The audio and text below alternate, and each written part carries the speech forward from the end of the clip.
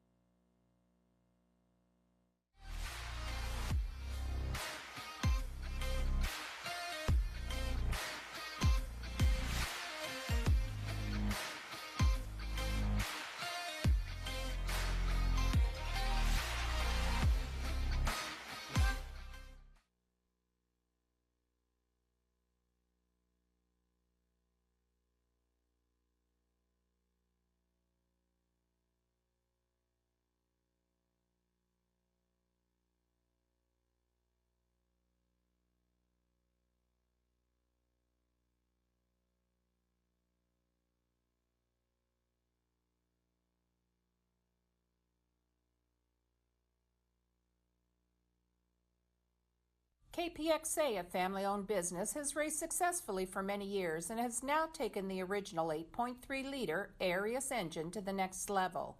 This tried and proven workhorse with unmatched torque capability is attractive to many different classes in the pulling environment. Whether you're looking for complete engines, manifold to pan, in need of parts, or a complete overhaul, KPXA is your one-stop. Durability, dependability, and power, made in America for serious racers. Hello there and welcome to this NTPA national event. Hi everybody, I'm Doc Riley along with Greg Randall, and we host NTPA Championship Pulling Series presented by Case IH on RFD TV, and we're happy that you're here at this event today. Hear the power and feel the noise. You will in person. If you've watched the TV series, we thank you. Every Tuesday night at 6:30 Eastern on RFD TV. But today, you'll witness some of the best men and women in truck and tractor pulling vying for their title aspirations season. It's going to be big. We're glad that you're here. And if you'd like more information about truck and tractor pulling, just log on to ntpapull.com. Enjoy your day here at this NTPA sanctioned event. Farmall, 100 years of can-do. 100 years of milestones. 100 years of family. Generation after generation, its legacy lives on. The one for all since 1920. Gentlemen, welcome to the Lions Super Bowl of the South. Are y'all ready to see some tractor pulling? All right, that's what we hear. I want to, real quick, if you were here last night, we apologize. We hate rain. It's one of the things that just gets us, but we're so proud and so thankful for everybody that's come back tonight, supporting this group and supporting the Lions and what we do. And as usual on Tractor Pull Night, we like to introduce some of the proud things that we are, or the things we're proud of in Chapel Hill. And we have some wonderful people here that I want to introduce. First, I've got, well, this is tough too, because I'm from the South. Ava Jadowski. Ava Jadowski, baby Miss Chapel.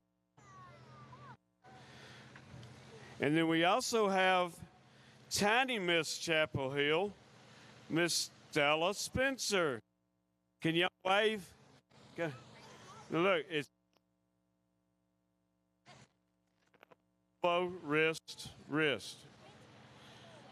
All right, next we have petite Miss Chapel Hill. Emery, can you wave to the crowd? Great, Emery.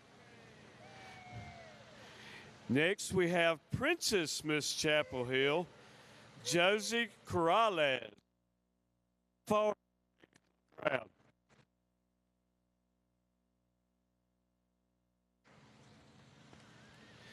Now we have Little Miss Chapel Hill, Emma Zinheld. Emma Steph. And we have Junior Miss Chapel Hill. And actually, I'm afraid to ask her a question. Then we have Teen Miss Chapel Hill, Peyton Todd. Peyton wore boots tonight because every time I see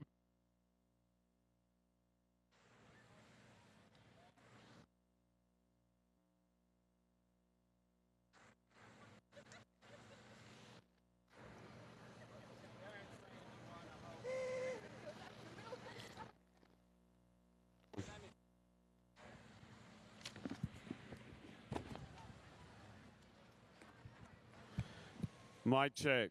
There we go. Where was I? Peyton Todd. She wore boots because I always untie her shoes. So I tried to take it off last night. She wouldn't let me. And the last one, Miss Chapel Hill, the beautiful Samantha Hopkins. Please give them all a round of applause. They are our local Chapel Hill wonderful youth that we celebrate every year. Thank y'all.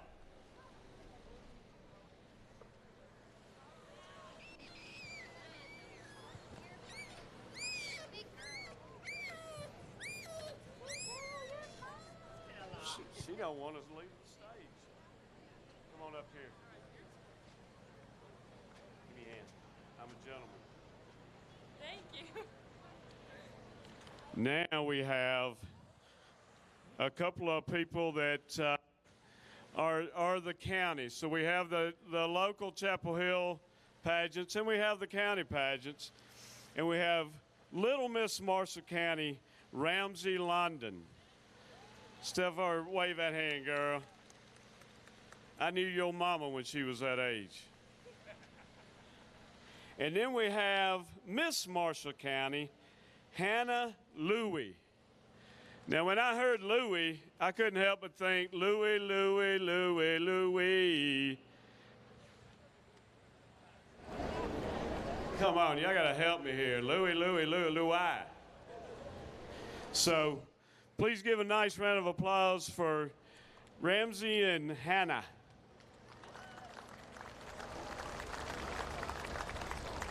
Thank you.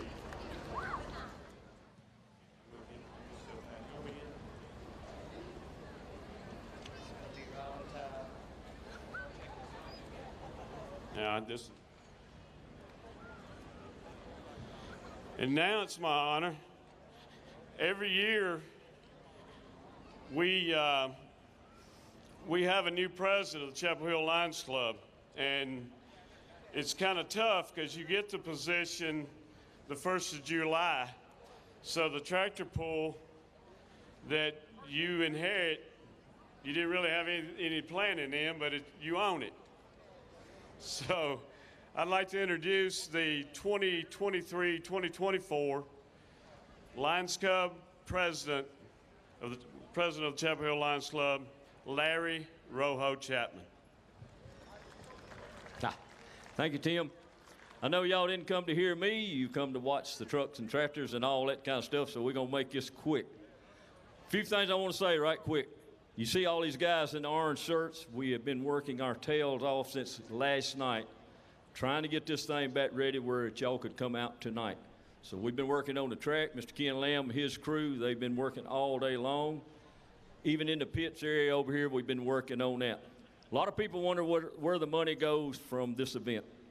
The proceeds go from this. It goes to the Site Conservation Program up at Vanderbilt, Tennessee School for the Blind, Tennessee School for the Deaf, Leader School for the Blind. Also, we have Leader School Dogs. We have stuff that you see down here, the field house, concession stands. All this stuff went from proceeds that you guys come in to pay to see this event.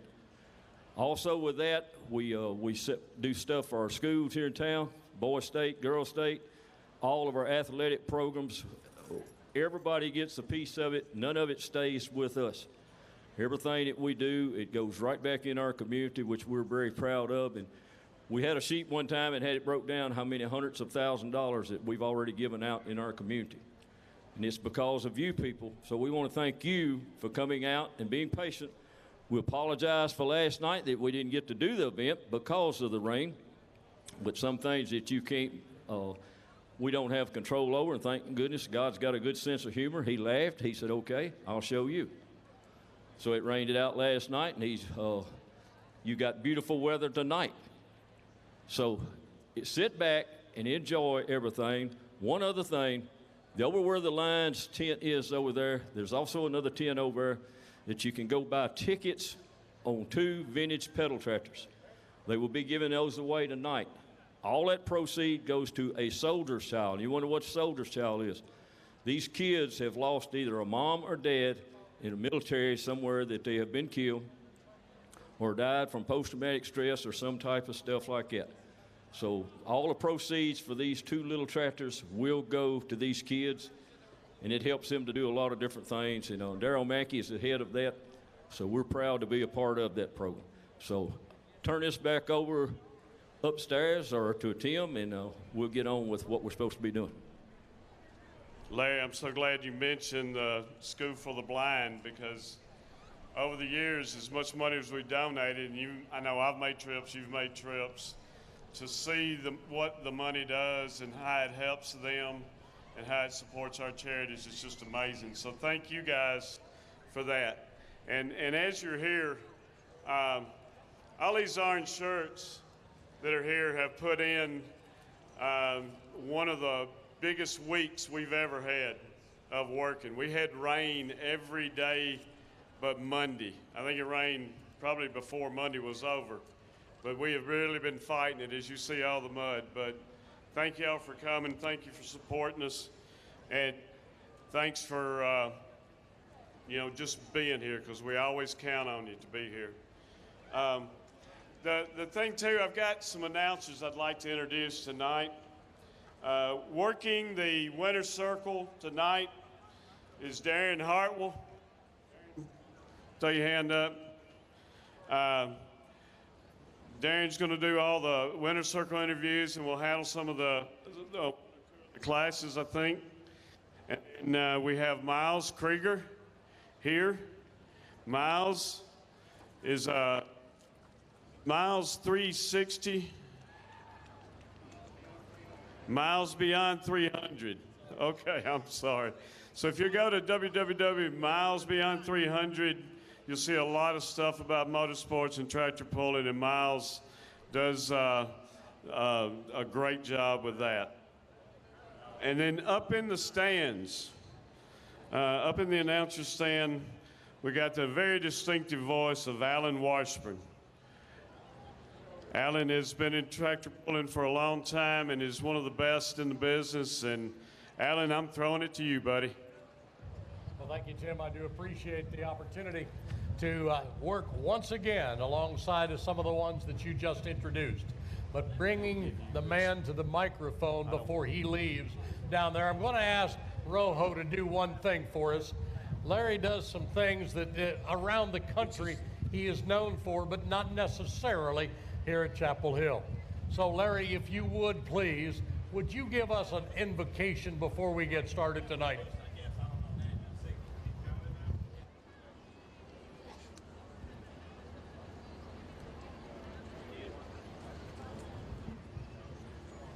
Thank you. Before we begin, two things we want to do. We always honor one of our Lions Club members, memorial service for one of those, Mr. Billy Batts, which worked at North Gate for many, many years for the Lions Club. And also we had another special request. Some of you, we'll find out how old you are right quick. How many of you here remember Floyd's toy? Okay, I got Floyd in my hand. Miles has been hauling Floyd around for a few days. His wife called and said it was two places he wanted to go, Tomah, Wisconsin, and Chapel Hill. So, with that being said,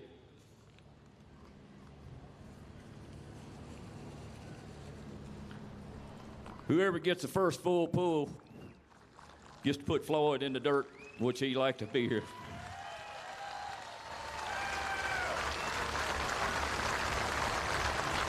Let's pray. Gracious Father, you are so awesome and so kind and so good to us. And we thank you for all these men and women that have come out for the pool, the children. We thank you for this club. We thank you for all the guys that are competing tonight. We thank you for the beautiful machinery that they have brought with them. And Father, we thank you that all of our pullers are our family. They all work together.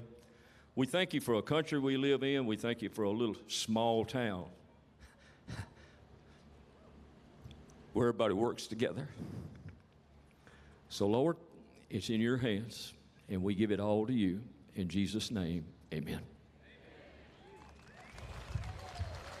Thank you, Larry. We appreciate that very much. The young lady standing center of the track, I'm going to introduce, but we're going to hear from her in just a moment. She is a 15-year-old daughter of Don and Sherilyn Phillips, that is Josh Phillips. She's currently a sophomore at Forest High School here in Chapel Hill, Tennessee, and she will be doing our national anthem. Ladies and gentlemen, would you all please rise? Gentlemen, please remove your hats as we honor this great country of ours that allows us to gather as we have. We live in the land of the free because this is the home of the brave. We stand and pay tribute to this great country. Remember that freedom is not free. We gather because of the actions of one group, our veterans. To our veterans, we say thank you. To those newly returned from deployment, welcome home. To the families of men and women serving around the world and here at home, know that we wait with you and we pray with you for their safe return. Let us never, ever forget, but let us forever remember. For it is the veteran, not the preacher, that's given us the freedom of religion. It is the veteran, not the reporter, that's given us the freedom of the press. The veteran, not the poet, that's given us the freedom of speech. The veteran, not the campus organizer, that's given us the freedom to assemble as we have this evening. The veteran, not the lawyer, that's given us the right to a fair trial. The veteran, not the politician, that's given us the right to vote. It is the veteran that salutes the flag. Sadly, it is the veteran that sleeps beneath it. All gave some, but some gave all. Ladies and gentlemen, Josh Phillips and our national anthem.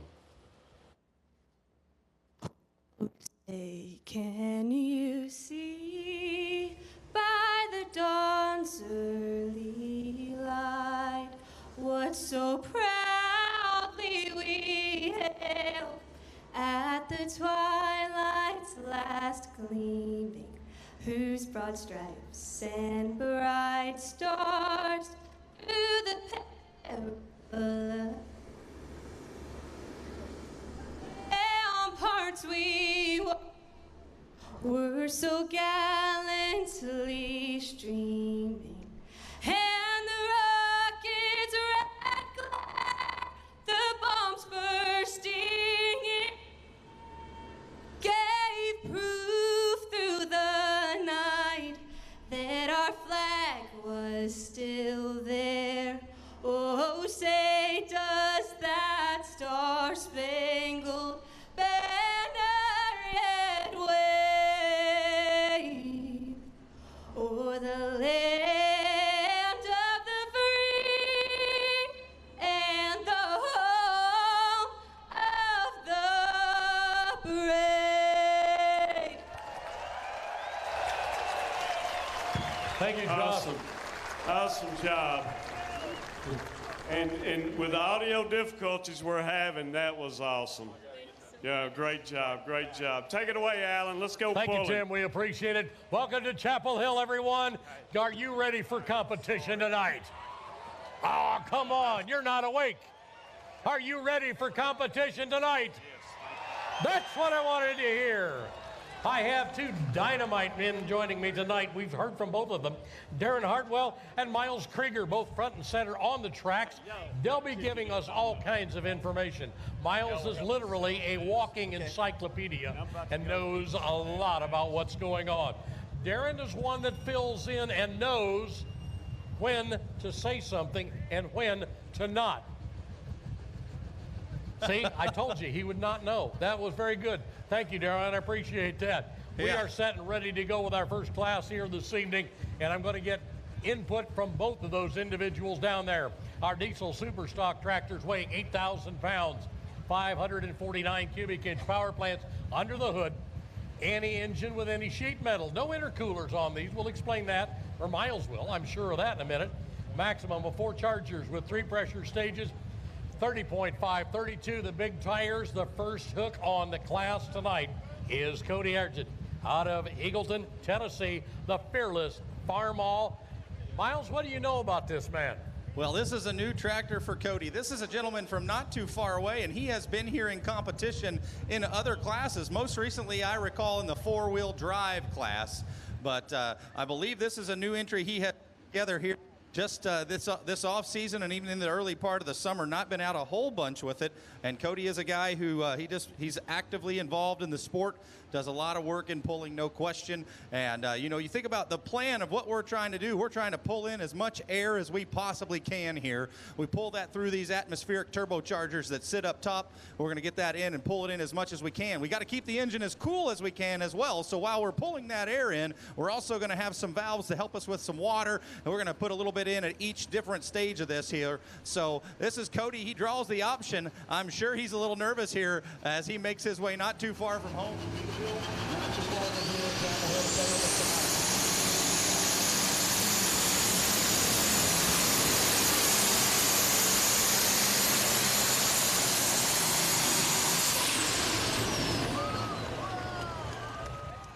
Opportunity as well, Alan, to talk just a little bit about what we have with this sled. This is a brand new sled that Mr. Bauer has put together in the off season heading into 2023.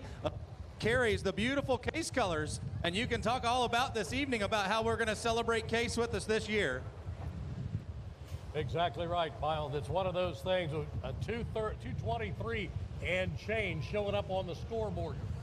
I don't know. Here's their first hook down the track. He's got a lot of options available to him. Does he want to take this in anticipation of what may, and I use that word cautiously, may happen right here?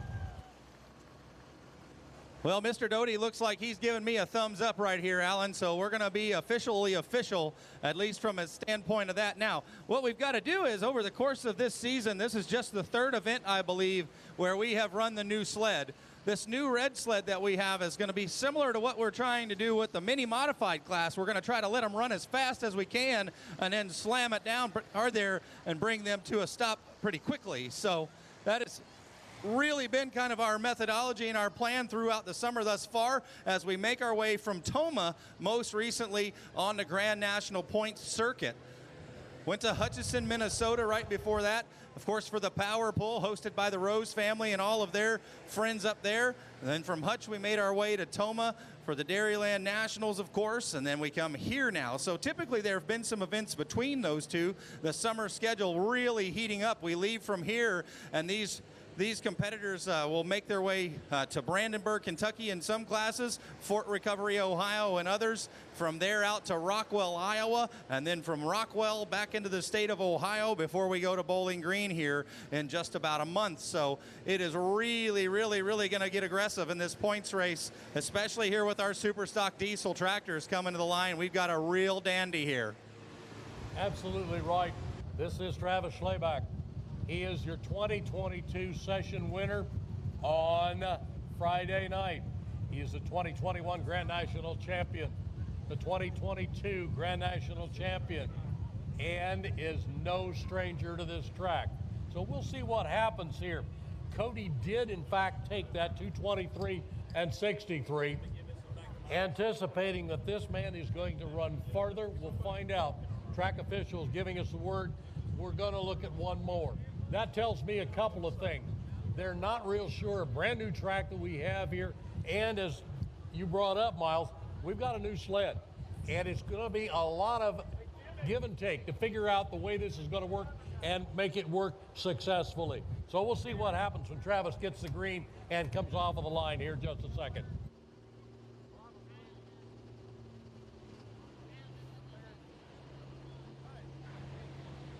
"69 sessions of pulling in the Superstock diesel category here, or Superstock class here in Chapel Hill.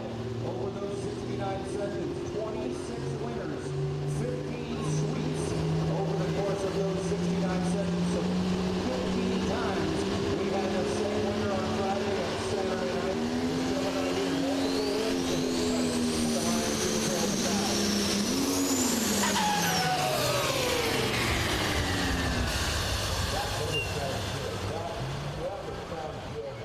Right off of the line tells me there are problems underneath the hood, but we didn't lose the motor. I don't know what the problem is. We could hear it. Those of you down at about 100 feet know a lot more about this than I do, but we could hear that motor change tenor. It didn't sound like it was a Charger, but I'm not real sure. Here again, up to 4 Chargers underneath the hood.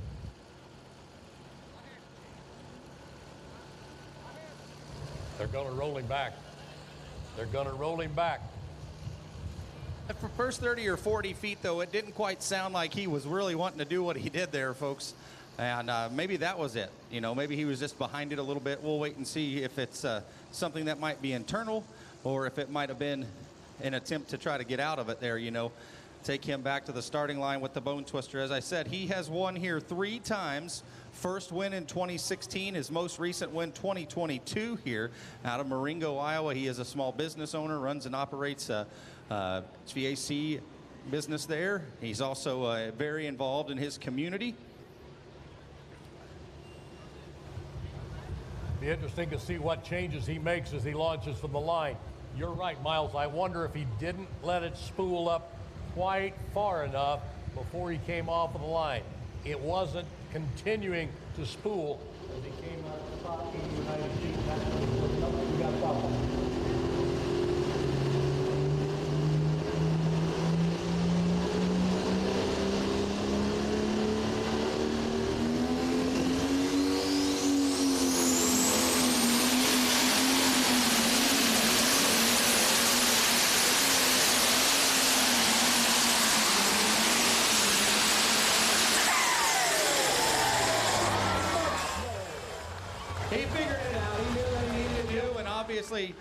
Got out of it for that 100-foot mark. We took him back in a much better attempt. Now, still things he would change, but you can't sit there and second guess everything. I like to talk about this when you think about the sport of truck and tractor pulling.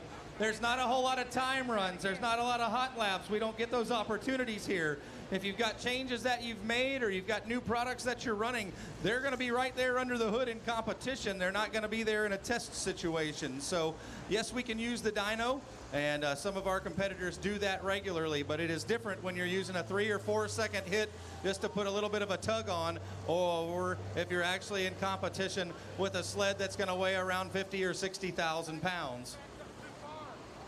283.035 for Travis. 283.035. Currently sits in the number 3 spot, and I think you brought this up earlier. Bone Twister's in number 3, and he's only 4 points out of the lead here in 2023. Yeah, good hook for Travis Schlabach, your 2-time defending Grand National champion, going to take over the lead, 283-0.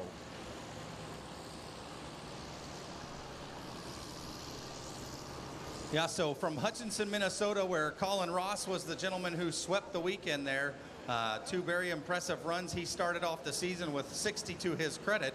Then we made our way to Toma, and unfortunately one of the sessions for the Superstock Diesel class was taken away from Mother Nature, and that, of course, the second of them for now after last night. So we've had 3 official points events to our credit in the Superstock class as we arrive here, and the Bone Twister tractor right there in the mix, just like he has been so very many times in the past.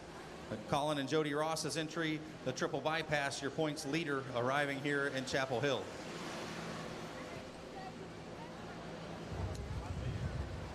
Trackside giving us some information. They're going to look at one more.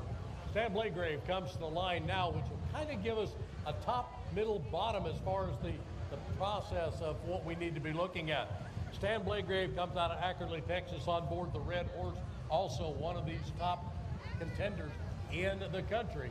So we'll look for him to give us the definitive yes. We'll go with the 10 we have in the order, or we may make a change. That has been mentioned in the background. A big thanks to HR AgriPower, Cherico Distribution, as far as Duck River Electric, Tri-Green, Bush Hog, Claiborne Farm Supply, Chapel Hill, Lions Club, our sponsors that are helping us work. Well, between Stan and Steve Blagrave, they have 11 wins to their credit here in Chapel Hill. Now, you think about 6 for Steve, 5 for Stan, and you'd think, man, 11 in the Superstock class is quite a few. That's got to be the all-time leader, right? Actually, Esden Lane has 16 wins here in Chapel Hill to his credit, and he is tied for the all-time lead in Chapel Hill for wins with the Holman brothers. So the Holmans in that 4-play truck, obviously in the 4-wheel drive side, Esden Lane with his world-renowned Redline Fever for years here in Superstock. But Steve and Stan Blagrave, again, come in with 11 wins to their credit. And obviously, a gentleman I talked to you about 15 sweeps. This guy right here has 2 of those 15 sweeps to his credit over the years, going back to 1987 when we started with Superstock pulling here. And Bill Berg, your first winner in the Superstock class in '87. Attention in the pit area, Rhett Parrish. Rhett Parrish. We need to have you go to your tractor, please. Rhett, to your tractor. First pass on this one, so it'll be interesting to see how it comes out.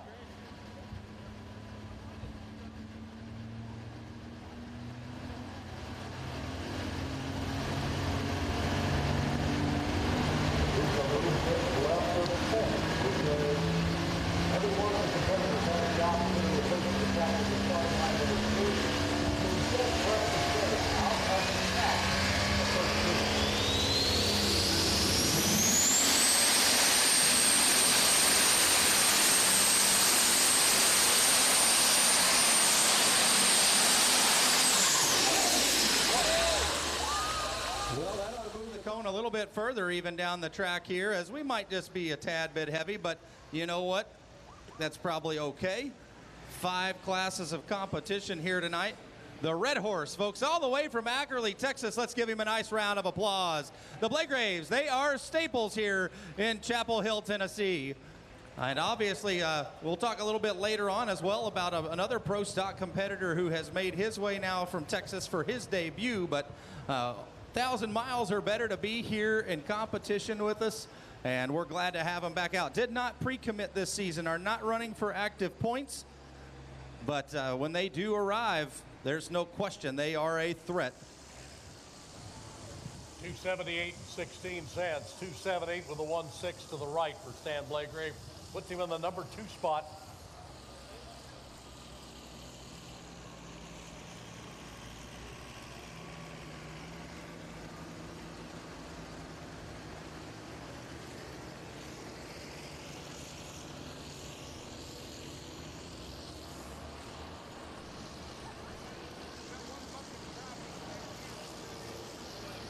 Trackside Technical giving us the word. The sled is set for this class. 7 more to go in our 8,000-pound diesel super stocks. The man coming to the line right now, the number 1 man in the country right now with the triple bypass, and that is Mr. Colin Ross out of Waynesburg, Pennsylvania. Yeah, so not too far from Pittsburgh is where he calls home. Their family own and operate a McCormick dealership, which is what they have been so true to in representing the colors of the McCormick brand since they brought this tractor out, obviously, and back to the previous tractor. Under the watchful eye of his father, Jody, Colin will back to the line, and he is a fabricator, an engineer, a salesperson, a cheerleader for all of his customers, a whole list of things when you think about everything they are currently doing in the shop at Chaos Fabrication out there in Pennsylvania. So this is obviously one of the pieces that they have worked on so diligently over the last couple of years. And when it has been on, it has been very, very tough.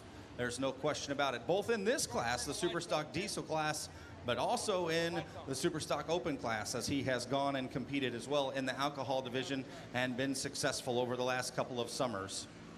3-time Grand National champion, the Ross family.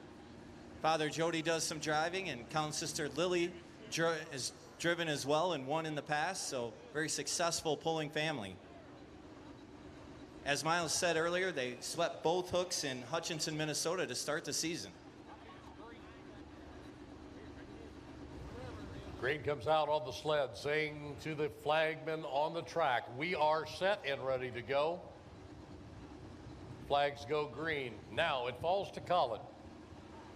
He knows what he has to do. 283 and 035 that Travis laid down. Second one down the track. He's almost center of the track.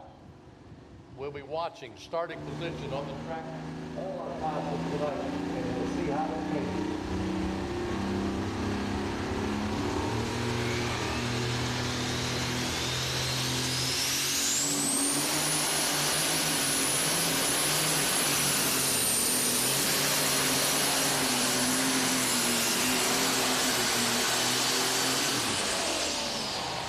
There you go. That's the way it's supposed to be done here at Chapel Hill.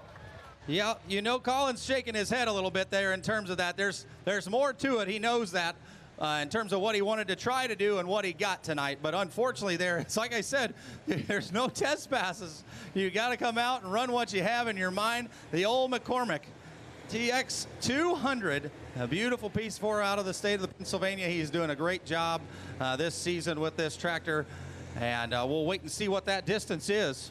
It's your number 1 lead right now with a 3:10 and 83. Job well done. Colin Ross proves why the triple bypass is the one to watch all summer long.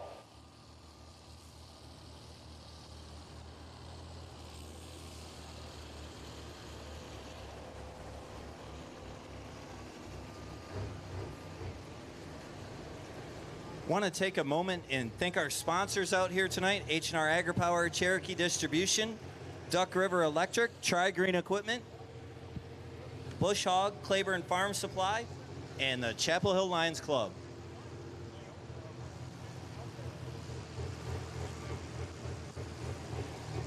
Colin is a 2-time winner here, to his credit. He did so in 2018, again in 2019. And his dad, Jody, of course, here as well. So they have been in that winner's circle. They have the coveted chair. You know, we'll talk about those chairs over the course of this evening. But also, just as important when you talk to the puller, it's the idea that the Saturday night winner here in Chapel Hill gets to be on next year's T-shirt. And there's some bragging rights there. There's some excitement to be a part of that as well. As much like we have been in the past, you can go to the souvenir tent and purchase your T-shirt, which features last year's 5 class winners in competition here at the Lions Super Bowl of the South from last Saturday night. So we're back to the starting line. Alan, here's our next competitor. John Belfance comes out of Salem, Alabama with the one called the Chain Breaker. Be honest, this is the first opportunity I've had to see this one. Now, I don't know, the rest of you probably have. You follow these people around the country. I do not see them north. So, John Belfance is new to me. Yep, so John and Jacob both are out with 2 tractors.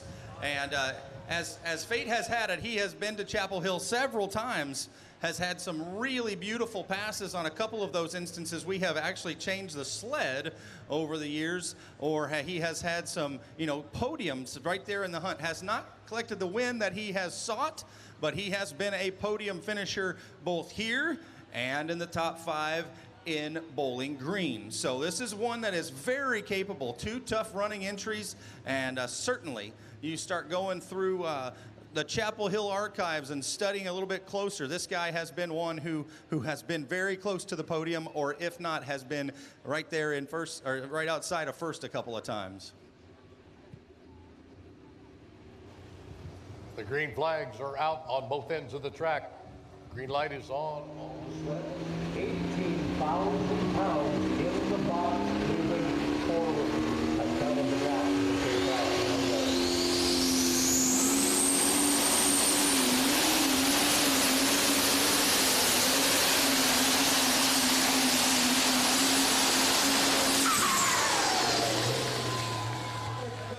And that's going to put him on the hunt for a podium again this evening here.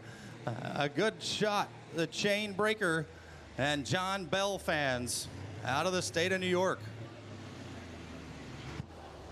286, 415. 286 with a 415 to the right. You got nice straight shot down the track. I love this track here because it is so smooth. We don't see any bounce. We don't see it pulling one way or the other. These guys worked on this track from about 10 o'clock this morning, as soon as they got it uncovered, until we got ready to run tonight. They were still putting the finishing touches on it when you were coming in and sit down, ladies and gentlemen. They have worked all day. So job well done, guys. Job well done. Absolutely, especially with all the moisture. And I talked about this in that pre-show that we got to do with our friends from Full Pull, but very unique to Chapel Hill is the idea of having a cover, approximately 360 feet or so. They can actually cover this entire track, and it is made almost as a perfect blanket for this pulling surface. And unfortunately, last night was the 3rd time since 1987 that there was a rained out session here in the competition. So you think about that, that's pretty remarkable. I go to a lot of shows, you go to a lot of shows over the course of our summer touring. I don't know that there's very many of us that could say that from 1987 to now, there's only been 3 rainout sessions at their event. No, I would agree with that. You're exactly right, Miles. I think that it's amazing. I watched this tarp come out last night. I watched them take this tarp off. It is all hands on deck to get it moved and get it cleared off. They did a great job with it this morning. They actually were ready to go until it started to rain last night. The tarp came out, we had rain on it. They said it's just not feasible from a safety standpoint for our competitors to bring them out. Yes, we can get the track ready if it's raining, but it's not feasible from safety to bring the vehicles out. There's a lot of mud around. They don't want to get mud on the tires, because that becomes a safety issue when you start down the track. So this tractor comes from up north. This is one I see often and saw in Wisconsin at Toma, actually finished on Friday night. This is Zach Degenhart was in the seat that night, but tonight is Joe Degenhart out of Norwalk, Wisconsin, with a digging hard. Tough running competitor, knows what the winner's circle's all about. So, Joe, make it happen. That's all we ask right here. 3:10 and 83. Colin Ross sits on top, leading the class.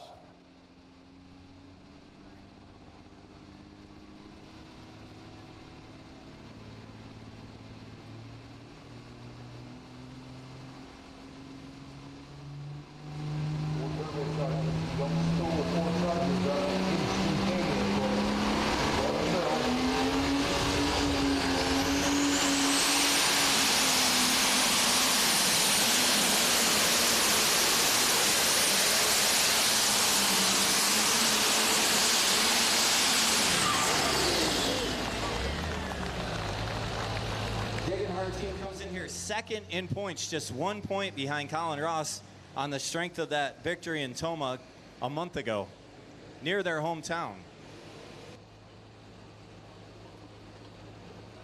Yeah, so you start to think about where we are in terms of this points race, and we're really so very early still at this point as we work our way to the All-Star event to be held in September at Urbana, Ohio, as part of the Enderley Pull-Off. That's what we're shooting for as well, kind of the end of the season. We've wrapped up our points races by then, and at that point we are going now for a winner-take-all sort of all-star event.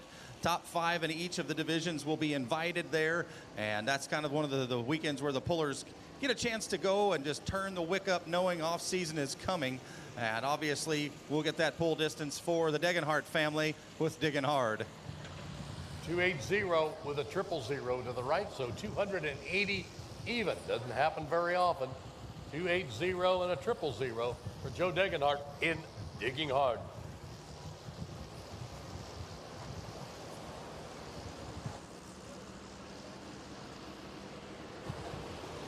Good enough for a 4th place for him right now. 4th place behind Colin Ross. It's a little tough to catch up points-wise when you're 4 down.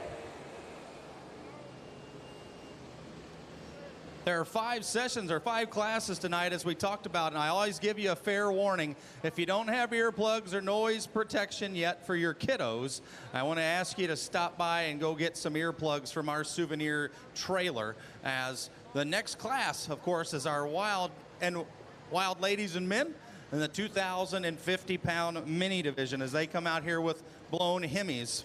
And then, of course, later in the evening, we have our unlimited class, 4 and 5 Hemis running in song, and it will be quite loud. So for protection for your ears and for your kiddos, if you have not gotten in yet, stop by the NTPA souvenir trailer and grab yourself some earplugs.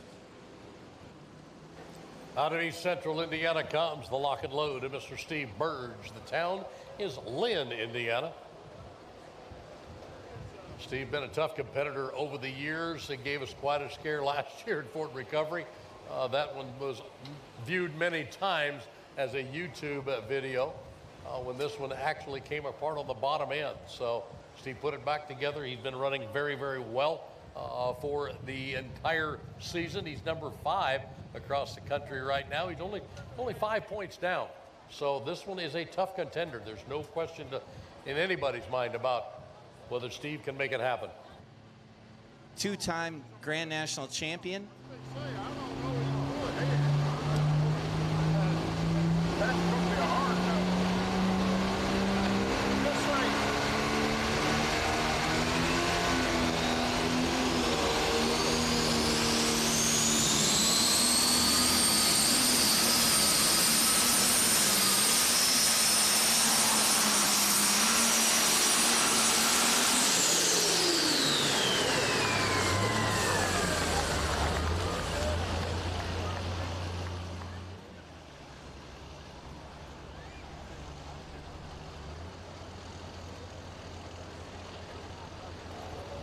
.278 and 15.5 to the right. 278 with a 155. Good enough for number 6 spot at the present time. Brandon Hunt, Kent Payne, and Jacob Belfans will round out our class of 8,000 pound super stock, diesel super stock tonight. And you're right. You're exactly right, Miles. We need earplugs for everybody because it does get awfully, awfully loud. Wildest ride on two wheels at 2,050 pounds will shake Chapel Hill up, but not nearly as much as the Unlimiteds will when we wrap up the evening. So Colin Ross still sitting in the lead with the triple bypass at 310 and 8. John Belfanson second at 286 and 4. And Travis Schlaubaugh, your defending champion, at 283, sitting in third. Well, as Alan alluded, Brandon Hunt should be coming next with Living a Dream. Three-time winner here to his credit. First year was 2012. That's really the year he got kicked off with this tractor. An all-new configuration, Engler chassis, brought it down here, and that was a really nice year for them. And then from 2012, his most recent win was in 2021, and that's when he really went to a different configuration under the hood, and he has still been working to refine that. Now, this gentleman is a farmer by profession for the family. The family is H&R AgriPower, as obviously we continue to talk about them all night. We want to thank them for their support and their sponsorship of this very event. But he runs the family farm, and they farm pretty well year-round, not just through the seasons, but they farm through the winter as well. And this guy kind of oversees the entire operation. And when he's not doing that, he loves to go pulling, but he's really kind of limited on those opportunities. So first time out for him in 2023, straight from Michigan, where he has his engine builder, and he does a lot of work up there, just getting everything dialed in. So as I said earlier, he did not dyno it this time. He just trusted his setup that he has. He's freshened everything up. And in 2021, he was a winner here most recently. So very, very capable competitor. I would have been picking him or thinking about picking him for sure. So this is a guy we want to watch coming out of the state of Kentucky. Well, and trying something completely different too.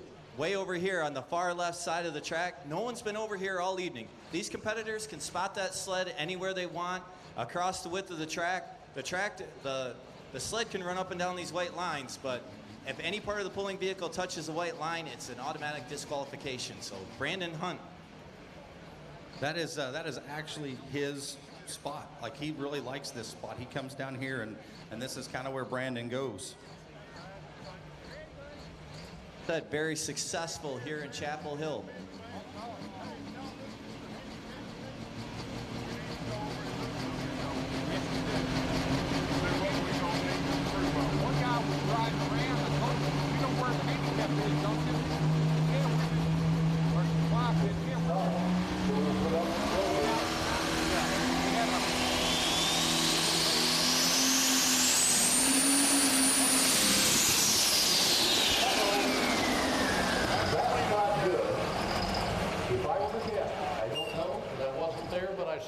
As you did too.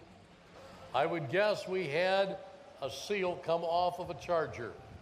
Something let go allowed us to get a lot of fuel.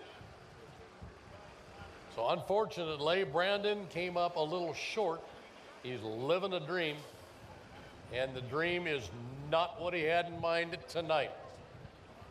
Well, Alan, you can kind of see that we have the live flight helicopter, and it is flying over the facility right here. Did a little flyby for us. It's actually going to land right out here on the softball field, and they're going to stay here with us for a while. They have invited anybody that would like to come and take up a close look at the helicopter and take a look at the Lifeline helicopter here this evening to go ahead and do so once they land here after a while. So they're going to land on the softball field. Obviously, we change sleds. It's going to be pretty quick here for this next transition as we move from here to the mini rod.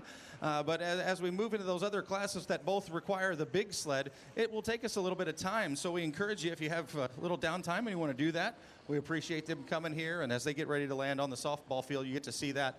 I want to ask, how about a tough luck round of applause for Brandon Hunt as they tow him out of here? This is not what he has envisioned over the course of the last 2 weeks that he has been working, trying to get this tractor together to come to what is really his hometown event, folks.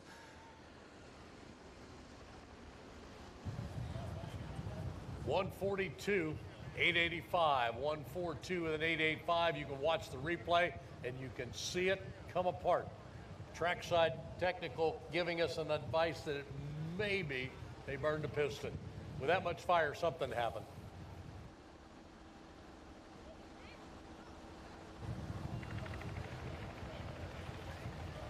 Two left to run in the class. Kent Payne, Jacob Belfast. Little cleanup on aisle 1. If you look at your program or the back of the t-shirt for this year, for 2023, you will see our next competitor, Kent Payne, the Super Rooster. He won here last year on Saturday night. He's been our Grand National runner-up the last 2 seasons. Super, super tough competitor out of the state of Indiana. You can confirm this for me because I was not here last year, Darren, but you get to make some awards presentations this evening, and that's an honor that my dad always enjoyed as well. But I don't recall orange seats over the last several years. I recall blue. Yes. Did you? It was blue last year, Yes, even? sir. Okay, Yes, so sir. I'll have to ask Adam Kester as well. He said he's got a collection of them. There's several others that have a whole collection of them, but I just don't recall orange as being part of what we've given out. I always remember the blue seat. So yeah, the Foster family, they have 4 of them, and I think they're all blue as well in the 4-wheel drive division. So we'll just have to dig a little bit and see what we find here over the course of the night. That'll be a question that we add to some of our guys who have historically come here and done very, very well. Now we're going to go back to the center of the track, and this gentleman comes from Petersburg, Indiana, and that, of course, is not too far away from Terre Haute. I guess if you were really traveling that, not too far away between Indianapolis, Haute, Indiana. He runs a diesel shop and is a really phenomenal mechanic. And he can be pretty excited about what he does with his tractor, but more so, he's even more excited about what he does with this his customers. So one to watch here. He is very tough, very capable.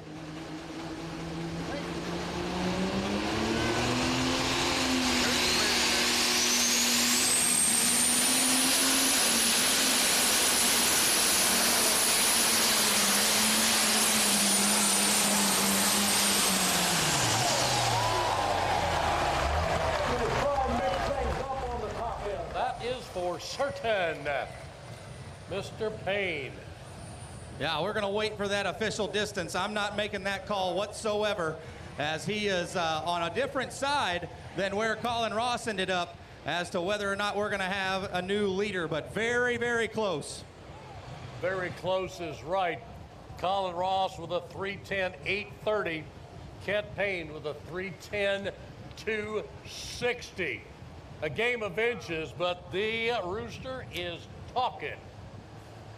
Thank you, Kent. Well done. 3:10.26. Kent Payne was making a bid to get on that t-shirt 2 years in a row. Comes up just a bit short, but what a pass for the Super Rooster. Now, Kent is Miles said, is an engine builder, so he built the Checking Out tractor. He built the motor for that. Grand National champion in the Super Farm division. Kent also built the motor for Brian Ellithorpe and Nikki's Nightmare, a Super Semi Grand National champion as well as his own motor. So Kent, very, very successful as an engine builder and a competitor.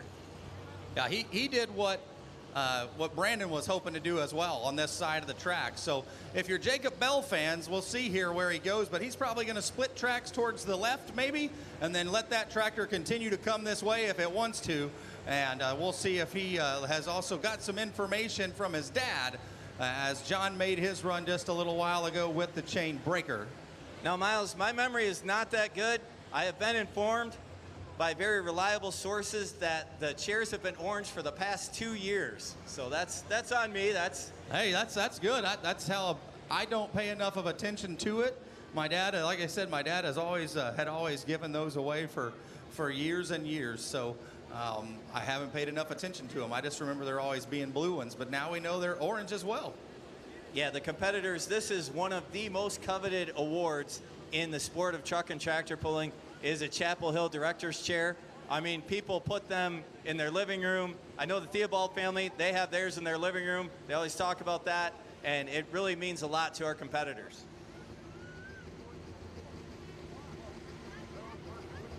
Last one of our competitors here in the 8,000-pound diesel super stocks. You're right, the chain reaction out of the Belfast stable. Jacob in the driver's seat. Alan, 6 7/8 of an inch.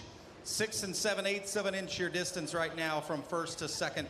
6 7/8 of an inch. That is straight from our tractor pulling Alexa, Mr. John Dunlap. Of course. Up in the cloud right now, responding to me with all of the answers that I need. I didn't even have to ask that question this time. He just knew that I wanted to know.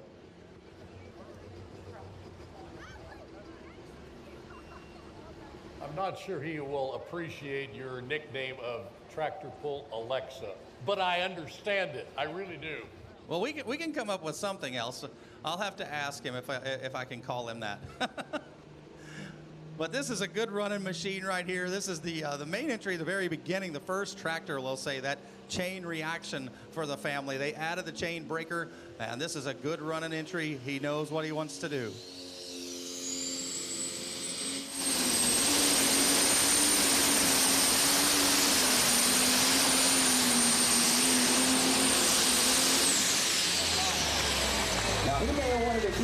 Center more than I thought he did, because I'm pretty sure he worked a break there once, Alan.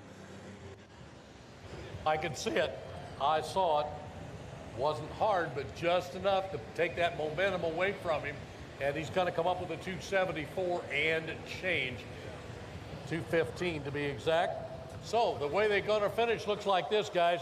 Colin Ross is going to be on top with the 310 and 83. Kent Pinkett in the number 2 spot with a Super Rooster at 310.26.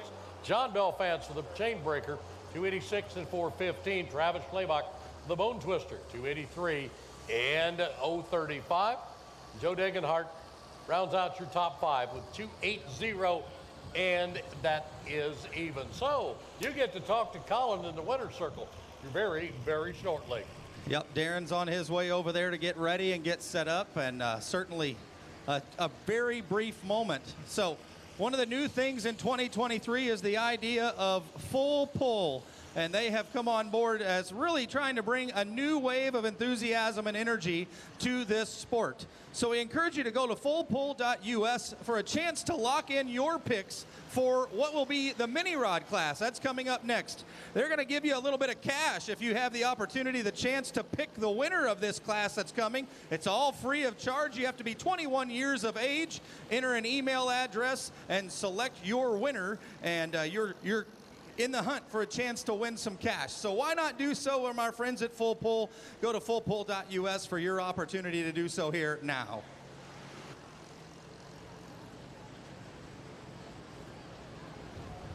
As we take the time to make the change from one big sled to another big sled, we'll take our attention to the winner's circle here very, very shortly. A big thanks to all of our sponsors here at Chapel Hill. HR AgriPower, Cherokee Distributor, Duck River Electric, Tri-Green, Bush Hog, Claiborne Farm Supply, and Chapel Hill Lions Club. That takes care of our people here locally. The banners around the infield and on both sides of the track are the corporate sponsors for the National Tractor Pullers around the country. If you have a chance, make your way through the manufacturer's midway. I was walking through there this afternoon, absolutely stunned at the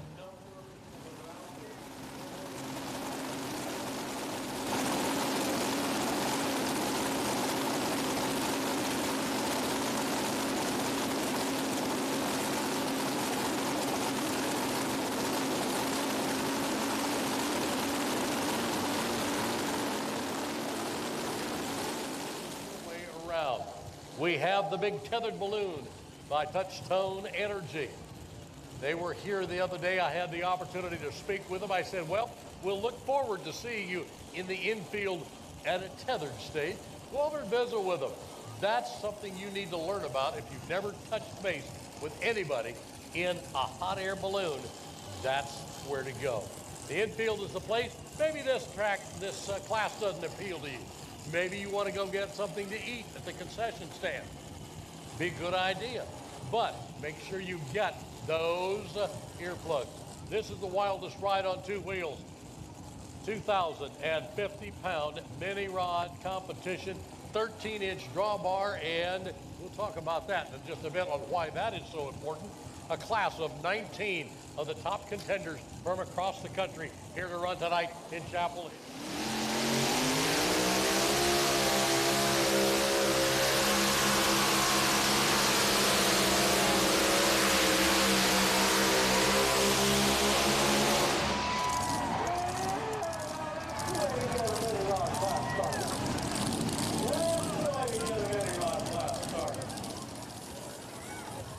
Kennedyville, Maryland, Brian McDonald, very little sanity.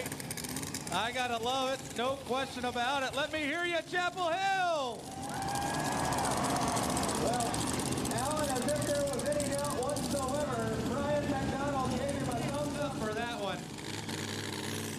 A very, very quick thumbs up for that pass right there. Now, let's talk a little bit about mini rides.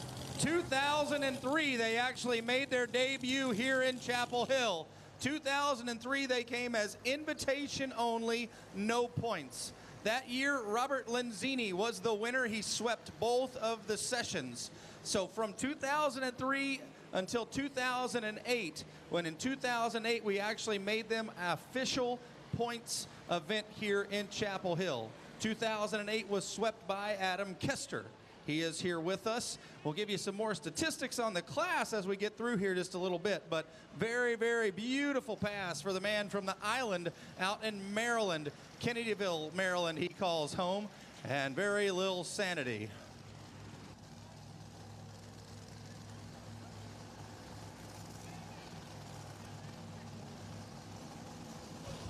Our top 5 contenders across the country are all with us here tonight in Chapel Hill. That man that you just saw, Brian McDonald, said, I like that hook. 345 and 61, I would hope so. He is your number 4 in the country right now. With very little sanity, is in the number 4 spot across the country. About 16 points away from the lead. The lead we'll talk about when she comes to, I said right, when she comes to the line.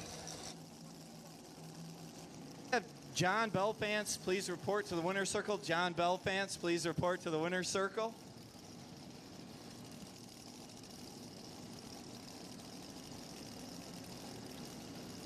Fresh off of a win in Tomah, Wisconsin, his first ever Grand National event win, we bring Brian Guza now to the starting line. This is a tough one, and there's no question about it, folks. We're going to watch this with 45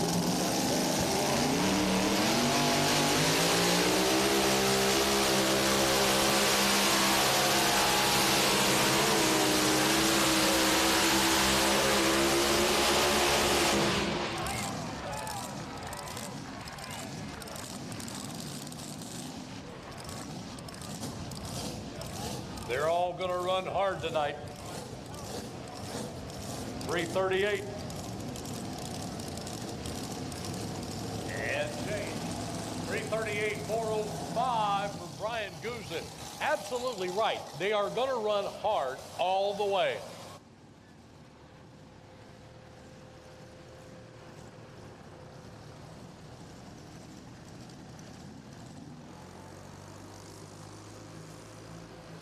Speed on that tractor. I love the fact that we're able to do that now. The Iron Boy sled allows these competitors to get up and running. We're talking about 33, 34 mile an hour at times, 35, 36 if we're on a really big pass. And obviously, Brian Guza down here on the big end of the track, just short of Brian McDonald. And Brian, your leader now with very little sanity.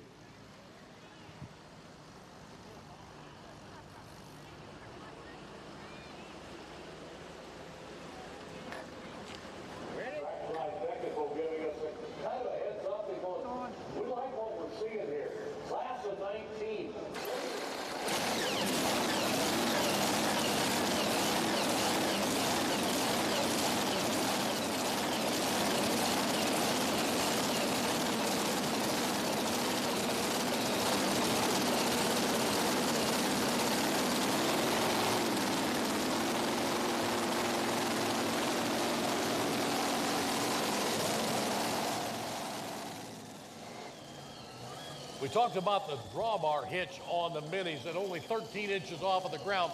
There's a physics problem involved here. When you stop and realize the distance off the ground allows how much the front end can come up off the ground. If you are higher with the hitch in the back, it allows the front end to come up higher, gets more out of control a lot more easily. 13 inches seems to be that magic number.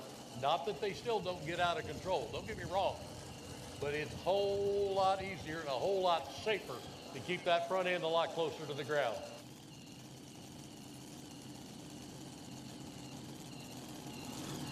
Bunnage doing the driving tonight. Dylan has traditionally been the wheeler here in the final.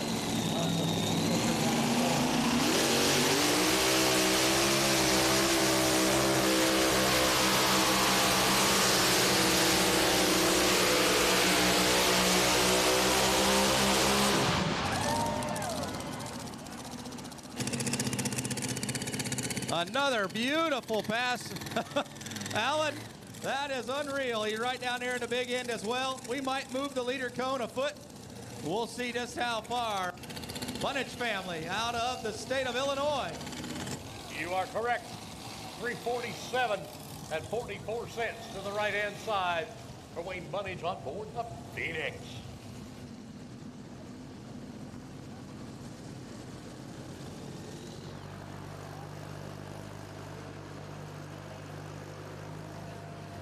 Story about our next contender.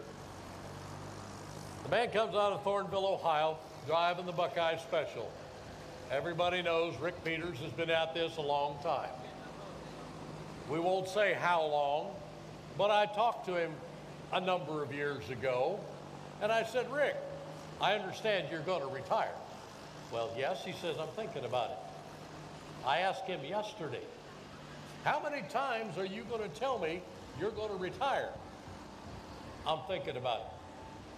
So Rick Peters will be next on the line from Thornville, Ohio, on board the Buckeye Special.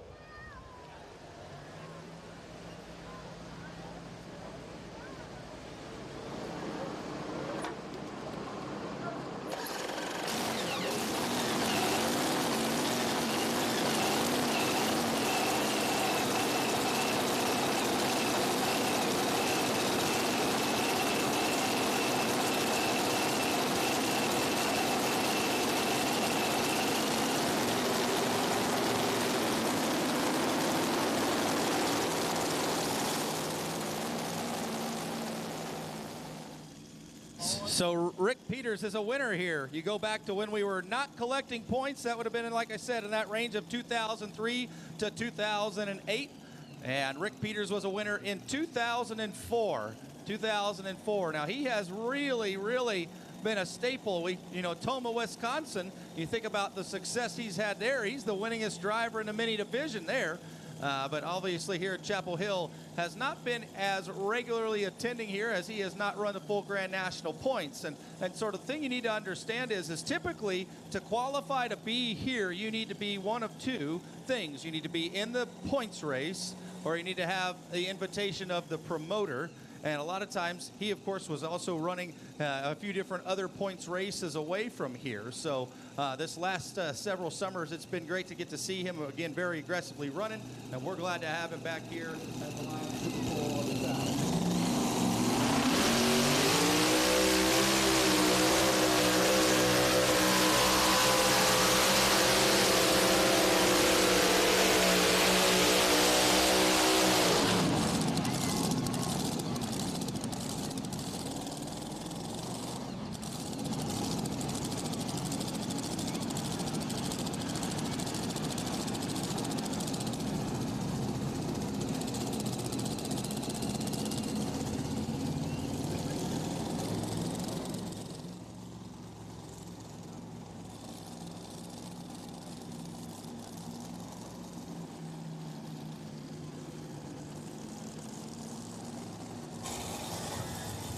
$326 and 80 cents to the right. 326 with an 8-0 for Rick Peters. Good enough for number 4 spot right now. And Alan, I tell you, thus far, and obviously maybe it's by design, but we haven't seen a whole lot of front end up in the air with any of our tractors just yet. We've run 4 within this class. And not a whole lot of them are coming out here with the front end up. Now, a lot of times when, in competition, not in the mini division so much, but you want those front tires to come up just a little bit, keep your rear tires loaded. And obviously, on the bigger classes, we want to have about 18 inches or so. We'd like to have the front end up off of the ground. So Rick Peters makes his run tonight. And we back that Iron Boy sled back to the center this time. We're going to change that sled. And we should go to Indiana, I believe, for our next competitor. Okay, so I'm down here in the winner's circle with the Mad Mule Motorsports team. John Belfance, the chain breaker, finishing third out here out of Salem, Alabama, just down the road, about 5 hours. John, who do you want to thank for helping you get here tonight? Yeah, we got a lot of people to thank. First, we want to thank is White's Welding over here. We needed a welding job earlier today, and they came and hooked us up. Hypermax, Corsa, Larry at Profab. I want to say congratulations to the Ross family and to Kent Payne and the Super Rooster. They've done some beautiful runs. Yeah, so how does it feel? You've been here, you were up here in the winner's circle last year here in Chapel Hill. How does it feel to win, that close to home and to lay down a pass like that here in Chapel Hill? Yeah, we've been doing a really good job of getting seconds and thirds at Chapel Hill for a while. We're waiting for that, getting that first place at some point. But yeah, this is, from the South standpoint, this is our hometown pole. Also want to say a special thanks to all the track crew, because I know they've really worked hard the last couple of days with all the rain. The track is beautiful, and everyone's done a really great job. Great. So on behalf of the Chapel Hill Lions, we have a steel chainsaw here for you. And then we have a case of Shell Rotella for you as well. And then we're going to get a picture with Mr. Tracy Waters down here.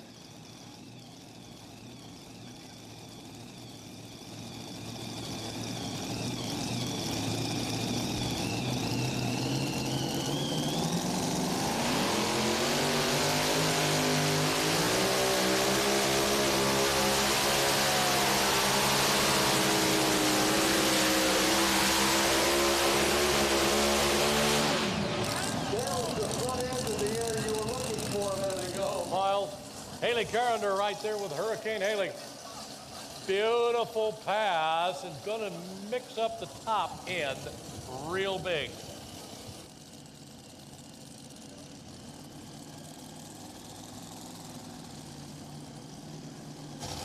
.341 with the 205. 341 with the 205.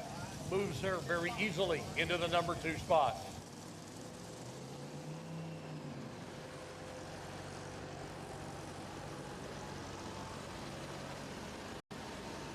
Down here in the winner's circle, I want to thank H&R AgriPower, Cherokee Distribution, Duck River Electric, Tri-Green Equipment, Claiborne Farm Supply, Bush Hog, and the Chapel Hill Lions. Making their way to the stage, Kent and Sandy Payne from Super Rooster Motorsports. No strangers to the winner's circle here. Congratulations, Sandy. Kent, good job, man. Kent Payne, second. You won here last year on Saturday night. You were on the program. You're on the T-shirt. Whale of a pass tonight. What do you want to say about that? Well, we try awful hard. Hats off to the Rosses. They run really good. They're a hard competitor to run with, but hey, we're still coming after them. I want to thank everybody who put this pole on. After all the rain they've had this week, they've done one hell of a good job getting this ready. Absolutely. So who do you want to thank for making this possible, Kent? Well, Weimer Fuel Injection. We got all his turbos and fuel system, H&R Power, Cherokee Distribution, Duck River, Tri-Green, Cub Farm Supply, Bush Hog, and Chapel Hill Lions Club. Okay, on behalf of the Chapel Hill Lions Club, we have a solo stove for you, and we also have a case of Hot Shot Secret for you.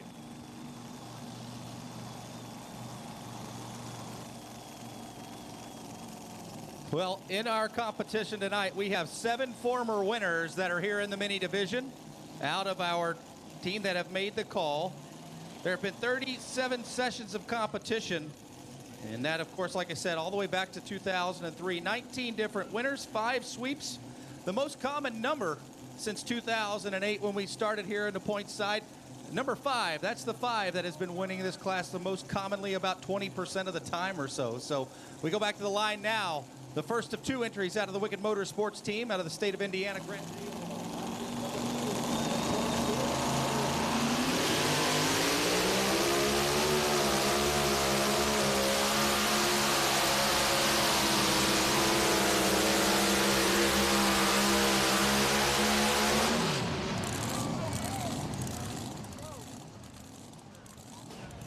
If you remember, Grant Theobald had his very first Grand National win right here at Chapel Hill last year. So Grant's no slouch at this. He knows how to make it happen. Look at his pass. Good job. 3:32, 7:45.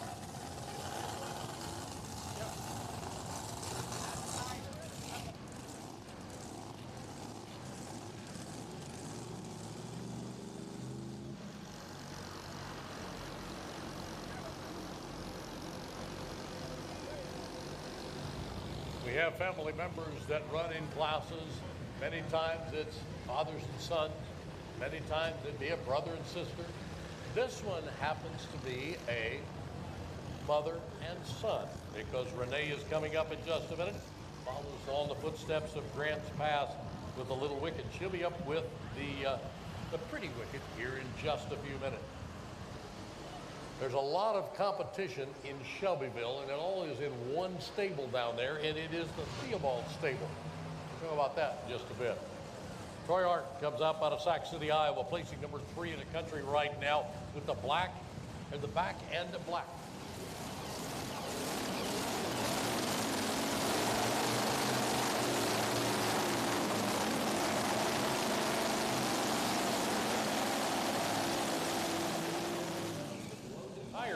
By getting more weight on the back end.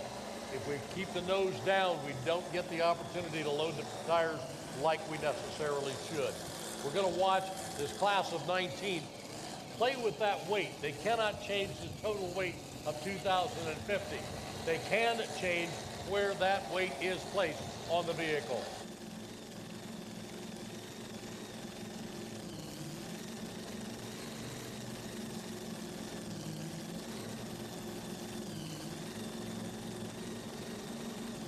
Troy came right out of the box and grabbed himself a win. You would categorize him as an NTPA rookie and certainly one who is very competitive.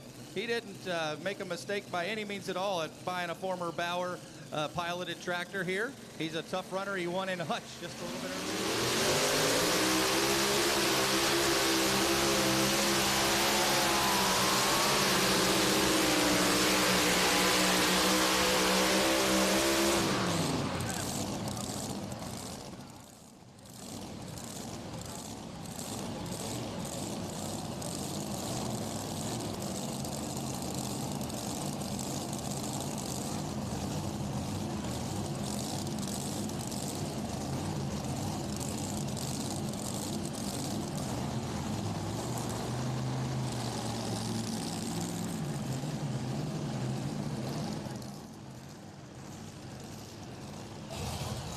.329 with a 145 to the right. 329 with a 145.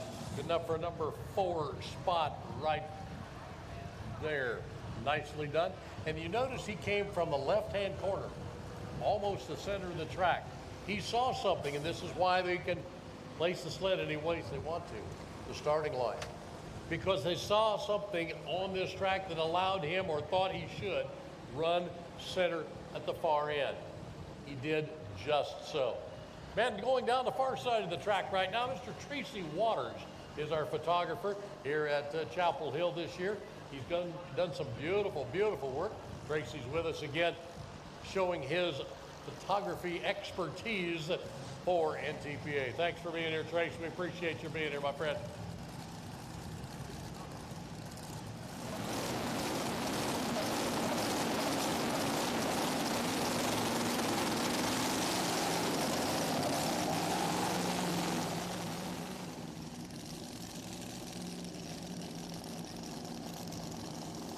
Well, here come the first of 3 entries to come our way out of Wadesville, Indiana. You know the name, it's Kester Racing, obviously. And we're going to bring Ron Toby Tobin to the starting line. He pilots the Walk the Line entry. This, of course, the first of those 3. Adam will drive 2. Ron does the driving here when he is able to be with us throughout the summer. And we're going to change things up just a little bit about where we might be going on that starting line as we back him here to the very, very tough running entry. And as I said, the first of 3 out of Wadesville, Indiana to come to the starting line. Adam Kester guides him back in.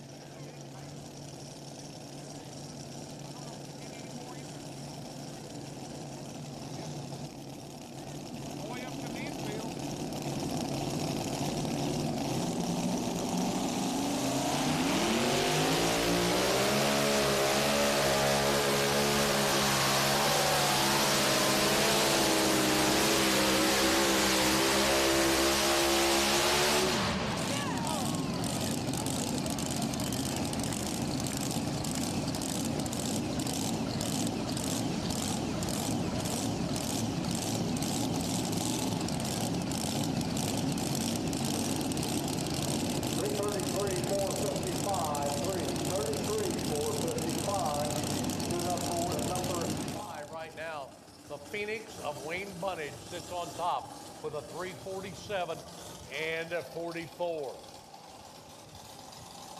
It's going to be a game of inches, but there's still a large number, 10 left to run in this class. We have plenty of room between that pass and the next. 3:29, 1:45 in fifth. The first place at 3:47.44. A lot of room to run, a lot of room to play. I am down here in the winner's circle. Your winner in the super stock diesel class out of Waynesburg, Pennsylvania, the triple bypass McCormick, Colin Ross. How does it feel to win for the third time here in Chapel Hill? Feels pretty good. It's about the comfiest chair in the world, so I love sitting in them.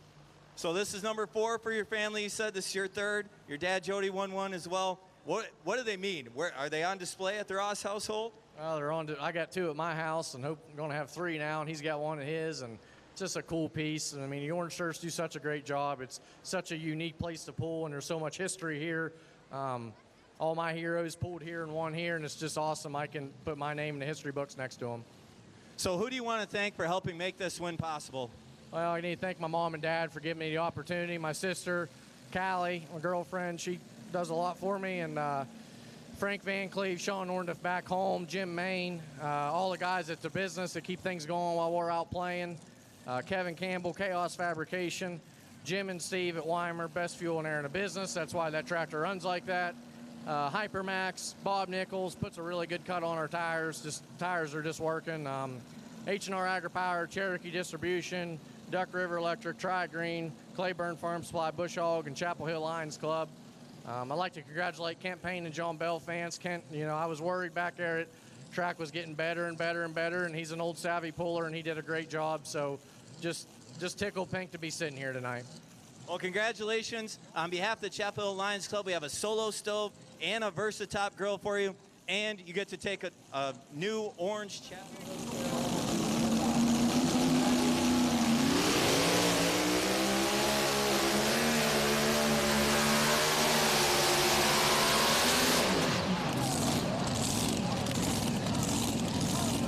Your winner is Super Stock Diesel Division, Colin Ross, out of Waynesburg, Pennsylvania, the triple bypass.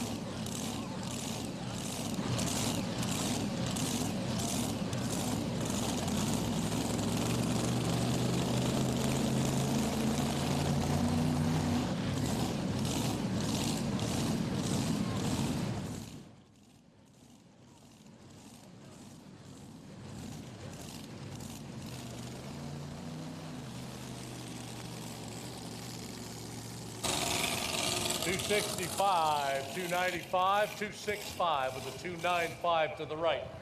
Yeah, and Alan, I wanted to see a front end in the air, but I didn't want to see it that high by any means at all. And I agree with you. I want to talk with you briefly as well. We want to thank several people, obviously, who helped make this work over the course of the evening. The sponsors that are supporting the NTPA. We want to thank KPXA as well. They have come on board as the presenting sponsor of this very class. And obviously, it's hard. It's hard to actually get up and down the road, all these guys, and they certainly appreciate the support of KPXA. So whether you're looking for complete manifold to pan, or you're in need of parts that require repairs, complete overhauls, KPXA is the place to call or go. KPXA moved to a new facility in Thomasville, North Carolina. This state-of-the-art facility has great access off of I-85 and plenty of space, of course, for the pullers' rigs to be able to get in and out of there. We appreciate so very much them coming on board. The competitors obviously do, with a little bit of extra support there on the financial side the end of the year. And you got to go out and run hard. That's what you got to do to be able to be in this game. And you got to turn the wick up on Saturday night in session number 2 at Chapel Hill. Are we having fun here? Let me hear ya. All right, well, we're going to go to a former winner. Pretty unique here. We're going to think about the fact that the Chelsea will win with 3 winnings, all 3 of which have won here, and all 3 in those consecutive years. So up number 1 for the team tonight was Camille. Camille Jones coming around here was winner.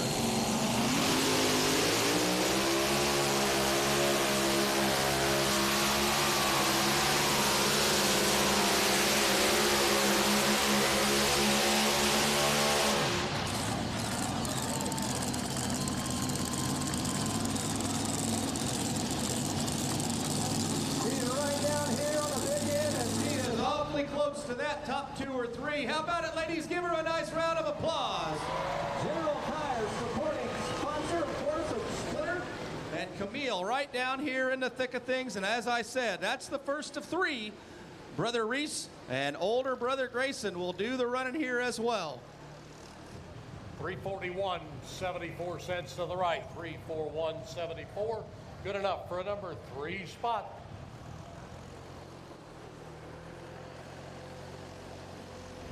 Wait a minute. Can he throw frisbees?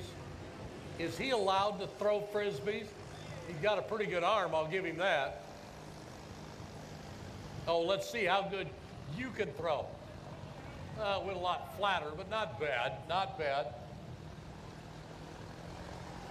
Appreciate the frisbees here. Something to take home from Chapel Hill. I'll have you know, Mr. Washburn, I played ultimate frisbee in college when I got done with my running days. I played a lot of ultimate frisbee, so I might not be able to get one to the top, but I'd get one pretty far up there.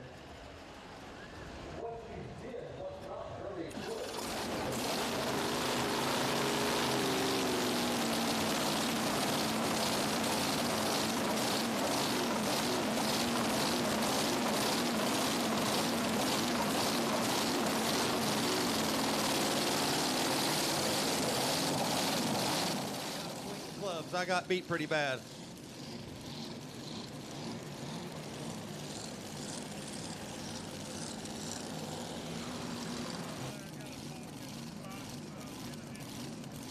Well, here comes another runner our way out of the state of Ohio via Pennsylvania. We bring Keith Horst to the starting line. This is the Red Fox entry. And the watchful eye of his father, Denny. This father-son duo has been very, very fun to watch over the years in the mini division.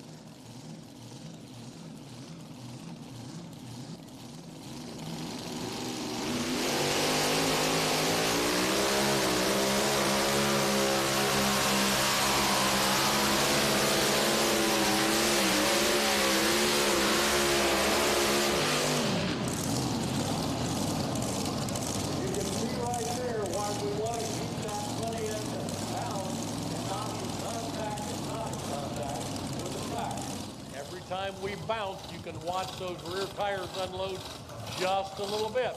As they unload, you start to slow down.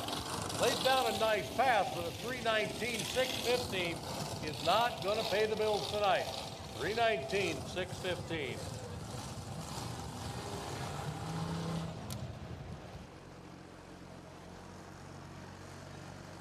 I'll put you on the spot, Mr. Washburn. Who would you say is the all-time winner in the mini division here? As I look down, not only the people that have run so far, but the ones we have yet to run, I'm going to say Mr. Kester. Adam Bauer. Adam Bauer has 6 session wins here. His first in 2006, all the way to 22 where he won most recently. Now, Jason Hathaway, those of you that might remember the old honkin' donkey, right. He had 5 wins here, and Adam Kester as well with 5. So you go back into the archives. Adam's first win was in 2007. He swept. Did so in 2008 as well. This gentleman coming to the line next, he won in 2019.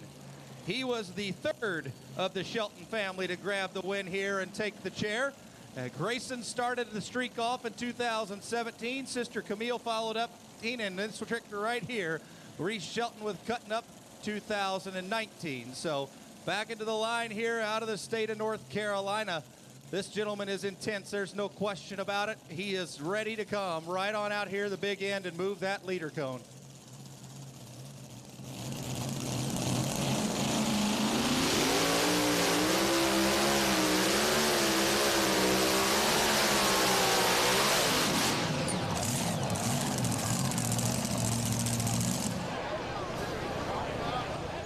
Shut him off, folks, and check things over. No question, he did exactly what he wanted to. Hit the throttle pretty hard there at the start. Unfortunately, pretty quick to the left What we're finding here over the course of this class is that they're really going to have to find that hole shot. They're working for different areas where they want to go.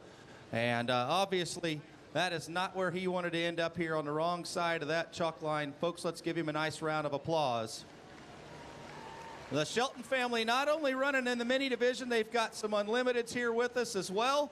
And then in addition to that, you know, you think about what they've really been doing over the course of the last 3 summers. They've gone pro mod drag racing as well with the NHRA and a few other sanctioning organizations. And Father Stan has been driving their Mustang very, very successfully.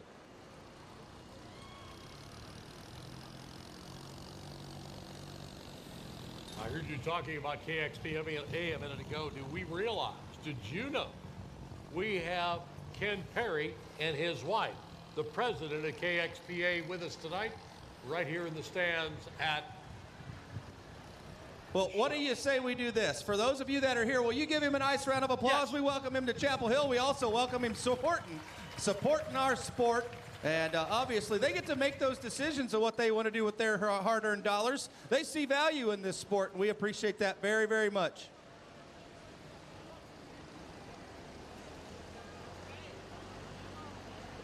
Takes a little extra time when we need to hook something on and pull one out, and Reese showing a 2:33 and 59. That DQ on that, unfortunate. We took up the left hand.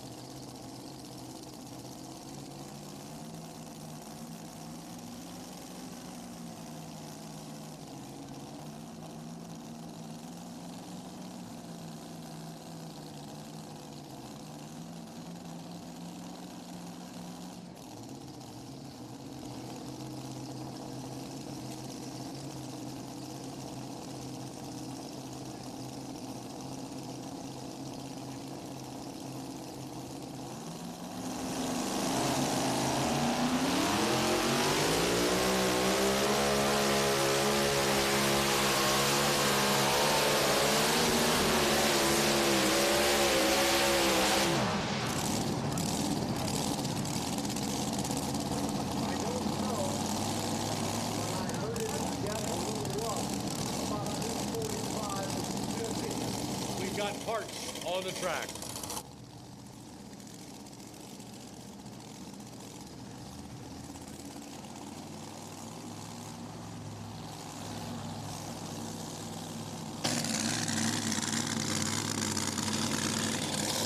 .295 with an 895. Alan, by no means am I a track, and from my position, I can still see 3 pieces out there. Just about the back side of that unit. Yeah, by no means am I a knowledgeable person when it comes to the Hemi engine, and very well, but it seemed like he may have had something kind of going on with a mag or a coil or something there a little bit, as he was missing there back down here on the big end of the track. Right. You could hear it about 245, 250. It started to almost cut out, and then it was really running very, very poorly as he left the track. Yeah, the Disaster Team, tough running team out of the state of Wisconsin, earned their first Grand National win in Rockwell, Iowa back in 2021. So now we're getting kind of down to the thick of things here, folks. The last, third of our class of competition, and it's going to get deeper and deeper in terms of what we're trying to do. I'll tell you that you got to be really close to that 350 mark to win. And I think we still have a shot at it. There's no question. It's just a matter of finding that starting line and where you want to end up. I think we've kind of watched our guys start moving left or right there. And obviously they can set that cone wherever they want within the confines of that chalk line. Adam Kester going to kind of split the tracks, make his way back to the left of center with the first of 2 that he drives. This is the Beast of Burden entry, sponsored, of course, by Shell Rotella. And Adam is on the program and on the t-shirt. He won last year on Saturday night with this tractor, the Beast of Burden.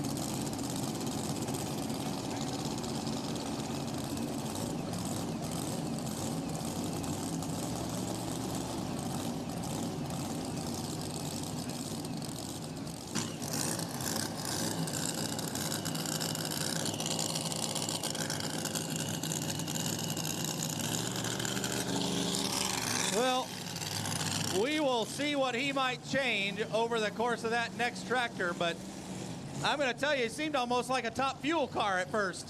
Looked like he was doing a burnout down there. I don't think he got a hold of anything at the very beginning, the very hit of that throttle. I think he was spinning his tires pretty hard there, folks, there, that first 30, 40, 50 feet before he really got anything kind of hooked up and running. Down here on the big end of the track, you got to have that. The way that this new sled is built for what they're trying to do, obviously, and this isn't a brand new configuration by any means at all, but we're letting them run, and you got to get your head start, no question. And we'll see what that does as I believe Doug Theobald just set that cone where we're aiming right now, which means we are going to come back over towards the center and where we'll place Renee. So coming into tonight, Renee Theobald and Pretty Wicked and Adam Bauer on Iron Toy are tied for the lead in points. We're going to see Renee up first and then Adam right after.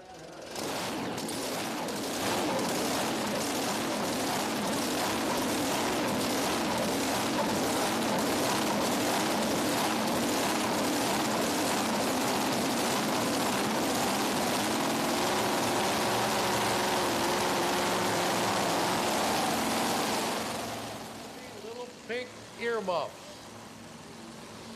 You can tell me what kind of bag it's in, I have them. You need them back, because you're going to need them before the evening's over. Theobald family has really even stepped up farther. They were pretty involved and pretty busy in the years past, but now 4 vehicles. They ran 4 vehicles, this season fully. 2 minis, Grant doing the driving a Little Wicked, Mom doing the driving a Pretty Wicked as she backs to the starting line now. Dad will be out later this evening with full-blown Wicked. 3 Hemis on a modified tractor, unlimited tractor here with us. And then Mason is an NTPA rookie this year, driving the Wicked T23T in the 2-wheel drive class. He's doing a great job as well. So Doug doing a final with Renee, pulls those belts down tight. And here we go, folks. She's already a winner this season with the NTPA.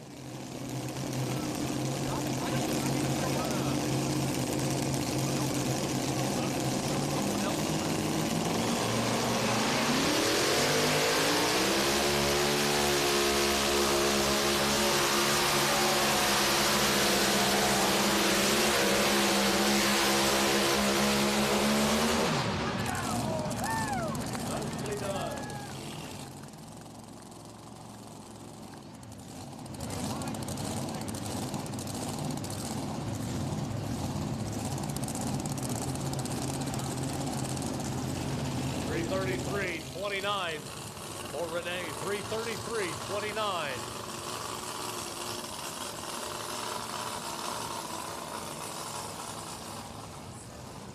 It's about number 7 down.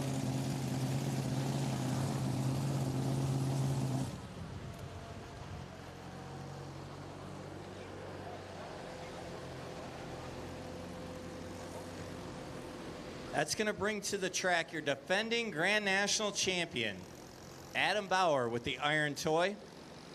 Adam is quickly climbing up the ladder of total Grand National championships in the history of the sport.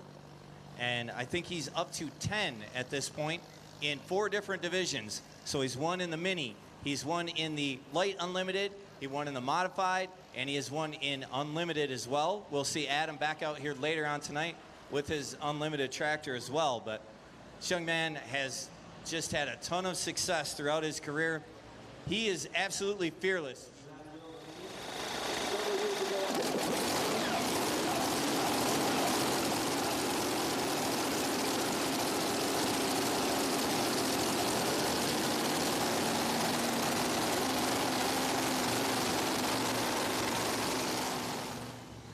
At a new division next year, you know, they're gonna have a tractor out here in the super stock diesel side of things, which was a lot of fun.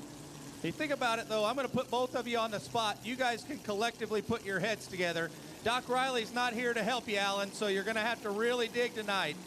I want you to name the 5 women who have been a winner here in Chapel Hill. 5. 5 women, 3 different divisions. They ran in 3 different classes. 5 women who have won here at Chapel Hill. We just had Renee. We've had Camille, of course, both in this competition, but there are 5 ladies who have won here in competition. I want you to tell me who they are.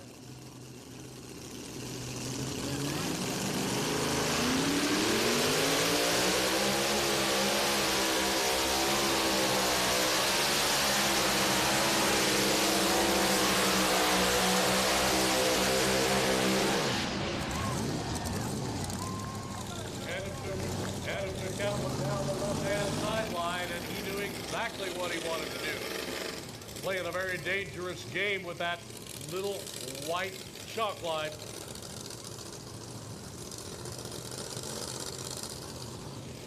$329.06, good enough for a number 9 spot. 5 competitors. I'm coming up a little short, Miles, to be honest. 5 competitors in this class, and I don't know. I really don't. Darren, you're going to have to help me here. I need 5. Alan, I've got 3. At least, I think I've got 3 of them. 2 of them, I know for sure, without a doubt. Last year in the 4-wheel drive division, Lisa Peterson won on Friday night. Carmen Foster won for the 2nd year in a row on Saturday night. I'm going to go with Kathy Archer for 3. I'm going to go with Rodlyn Knox in Unlimited for 4. And Lisa Tatum in 2-wheel drive. I'm going to agree with him. I really can't come up with anybody any different, Miles. Okay, so he's got 4 correct. Lisa Tatum is not correct. Okay. And the 5th one has already run tonight, and I told you she was a winner in this class. So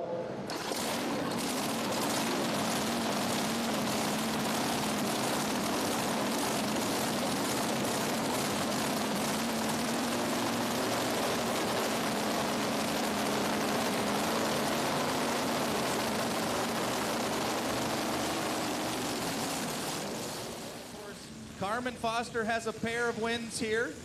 Look at her credit. Lisa Peterson, she has been very, very good here at the Lions Super Bowl of the South. And then Camille Shelton. Those are your 5.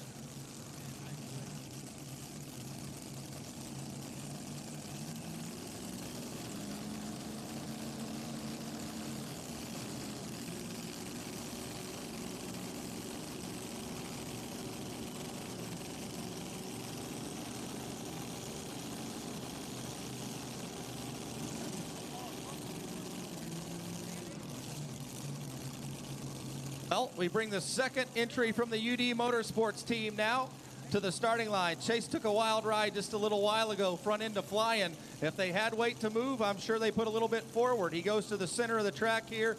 Here comes the pile driver, CJ Grayson.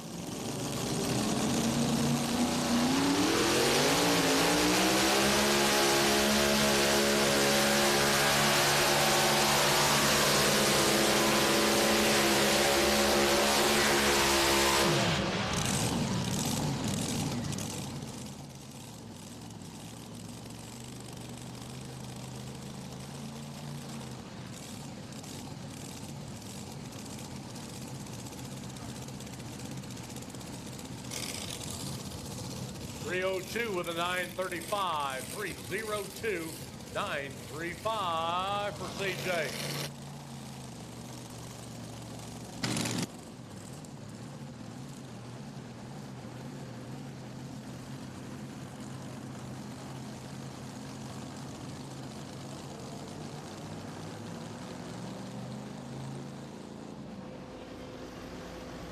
It'll bring up the 3rd entrant out of the Shelton stable. 1 in and 1 out, and 1 more to run. Camille with a nice pass at 3:41.7. Reese, not so good. We'll see what Grayson can do. Will you give me a top 5 rundown here real quick? Let me know kind of how things look. Top 5 look like this. Wayne Bunnage on top of the 347.44. Brian McDonald, very little sanity with the 345 and 610. Camille Shelton.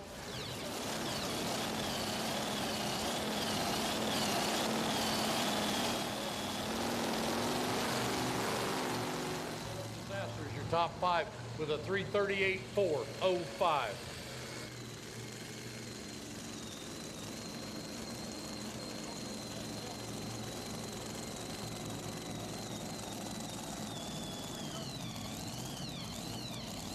So we found the spot that we like there for the Sheltons. We're going to go back there. And Grayson, you think about Shelton family, not only are they busy here planning some work with pull-in and obviously trying to run Pro Modified. I talked to Camille just a little bit earlier in the pit area. I said, well, how are we, sis? She said, we're busy. All 3 of Stan and Amy's kids are engaged to be married, and they're getting married in the next year. So they are going to be...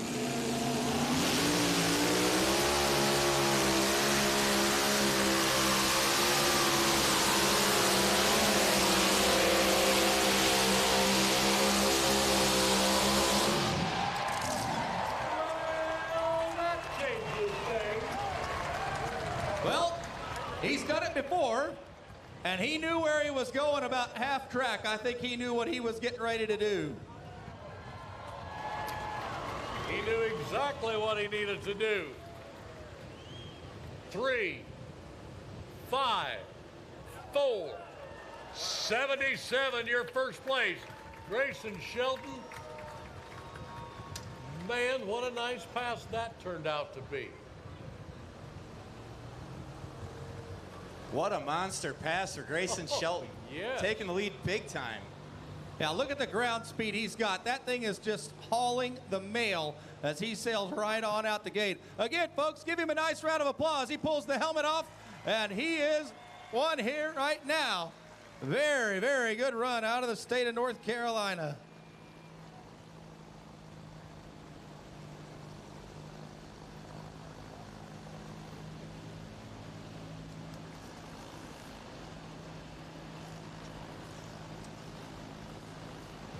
One more to go in the class, and the vehicle has history on the track. There's no question about that. The Footloose.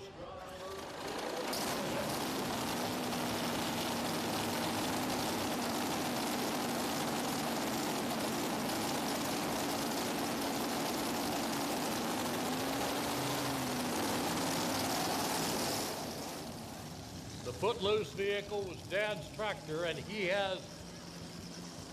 got a lot of sentimentality to it. There's no question about that. We'll see what Adam can do tonight.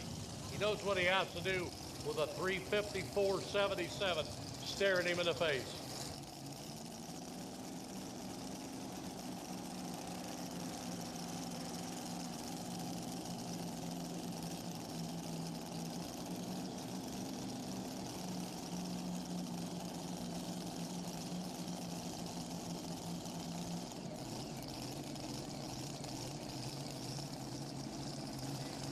More or less a dead center position on the track. Alan, we know that the track is capable of it. We know it's there. We just saw it. So it's just a matter of he had made any changes. Obviously, Toby made his pass, still sitting in the top center row. Right now, of course, we have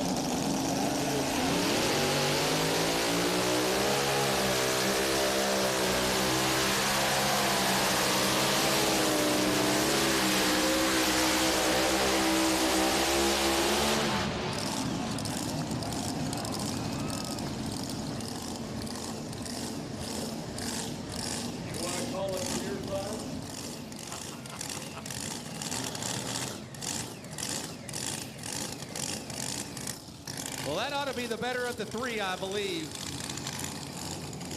Wait and see the distance for him. 339 and 58. 339 and 5.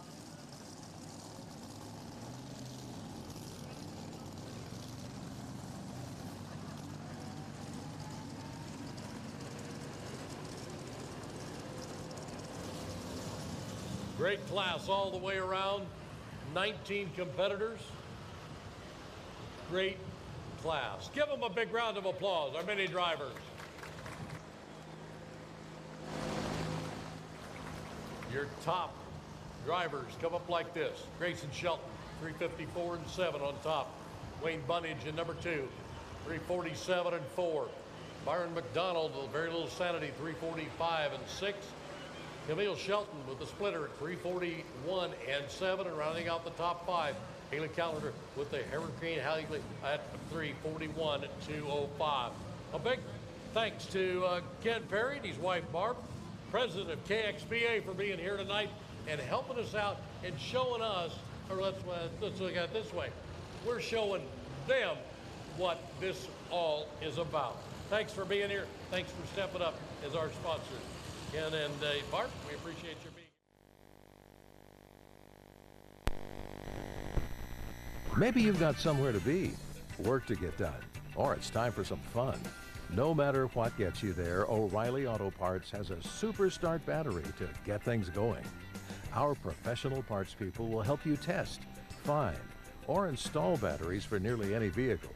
Super Start. Power, performance, and reliability. Only at O'Reilly Auto Parts.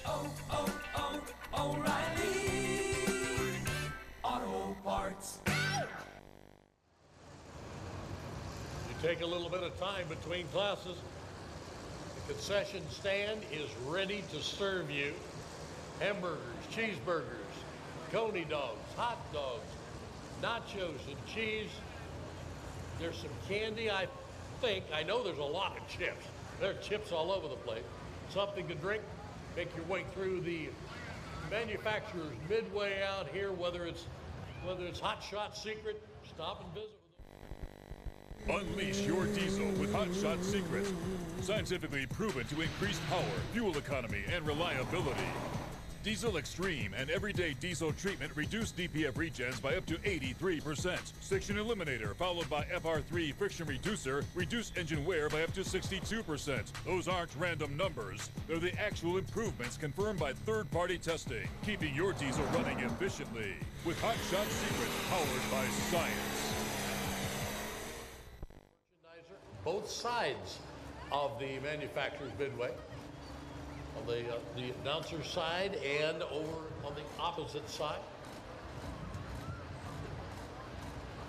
The balloon is down so you can see where you need to walk across that manufacturer's midway here tonight. Take the opportunity to visit with those people and find out what they bring to the sport. There are a lot of those people out there, whether they're sponsors of sportswear, whether they're sponsors of earplugs or speaking of earmuffs, I still have a beautiful little pink pair of earmuffs. I'm guessing, I don't know, that some young lady is missing those. If you can tell me what the bag says on it that they're in, I can get them back to you. Somebody lost them. They were brought up here to us, and we have them for you. 21 of our pro stocks to run down the track. Our first one is one of the boys that comes out of Louisville, Ohio. The Rampage driver, Danny Schmucker, doing the driving. We will be in Canton, Ohio, Labor Day weekend to run with the Schmucker clan out there at the Stark County Fair. If you happen to be in that area, you might stop and see us and say hello. Looking forward to the hospitality in Stark County.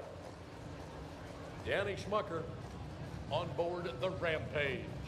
Largest pro stock class in terms of entries that we've had here since we brought them to Chapel Hill in 2016 with 21 pro stocks. So we hope that you are as excited as we are. I promise you, you're not going to find a better pro stock class really anywhere in this country than you're going to see right here in a volunteer state on a beautiful Saturday night. Let me hear you if you're ready for the pro stocks.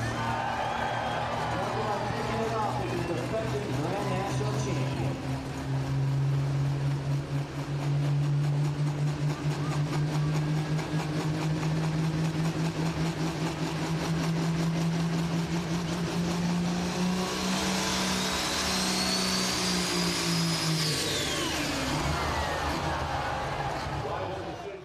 right there. Yep, you could tell at the very beginning. He started rolling and we weren't ready yet. So now, one of the beautiful things about this scenario for Danny as well is he does have the option. Right. Brian McDonald immediately gave his a thumbs up. So too did we have with Cody Agent at the very beginning there. He made a quick thumbs up. Very, very quick decision. So obviously Danny's going to try to make attempt number 2, I am guessing.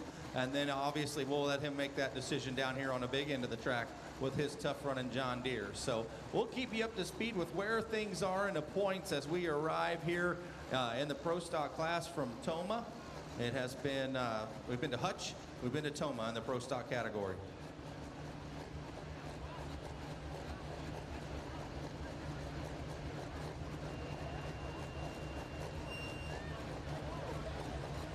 Looks like Danny is going to come right back. Scott Brandt down there checking it out with him, and as a team they made the decision. Looks like Danny's going to come right back. He's also your test hook, so he has another option when he gets to the big end. Yes, sir, and that's he's going to build some boost up just a little bit longer. I bet we stay there until we hear that high hum, and then we'll watch him do his clutch work, and we'll go to work here with a nice slow roll off the line. But that's certainly so much information on the ball with John on the first starter. We're not just doubling the clutch and run a little bit higher than we will.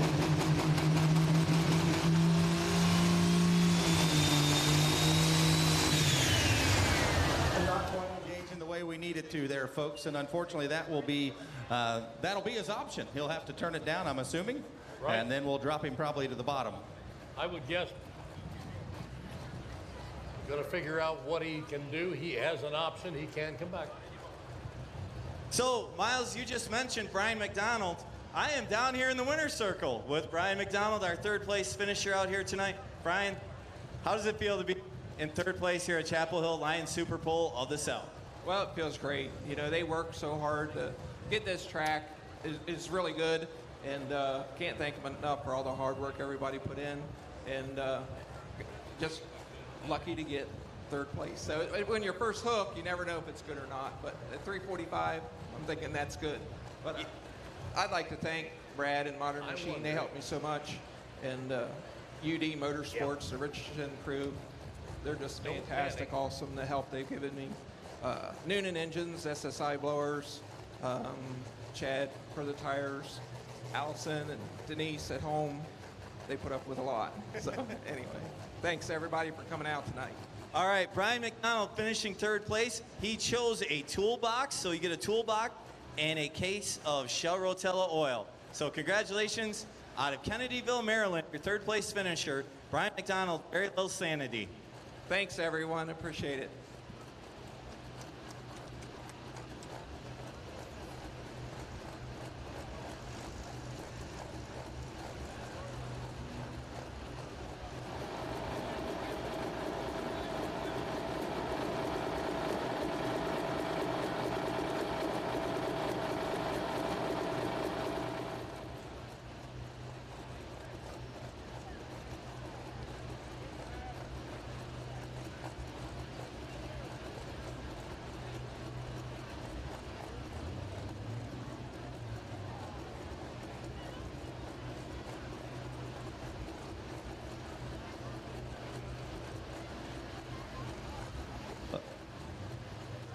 Well, we get ready to bring our next entry in, and obviously we talked a little bit about how we build our fields here in terms of competition. The first element is those that are running for points in the NTPA and Grand National competition. The next is a promoter's choice, and obviously they do hold the right to be able to invite whoever they want to compete here. And so 21 Pro Stocks make the call, and we will tell you a little bit about those points, but also those that have made the call that are here to be incredibly competitive in this field. So we have a really, really good running class our way.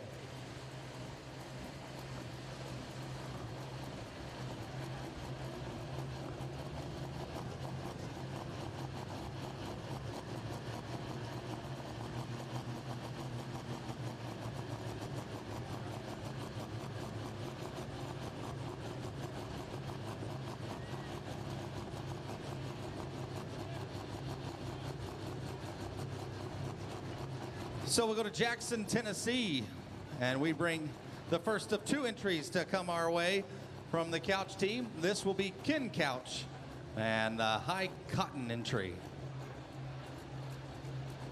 Now, Alan, one of the unique aspects that we have here, I'm not sure, he's not sitting up there just yet. One of the unique aspects we have here in this class, folks, is we've got a whole bunch of rookies.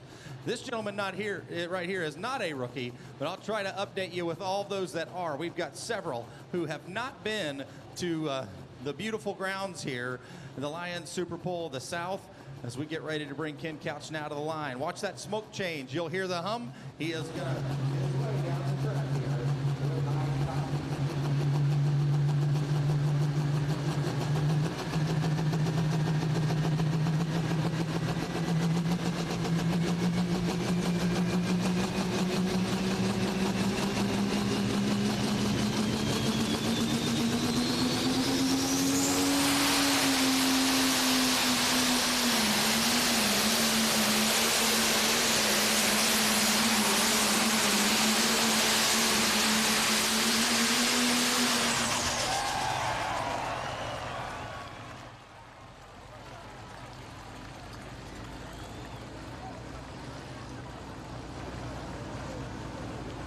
Down here in the winner's circle, Wayne Bunnage, the Phoenix, out of Ellery, Illinois, finishing second here tonight.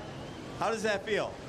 Well, that was the first time I've been in the seats since 2018, and the only reason I drove because my son couldn't come, and I was like, well, we wanted to come down here. We've never been down here at Chapel Hill for a long time, and I've never been close to this area right here. This is awesome.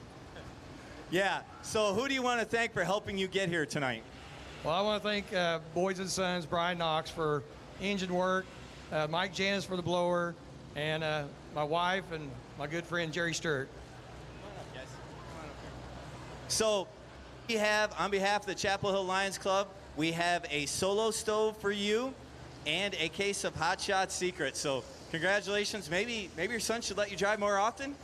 Yeah, I don't know. It might be the bug. It sure did feel good out there, that's for sure. But yeah, I want to thank H&R Power, Cherokee Distributors, Duck River Electricity, Tri-Green, Bush Hog, and the Chapel Hill Lions Club for having us. I wasn't really going to come, and they said, yeah, come on down. And I was like, this is awesome to be able to come down here and get second place. This is crazy. All right, congratulations. The Bunnage team out of Illinois with the Phoenix finishing second in our mini modified division.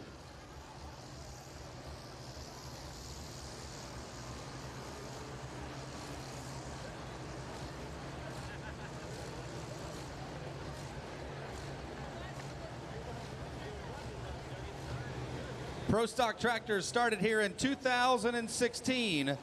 Since then, we have had 3 sweeps in the competition, and those 3 sweeps were in 2016, 2017, and in 2018.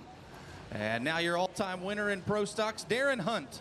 Darren Hunt with his Living a Dream, or Dreamin' 2. Let me think about that there. Dreamin' 2 Pro Stock Edition. They brought that tractor out of the state of Kentucky, came down here and swept in 2018. Again, a win in 2019 on his way to a points championship. And he has been the all-time leader now for a few years in the Pro Stock division. Last year, we had Corey Bob and Rhett Parrish as your winners. Rhett in the field here with us this evening. And we back to the starting line. We talked to you about first-timers and rookies here with us. Go all the way to Amity, Missouri. And we will bring Jack Mays to the starting line. The next generation there, of course, is Father Stewart. Stands trackside for years, piloted this billet binder. And Jack now doing the driving.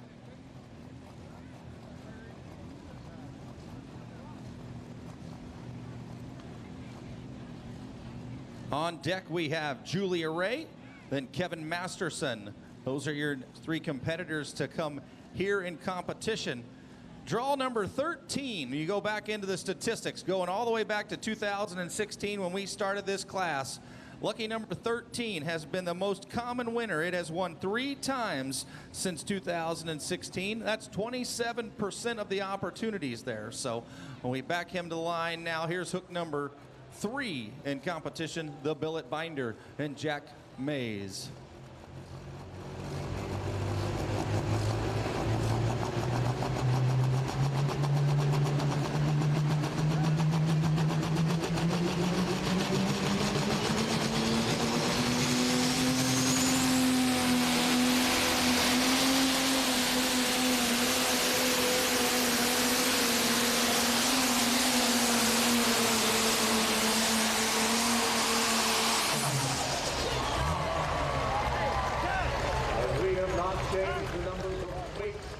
box. There are still 9 weights, 18,000 pounds rolling forward. So I am down here in the winner's circle with the Shelton family. We have the whole crew, the whole family's here. Grayson, the sawed-off machine, earning a win, a chair here in Chapel Hill. How many is this for you? This is 2 for me. This is four out of, for me, my brother, and my sister in the mini ride class. Awesome. So how does it feel to be back in the director's chair at Chapel Hill? I'm going to tell you, there's no better feeling than this. I told somebody earlier today, we're from the South, and I'd rather win this pull than any pull in the world. Yeah, man, that was an awesome pass, and you knew it when you were coming out the track. Yeah, there's certain passes you know about half track where you're going to be, and I feathered the brake one time to keep it up on the right sideline, and she took off like a rocket ship, and I was just flying high, buddy. That is amazing. So who do you want to thank for helping make this happen? First off, I want to thank this team behind me. Without them, we dang sure couldn't do this. It's a lot of work to get these vehicles ready to come out here. I want to thank my mom and dad for obviously the opportunity to be able to do this. I want to thank my new wife. I'm 2 months married now. This is the first win for me as a married man. And yeah, I also want to thank Colt Lumber and General Tire for doing all the sponsors for us. I want to thank NTPA for putting this pull on, H&R AgriPower, Cherokee Distribution, Duck River Electric, Tri-Green, Claiborne Farm Supply, Bush Hog, and last but not least, I want to thank the Chapel Hill Lions Club for allowing us to come here and pull. All right, on behalf of the Chapel Hill Lions Club, we have a solo stove for you and a Versatop grill. So congratulations on your win here tonight. Congratulations on your recent marriage, and we'll see you back here in the Unlimited class. Yes, sir, we'll be back here shortly. I'm going to tell you right now, these Chapel Hill fans, they the best in the world, boy. All right, Elton, your winner in the sawed-off mini modified out of the state of North Carolina. Well, Alan, what are we doing down there? Well, there's lots of discussion taking place down there. They're concerned about this class of 21 and the distance we're running. There's a possibility we'd have a 365 run, which sounds wonderful. There's a great possibility, and I can tell you that 2 years ago I witnessed those 365s. Yes. And the pan was about halfway down the hillside, and the tractor was out there in the midst of all the fun. So we went on past 365, and what we want to really do is bring them back in here, more for all of these folks to be able to see them. Right. So I think we're going to make an adjustment again, take about 15 or 20 feet. Like a seed planted in Ohio soil, Michael Connie knew that success takes time. It requires grit, hard work, and persistence. What began in a one-bay garage grew to revolutionize America's trailer industry. Today, Mac Trailer is a full-scale enterprise with 13 facilities and over 135 dealers across the nation. Mac Trailer supports you with a team of experts in the heart of a small-town hero. Start your legacy with Mac Trailer.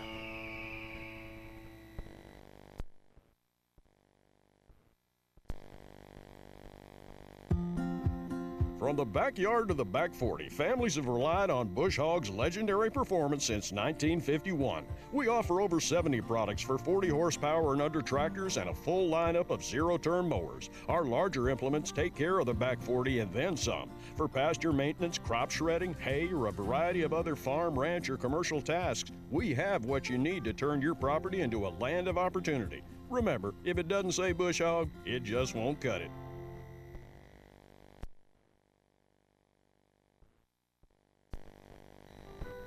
As a farmer, half measures never measure up. You put in late nights and early mornings. There will be new challenges. So you adapt, learn, and endure.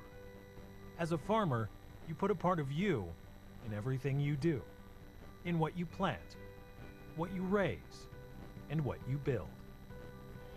Case IH, built by farmers.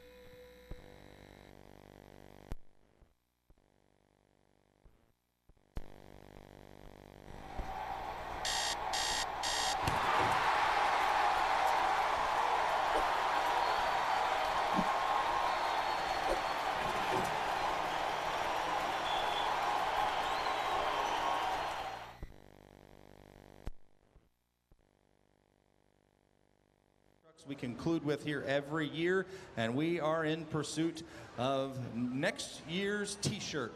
Those top 5.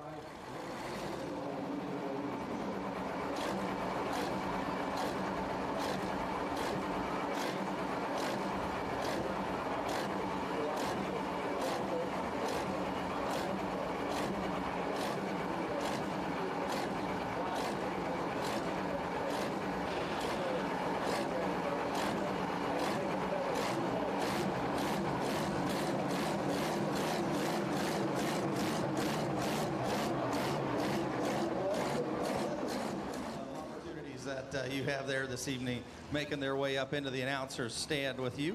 Of course, we need to refer that as the Chris Gilbert Memorial Announcers booth that you get to sit there. I'll be waiting for you to sing the O'Reilly's jingle here a little bit later on, as even just for the old purpose of memory. How about that? I'll tell you what I'll do, Miles. If you and Darren both come up here, we'll do it as a trio. Oh, in harmony. In harmony, you betcha. The Mac Daddy driver comes out of Beloit, Ohio. Julia Ray in the driver's seat of this one. She is the test hook now. She has the option that everybody else ahead of her also had, as we made a change into the sled. So we'll find out if the addition of one weight, which puts us at 10 weights, or 20,000 in the box, is going to make enough of a difference when we come down the track. 340, 346. We're going to run out of track. That's why we did this, for a safety reason. Julia Ray, out of Beloit, Ohio. Part of the Mac Daddy Series. That's the report. One of the major sponsors of the creation of the pleasure. We're looking to declare built and good specifications off the back building. Chances are, if it's built already, built one, don't see the right one. Just MacTaylor.com.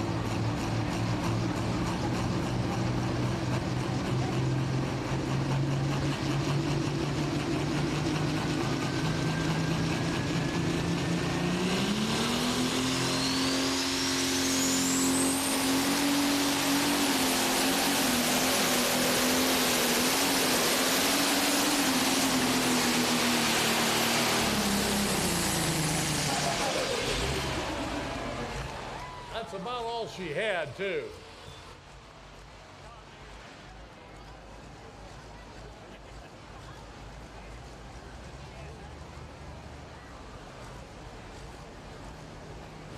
.313 with a 707. 313 with a 707. Accomplished what they wanted to do, was take a few feet off of the top end. See if we can hold them back here just a little bit, make things work a little easier.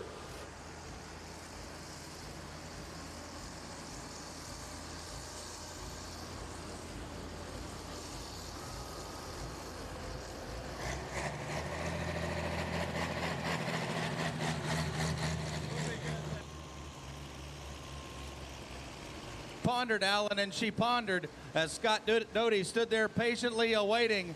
She'll be our first thumbs down of the evening right there. She's going to come back. And that, of course, is her choice. She didn't come down here and think that that was a very good pass in her mind. She kind of played the game in her mind. What could she do different? And obviously, these drivers know whether or not they were hooked. You just heard Grayson tell Darren at half track, he was on his way and he knew where he was going. And at about 340 feet, his fist was in the air and he was already on his way out the big end. So obviously, these pro stock tractors, a totally different animal now. Very, very tough.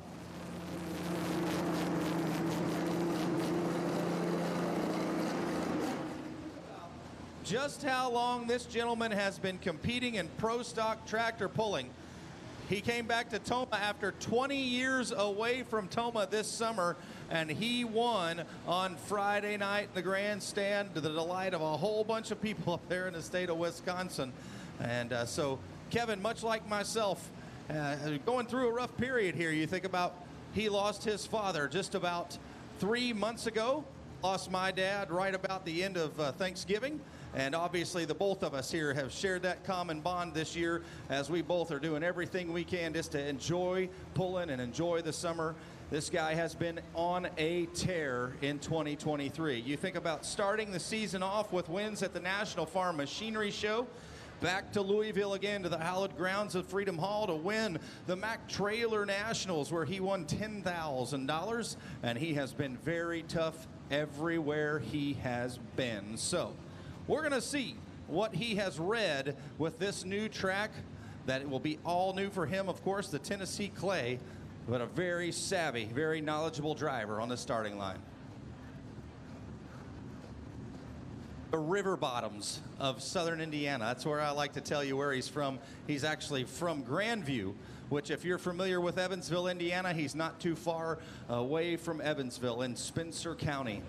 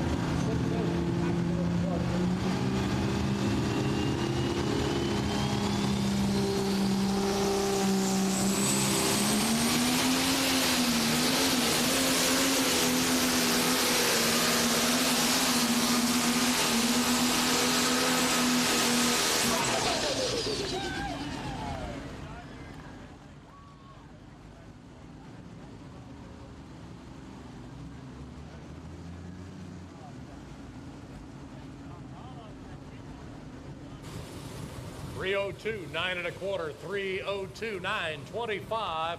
We did get word that Julia Ray changed her mind just as she left the track, so she was legal in her discussion.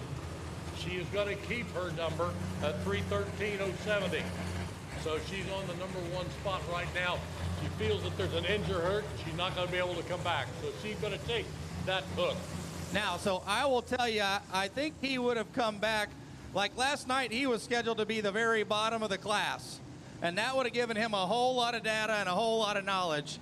He didn't really have any of that as a first-timer here, and I'm betting that Daryl's tractor will definitely have a change, and he'll have a little bit different idea what he wants to do, as Daryl Foles will drive Don Masterson's Tinker Toy here in just a little while.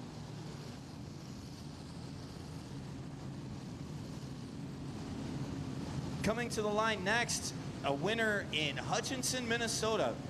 Brent Meyer got his first Grand National win up in Hutch earlier this year.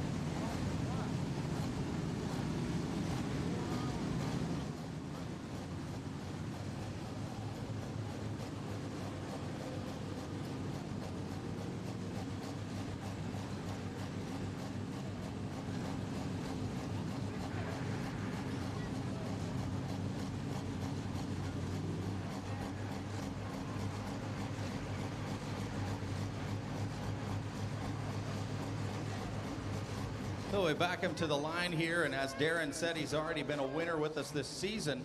You think about all of the changing and all of the vehicles over the course of the season that the Simon family work with. They are very involved, of course, with this Pro Stock class now, and have jumped in with both fully running.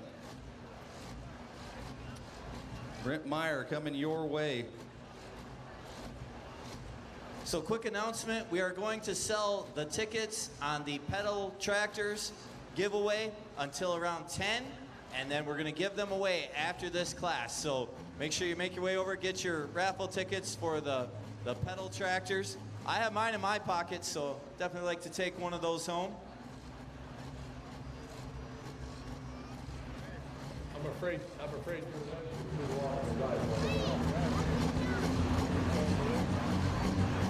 Do it now. I tried on my innovation. I can still get it down the track. Okay. You gonna give her a shot.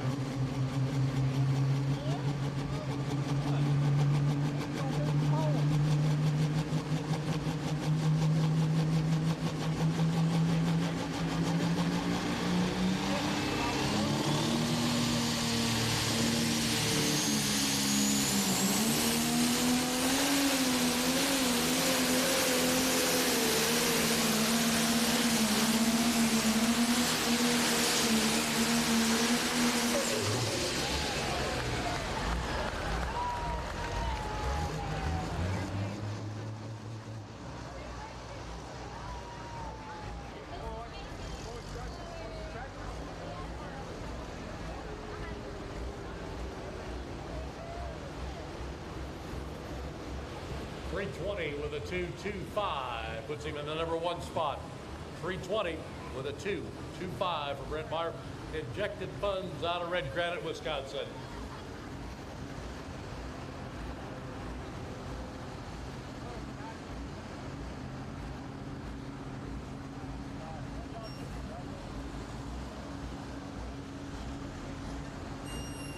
$73.10 injected funds. Beautiful John Deere entry, folks, and we're going to see a little bit of variety here. You start to get in the depth of this class. We've got a orange tractor sitting back there in the wings, and for those of you that are staples here with us, you know who the orange tractors are most typically when they arrive. That'd be Braden Schrumick coming your way. He got just a little bit later in the class.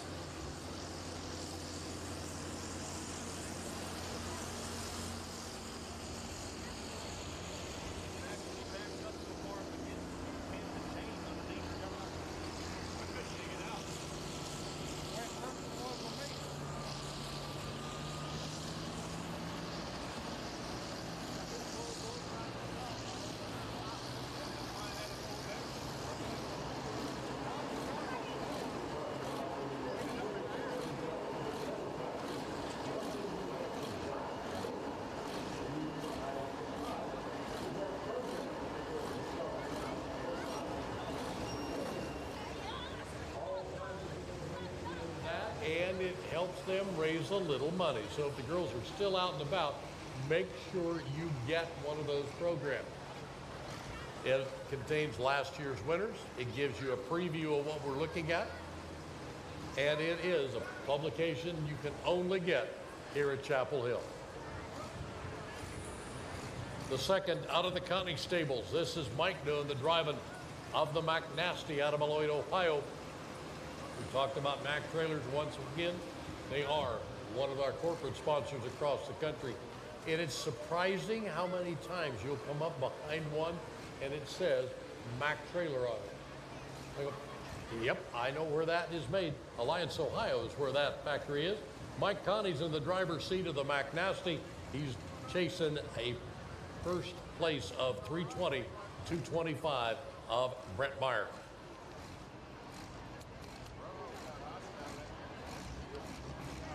This tractor, a former winner here, but with a different driver in it several years ago.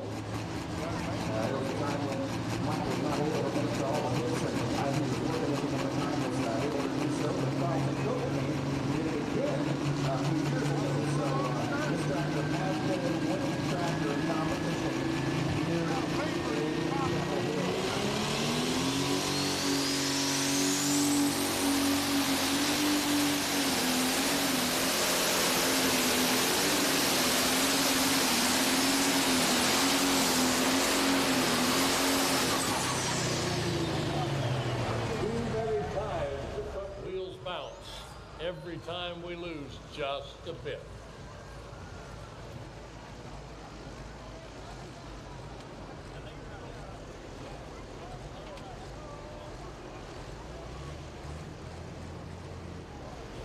$304, $885, $304 with an $885. Good enough for a number 3 spot right now.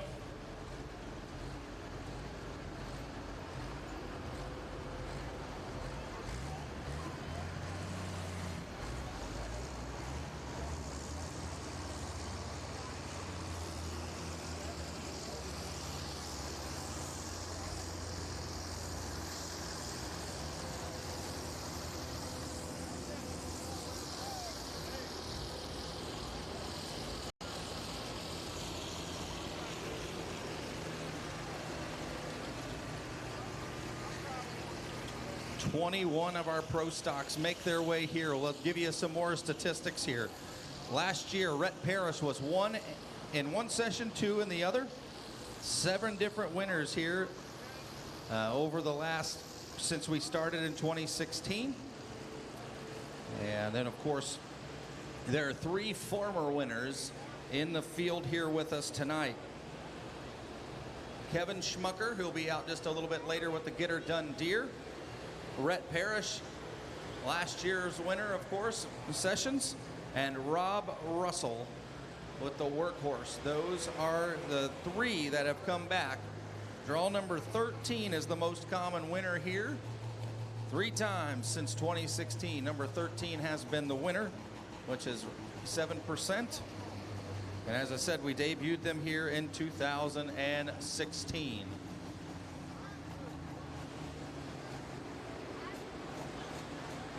The first entry this evening out of the Simon stable in Farley, Iowa. Brandon driving loud and heavy. Now I say this at every pull this tractor runs at, I say it, and I say it with confidence. You want to have a conversation about the winningest tractor in pro stock tractor pulling, I will tell you it is this one. You can argue with me all day long. I'm not talking about the driver, I'm just talking about this specific tractor. From its infancy to today, it has been, in my humble opinion, the winningest tractor in pro stock pulling. And there have been several drivers over the years that have sat here in the saddle. The Simons, now the owners, originated in Washington, Indiana with the Boyd family, obviously, and Steve's several-time champion driving this tractor. It is one that has just kind of carried the banner wherever it has gone, and no different for this guy right here, as he has taken very quickly to driving a pro stock tractor. They have been here before in competition. He finished 4th and 5th both nights in competition with the 2 tractors that they brought out of the state of Iowa in 2021.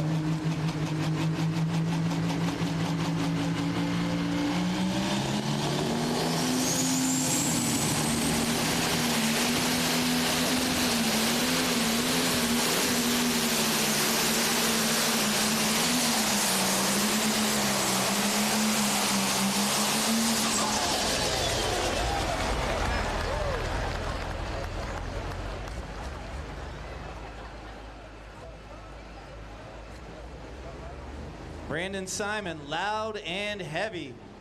I think he's going to shake up that leaderboard, but we'll wait on an official distance from Alan. 322, 485. You are correct, sir. On the top of the leaderboard he goes. 322, 485. Got word that Danny Schmucker is coming back where he elected to do so. Danny should be up next with the Rampage.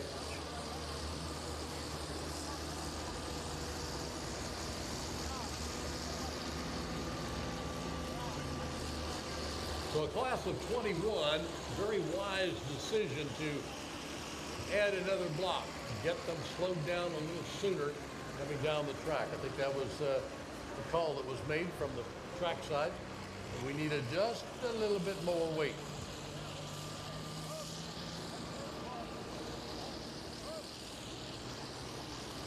Only limited to 1 turbocharger here on this Pro Stock class.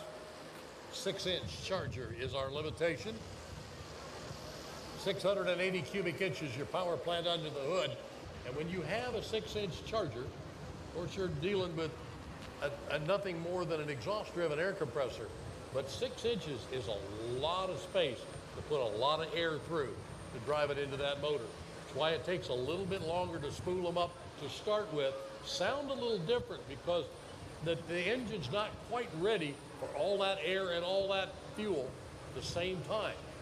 Once it figures out what's going on and the timing straightens out, and I say that because the timing is off on these just a little bit, which makes them pop a little bit. Once that figures out, they're running pretty smooth. Yeah, Danny said that he had made some changes here and he wasn't ready for what it was. He said, quite honestly, I made changes. I'm not real happy with them yet. So obviously that's something he's got to feel as well. If it's clutch related or letting it get engaged, that's something that he's got to be able to feel a little bit as well. And there's so much finesse that happens now. And I don't take anything away from pro stock drivers of old by any means. They used to dump the clutch and they were on their way. But now you've got these guys, they're harnessing thousands and thousands of horsepower.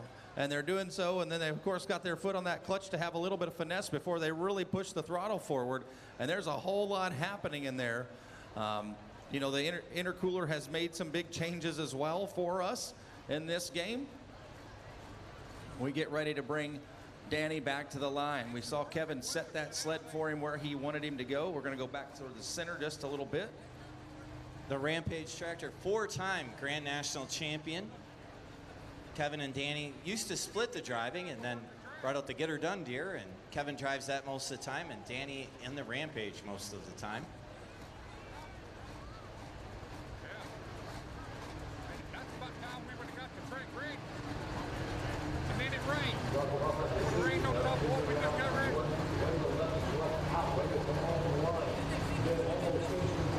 Yeah, that's right. The wet spots we found today, they loaded them up in the dump truck and took them off. Yeah.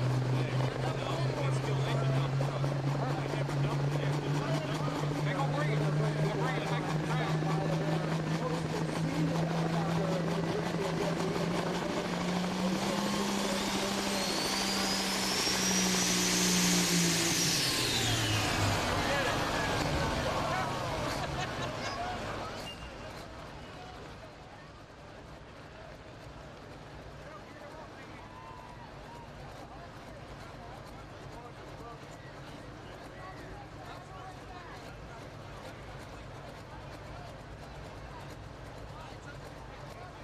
Question is, did he pull the throttle back?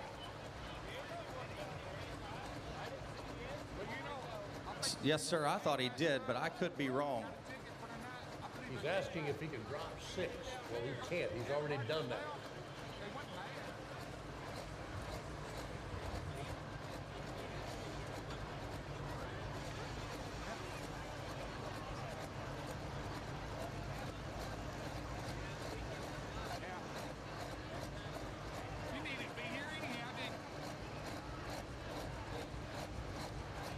Got Kevin staying there trackside as well.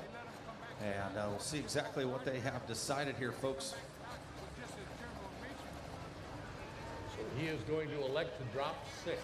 I would say, let's explain that, because the way I would interpret this is he had his first 2 attempts. He turned that down. He comes back, and by official rule, then, he should have 2 attempts. Is that right? But we changed the sled twice. We changed the sled after he dropped to the bottom of the class. Okay. He elected to come back where he did just now, but the sled had been changed. So technically he has 2 options. He can drop now, and that's what he's going to do, is drop 6 position. All right, well, I know that he's upset, frustrated there, folks. There's no question about it with this 79-20, as we're going to give him another attempt to get him back there in the pit area. Let him go and work a little bit more and see if they can't get this Rampage running the way they know. And Darren alluded to it just a little bit earlier. He is your defending champion in the Pro Stock class. He had an absolutely phenomenal year in 2022 with us on the Grand National circuit.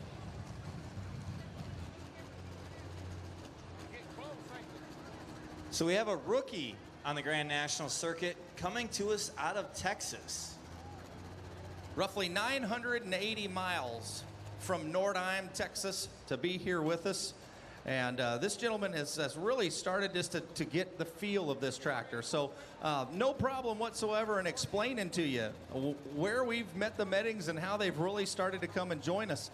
They are from Texas, so pulling with the Grand National circuit's pretty difficult. So for the last 5, 6, 7 years, they have run with another organization that's running throughout the state of Texas and Kansas and Iowa and Nebraska. They're numerous time points champions there. This is Conley Medding under the watchful eye of his father, Clint. Connor has been doing the driving of this very tractor primarily, but Conley now a new driver, the 3rd driver on the Medding team. And so what has been the rule that they've usually followed, they've run a 5.0 turbocharger, and then of course no intercooler. But when they have come to Louisville for the National Farm Machinery Show, they have changed and bolted on the larger turbo and put the cooling system on so that they could be here at the spec that is allowed at Louisville. This year they opted to do everything they could just to come here now then and run with the NTPA and fight very, very tough in the Grand National points. And right out of Hutch, they had done so. Now after Toma, Clint hurt the tractor a little bit. That was not the greatest event that he wanted on Friday night, so they had to go back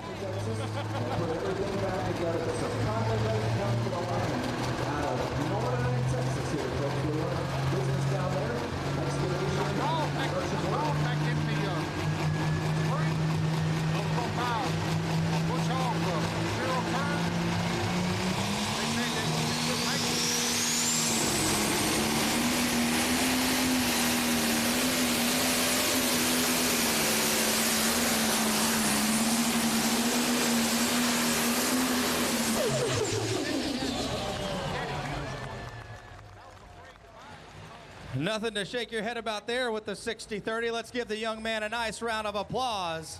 Almost 1,000 miles away from home. He comes here for about 13 seconds. Make his pass down the track here tonight. A very nice run with the John Deere 60-30. It was a 3:16, 1:30. He's got to be happy with that. Number 3 finish for him. Looks good right now.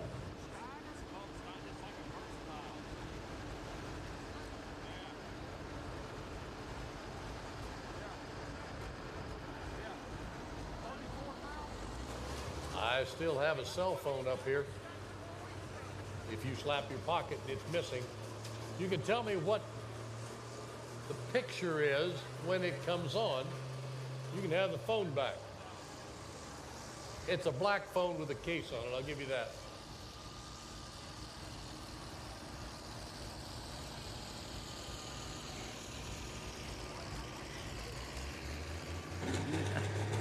Now we'll get it rolling. Put him in the number 3 spot. And Dad's 8:30 will be out here just a little bit later on.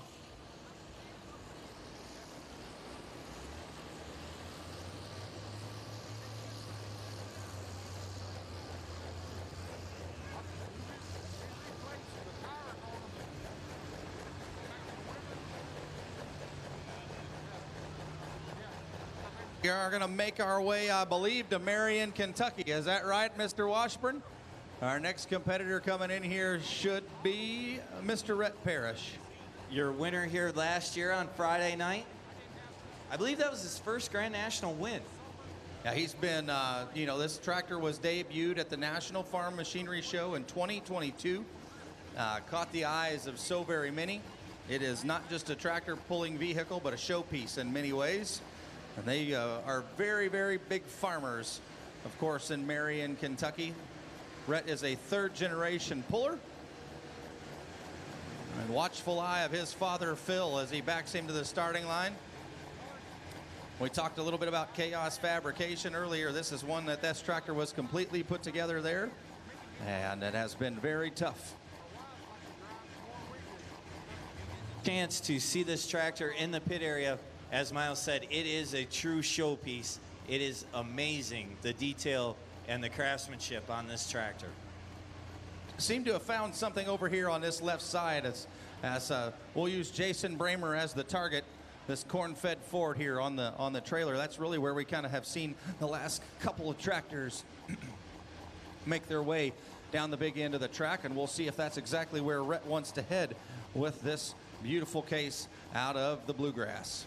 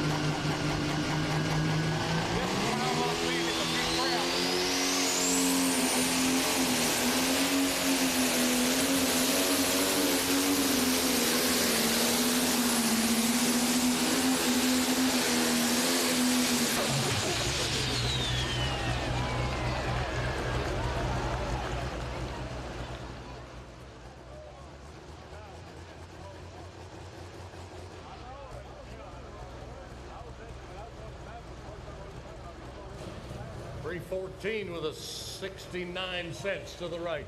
314 with a 69. Good enough for a number 4 spot at the present time. You were talking a minute ago, and I don't remember which one of you boys alluded to it. You were talking about chasing the points for Enderley. But the Enderley is something that we all look forward to the 17th of September in Urbana, Ohio, where we bring the top 5 contenders from all divisions, all regions for an all-star shootout. Yes, and sir. it is something you need to see. Yeah, absolutely. That's, you know, you think about all that, that's tough, very competitive. Exactly right.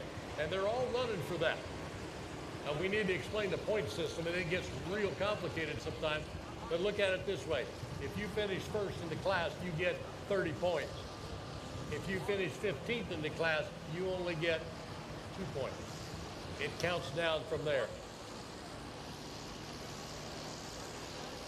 Yeah, then you know, you watch Rhett make his pass, and you see these several of these others, and there's not really anything I would change about what he just did. I mean, you know, you come down here onto the big end of the track, pretty happy with your gear, the fun of it, and unfortunately just not going as far as you might hope.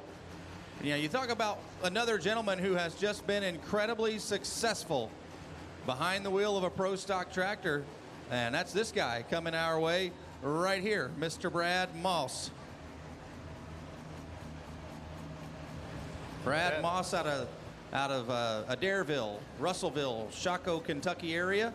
He is a farmer by profession, and for many years he ran this very John Deere that he backs to the starting line, known as the Young Buck, and he won everywhere he went.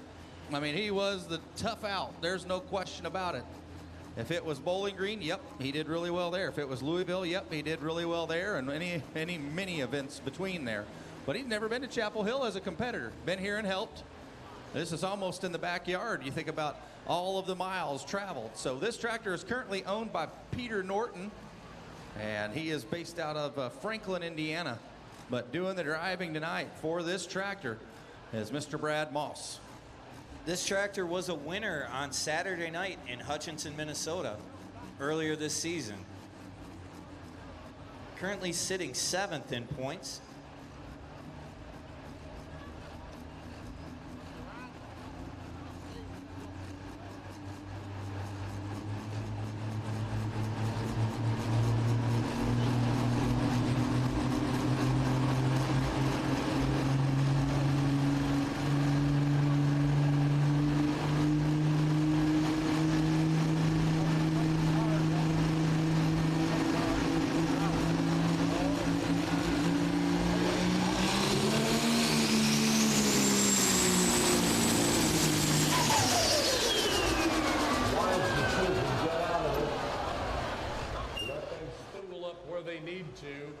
Before you try it again. He's short of that 100-foot mark.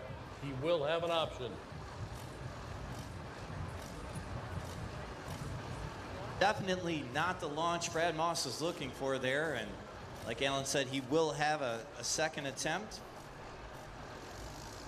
Not real sure what the problem is there. You watched it spool up, you heard it, it didn't sound right off the line, and all of a sudden we have a lot of white exhaust, which tells us a lot of things are going wrong underneath the hood. Definitely. So coming into tonight, Rob Russell with the Workhorse leads the points. We will see Rob up later with his Case IH. He was the 2021 Grand National Champion. We'll see Brent Meyer currently in second with injected funds and Grand National points coming in. He's second tonight so far. And then the billet binder, which we saw earlier, and we will see again as the sled was reset. Loud and Heavy, Brandon Simon, and then the Mac Daddy in fifth. Those are our top 5 in Grand National points coming into competition tonight.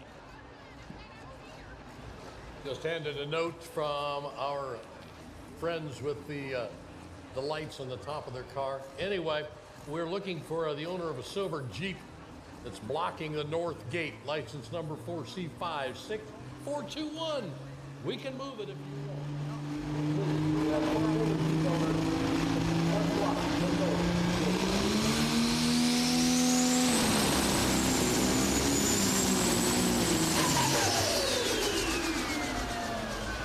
All Motorheads, tell me what's going on. I'm going to guess, and I'm afraid I'm going to be wrong, so I'm not going to ask. I don't know. We do need a tow tractor, if you can see it down there.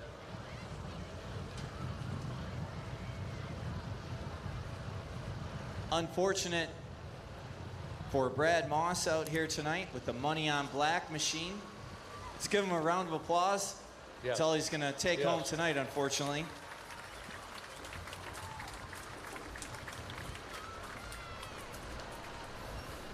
All the miles all these pullers travel all summer long, you have a really good hook, and that drive is really short no matter how far it is.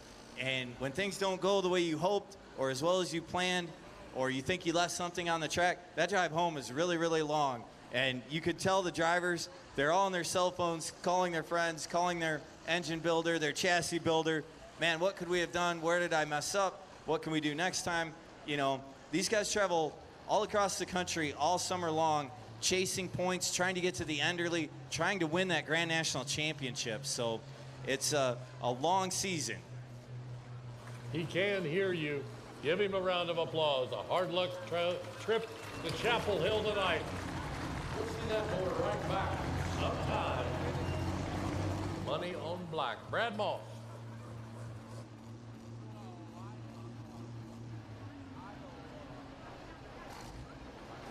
Called Green with Envy up next out of Clay, Kentucky.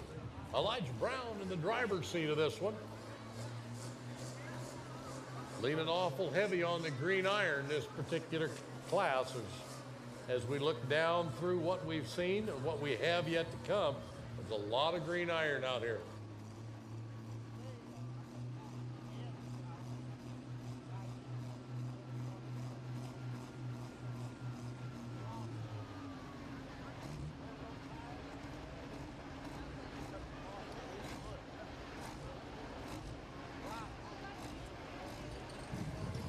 Point-wise, he's in the number 15 spot, quite a ways out of the lead, not insurmountable, but he could do something to improve himself tonight if he can get a good hook. Green with Envy, Clay, Kentucky. Elijah Brown gets a little final instruction. Dead center on the track for the starting position. Yeah, he's a first-timer here. Now, the tractor, the family, well, this tractor is new for him, but the family has been here. Denny, his father, and his brother Sam have all kind of taken driving turns.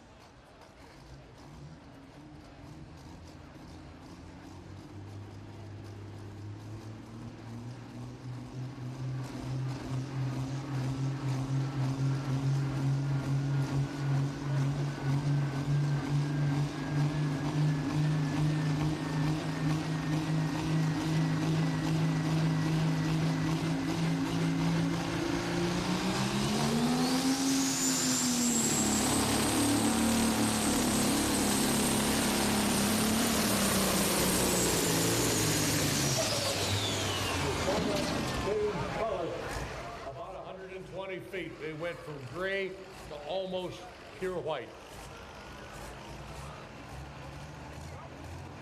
Couple things. We are going to be still selling those raffle tickets for the pedal tractors for another 30 minutes. It's a Child's Vintage pedal tractor raffle. 1 John Deere, 1 Case IH, 5 tickets, 5 for 20 bucks. Do not need to be present to win, and we're going to draw that in about 30 minutes. All proceeds to benefit a Soldier's Child Foundation. That's a foundation. Phil, do you want to tell us about the Soldier's Child?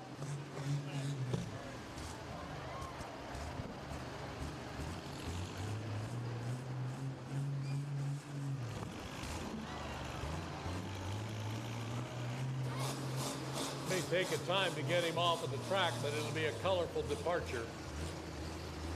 So a Soldier's Child Foundation gives back to the children of fallen veterans. And you can buy those tickets over by the Lion, over on the east side of the track there. Buy those tickets there. Support that foundation. Really, really good work that they do. 194, 685. 194 with a 685.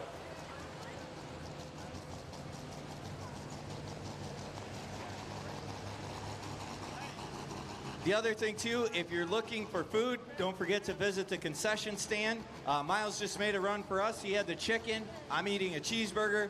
No waiting right now when Miles was just over there. Exceptional food. Make sure you get some food. No reason to leave here hungry. Go visit the exhibitors row as well while you're here.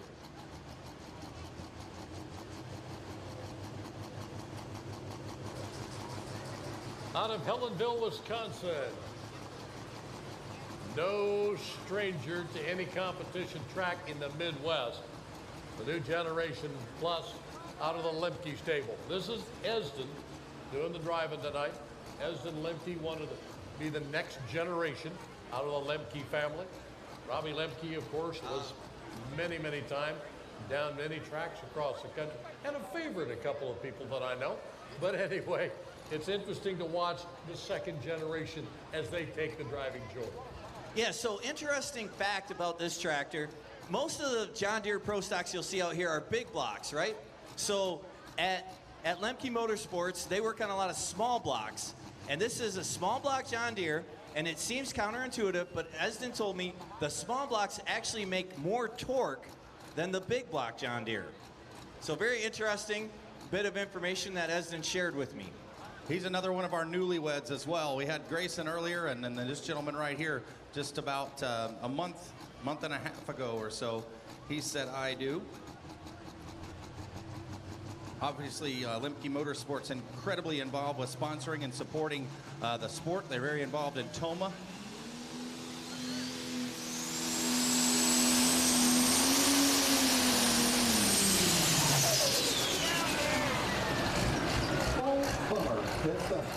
We have been, you said it just a little while ago, we've been very hard on John Deere tractors tonight. Exactly right. And I'm not sure that I can explain why. They all seem to have the same symptom. I'm not sure what caused the problem.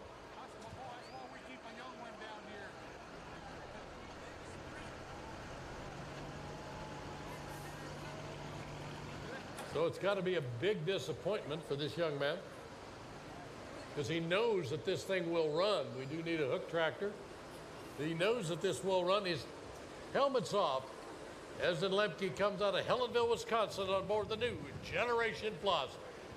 My friend, you will be back, and I don't know that you won't be telling us anything about what happened, but you'll be back. I know that.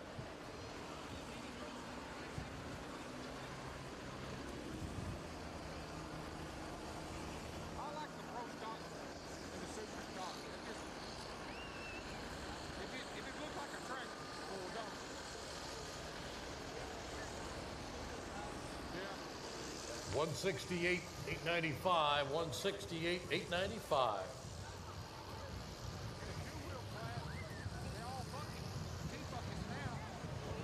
Danny Schmucker on his way to the track. He has one attempt yet.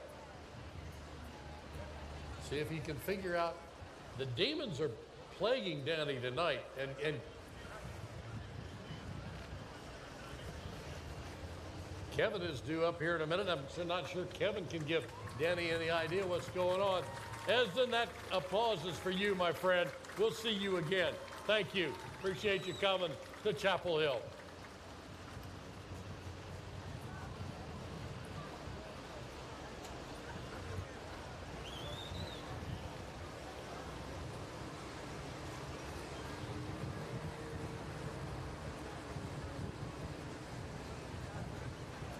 So twice, Danny has stubbed his toe.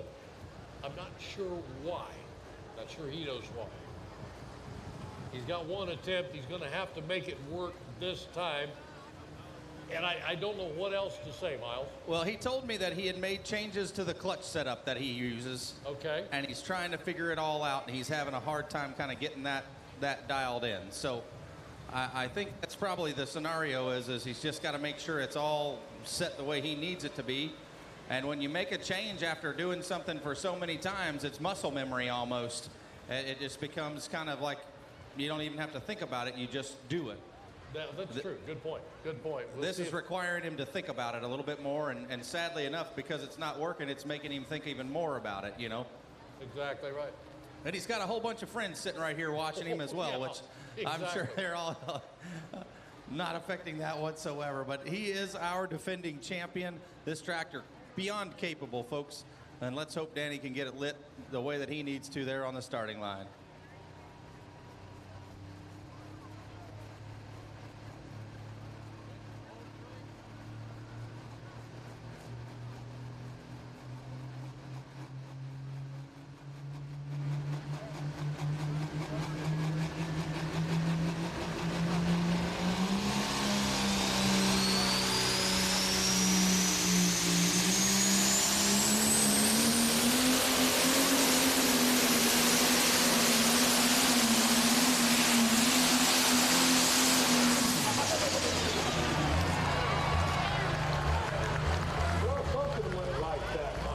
Well, here's the thing. It's not what he wanted. It's still not what he wanted, but it's better than he had. That's kind of one of those scenarios where I am quite confident that man is saying all sorts of stuff and yelling and complaining. So 298 and 4 in an 8th place at the present time. As much trouble as it took him to get there, he's got to be kind of happy with that.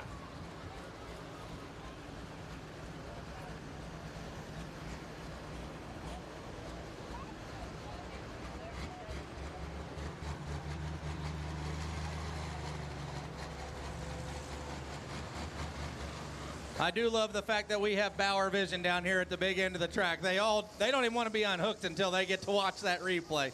They stay right there with it, keep their eyes focused on watching their run, and the analyzing immediately begins. And you think about what all we do for analyzing after we get done with watching the video.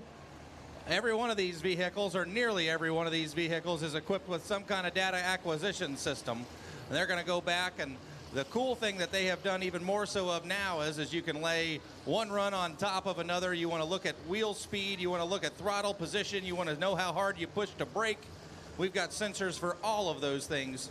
And, so if you want to know where you were at 200 feet, if you were full throttle, and you want to know if you were going 30 mile an hour or 35, you can find out all of that information. And these pullers know. They know what a winning pass looks like.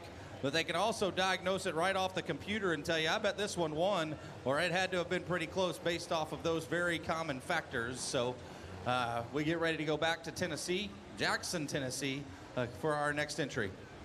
Yeah, that is the first thing that most competitors do when they get back to the trailer. They pull the chip out, put it in the computer, and start analyzing that data so that they know what they need to change, and they can analyze the run and really take a deep dive into it and make improvements for the next trip down the track. One thing we want to do, we want to wish everyone celebrating a birthday this week, next week, here tonight. Thank you for coming out. And anyone celebrating an anniversary, we want to thank you for coming out too, and happy anniversary and happy birthday. I just told you it's my wife's birthday at home, and I'm here. So she's celebrating her birthday with my 3 kids at home by herself. So Boy, that was timing. Yeah, Perfectly timed. it's not very nice of me at all by any means at all. But you got to say happy birthday to her on live stream, so you're fine. Our wedding anniversary is on Monday, and we're here in Chapel Hill too. So I'm guessing she's long asleep. Well, let's go with the cotton picking deer. This is Chris Couch out of Jackson, Tennessee, the second of the 2 entries there. We had High Cotton.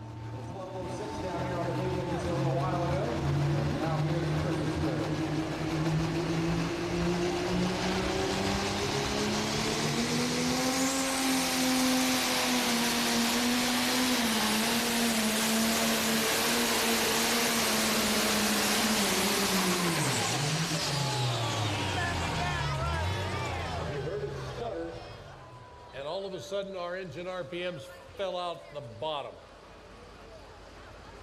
Nothing broken. He wants to look.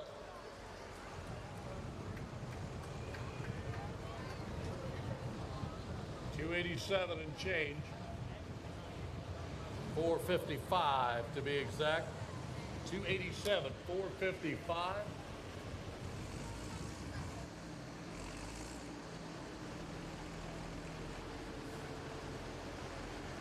And this is my reminder for you, if you want to participate with Full Pull in their next game for the Unlimited class, you need to make sure that you have submitted your picks.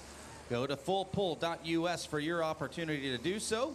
Now is the opportunity for you to log in.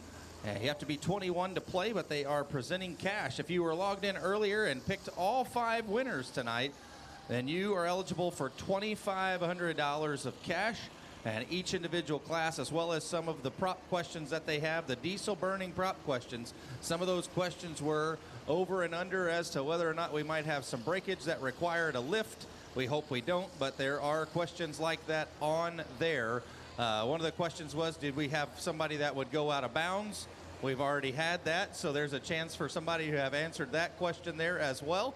And we were about halfway. We've reached the halfway point, maybe just past the halfway point of our session here, folks. So we get ready to bring that next Pro Stock tractor to the starting line. A good running John Deere coming out of the state of Ohio. Now, not very long for Kevin, of course, to get ready, as he has been helping Danny. Danny makes his way right down there very quickly, and he will back Dad to the sled. The John Deere known as a Get Her Done Deere. Kevin, a 2-time winner here. He swept 2017. I always love talking to these guys as we learn a little bit more each time I discuss. They are from Louisville, Ohio, which is spelled exactly like Louisville, Kentucky, where I grew up just outside of there. So we back them to the line, folks. This is a good running John Deere. And obviously their focus has been working on trying to get the Rampage down the track here this evening. And now we get our chance to run with the Get Her Done Deere. He is a former champion with this entry. And you go back into the roots of where it really started. The Schromick family was running their diesel super stock known as the Youngblood. And they also had this John Deere in the trailer. They were campaigning both of them in the NTPA Grand National Circuit. And super stock had to go one direction, pro stock had to go the other. The Schmuckers took this tractor for them and ran at a couple of events. And in the short seasons after that, it became the Schmuckers tractor. This is a good one to watch, folks, out of the state of Ohio.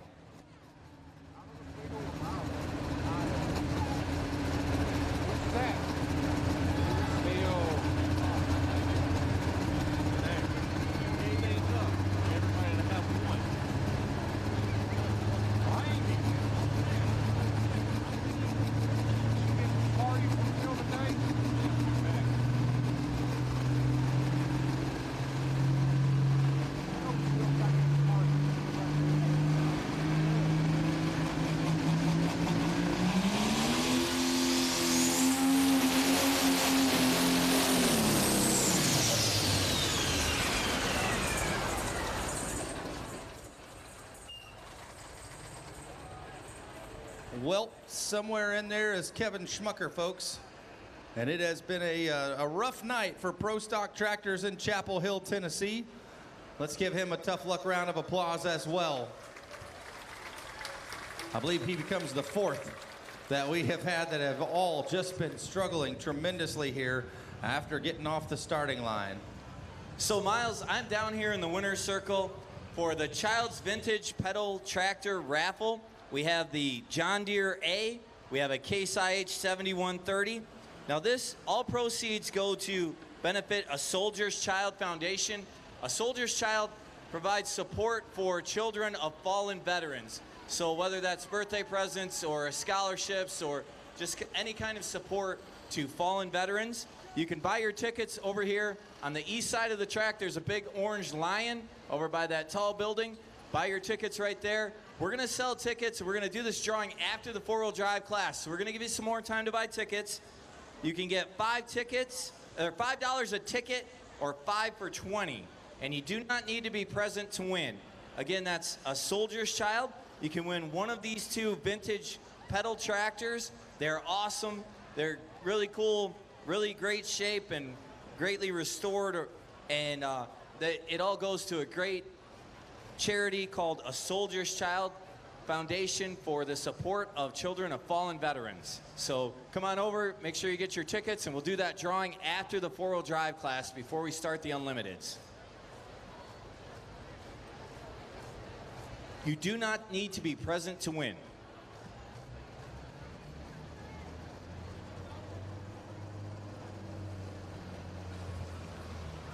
Kevin is going to take the ride off of the track that he did not want to have to do. The end of a tow rope is not the way you want to leave the track at Chapel Hill, Tennessee. However, I know Mr. Schmucker well enough to know that that will be figured out, and that one will be down the track, tough and running hard.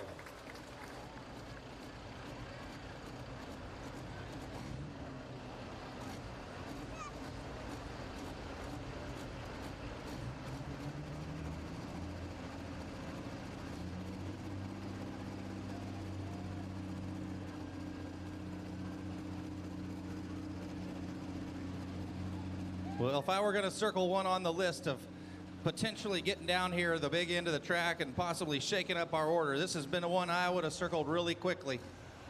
And we talked a little bit earlier when Kevin made his run. Kevin, of course, driving the River Rat entry. This is his father, his late father, Don Masterson's tractor. And for the last 3 or 4 years now, Daryl Foles has been one of the primary drivers of this Tinker Toy John Deere. First timer here with us in Chapel Hill.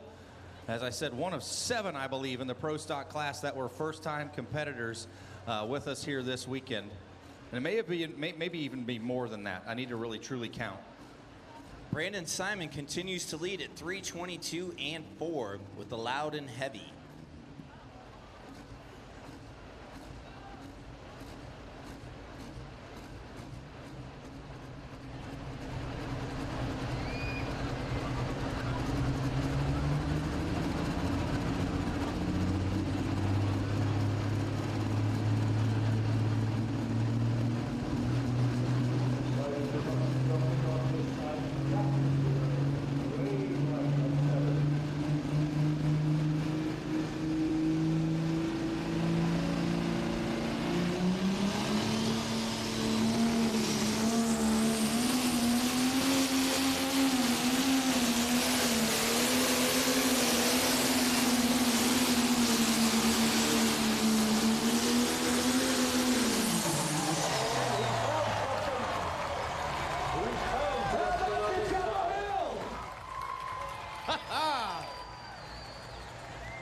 That is right where we wanted him to be. And when Mr. Bauer made that change, he was expecting somebody was going to be down here like that. I don't know who he thought was going to be down here, but he was expecting somebody to go about 355 feet, 350 feet, somewhere in that range. Again, let's give him a nice round of applause. Daryl Foles. Your new first place at 3, 4, 6, 2 1/4. 346, 225. Made it look easy. And Mr. Washburn, all of a sudden the Pro Stock side down there, everybody went nuts. They're getting ready to start changing things and moving things, and they're going to go right back to that spot, I'm betting, with the sled setting as well. What a monster pass. He just kept getting faster, more speed and more ground speed coming down the track. Right. And do you know that his ground speed was actually 37.4? He was, you're right, he was flying 37.4 over the course of the summer. You and I have talked about this before, Miles. If you've got a 30-mile-an-hour run going, you're going to have a good pass. 32 is going to put you up in the top 2 or 3. You get 37, you're going to be out in front. I told Grayson I don't know what he was going. My guess was 37 or 38. Now that could be totally wrong, but he was hauling the mail when he made his leading pass, and Daryl Foles just did the same thing. Now, I talk about this quite often. I love this sport for so many reasons. I think it's the best motorsport you can possibly participate in. But the very guy who just watched his dad's tractor go to the front is now going to help one of his competitors back to the starting line. This is your leader, believe, coming in here in the points right now, Mr. Rob Russell.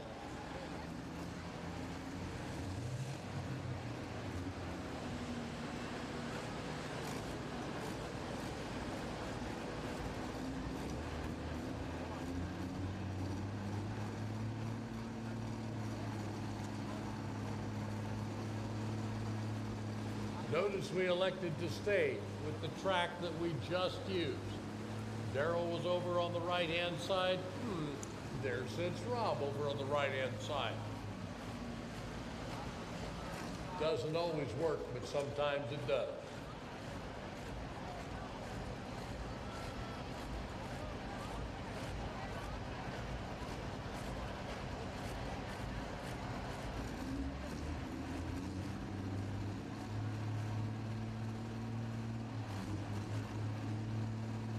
'21 Grand National Champion out of Prescott, Iowa, Rob Russell with the workhorse. Also won 3 Diesel Superstock championships back in the day, and then got out of pulling to raise his family and came back in and won that championship. Won many, many times here in Chapel Hill.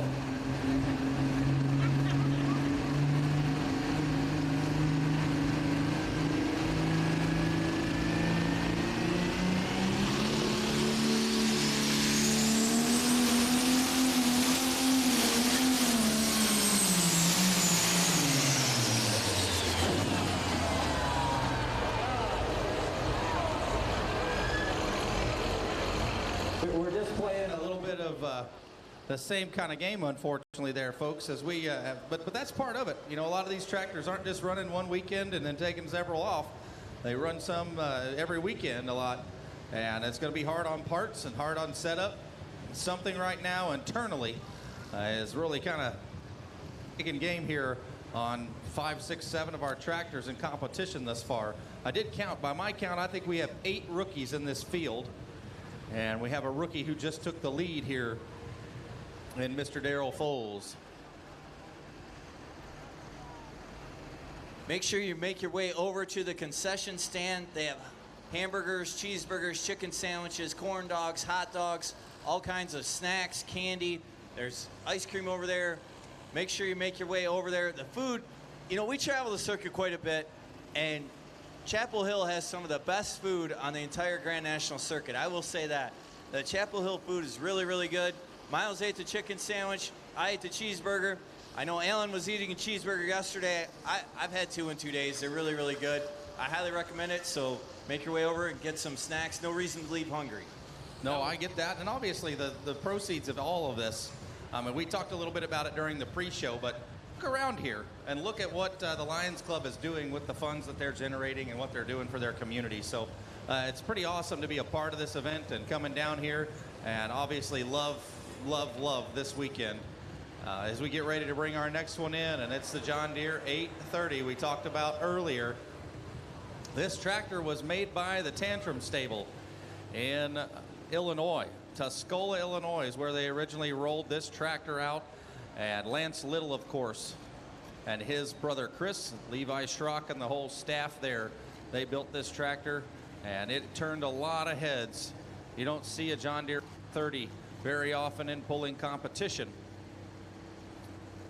After several years campaigning it, Lance sold the tractor, and it made its way to Nordheim, Texas, where this gentleman right here has been running it. And he has, like I said, he ran it for many years. Several times point champion in the Pro Stock division with the Outlaw Association. But now he is running here with us and has planned for the full tilt, or at least to get through that sort of first half and then reevaluate. He did hurt the tractor in Toma, and we did have that break where he could make it all work. But the logistics of being able to run a points race from Texas, kind of bring the vehicle up, leave it, fly back to Texas, which is what he did. He came up for Hutch, made its way to Hutchinson, Minnesota, and then he made his way back to Texas, then obviously back up here again.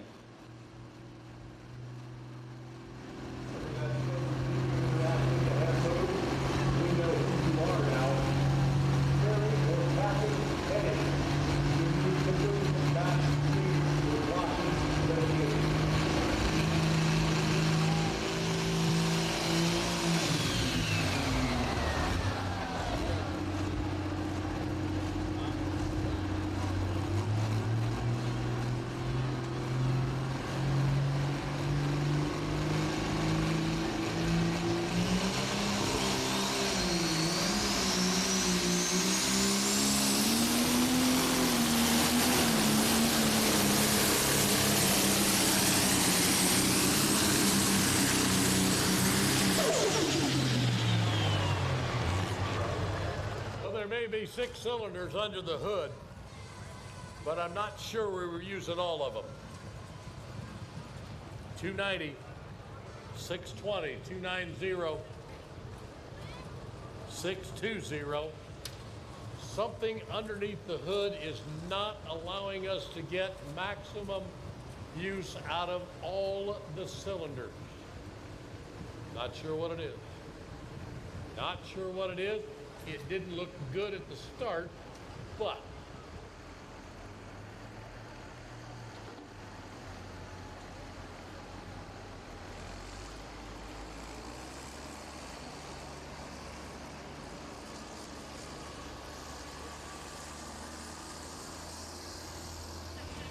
you didn't have the opportunity to get your earplugs before the mini rod class ran. You have time to get your earplugs before the unlimited class runs. There are many places to get it. NTPA Merchandiser in the Midway area, they have them. I think Bad Gear has earplugs. I don't know who else has. There are many people that have earplugs. You thought the minis were loud? If you've been in attendance for the Unlimiteds, you know what I'm talking about. If not, you're gonna find out when they turn them loose down the track. Not the next class, but the second one. So get your earplugs, get a sandwich while you're out running around. So I just had a question, and I found the answer to it. Dates for next year, July 19th and 20th, 2024, right back here in Chapel Hill, July 19th and 20th, Friday and Saturday. We'll see you right back here in Chapel Hill. Still a lot going on here tonight, but just wanted to get that out there as well. Well, this is the time. Get your phone out, go ahead, enter those dates, and hit save. No big deal. Not a big deal.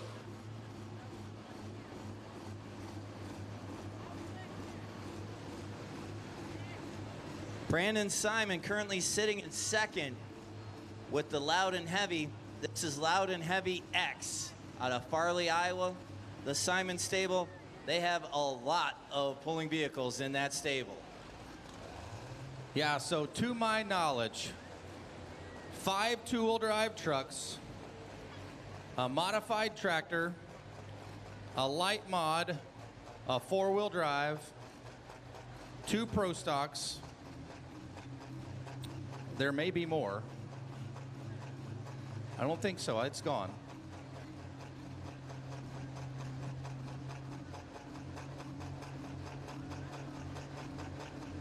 If you want to get involved in pulling, definitely look up the Simons.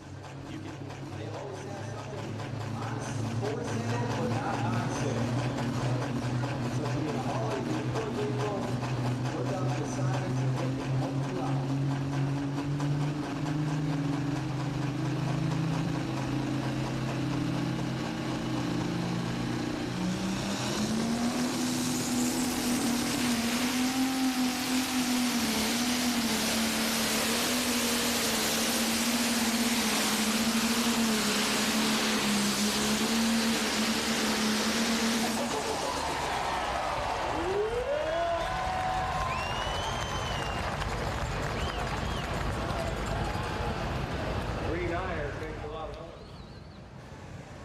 Well, that's right there. And he's passed his other tractor. And I think we're probably good for number 2 with that run, but we'll wait and see. I might be wrong. You're correct, sir. 345, 730. Number 2. 345, 730. It's like I told you. I think both of the sessions he was here in 21, I believe he was 4th and 5th both times. So a 2nd and a 3rd currently is pretty consistent. Exactly right. Exactly right. Terry or Kathy Hetty, you need to move that silver Jeep or we will move it for you. We're trying to be nice. But the sheriff is not nearly as understanding. We need to move that vehicle, blocking the north gate.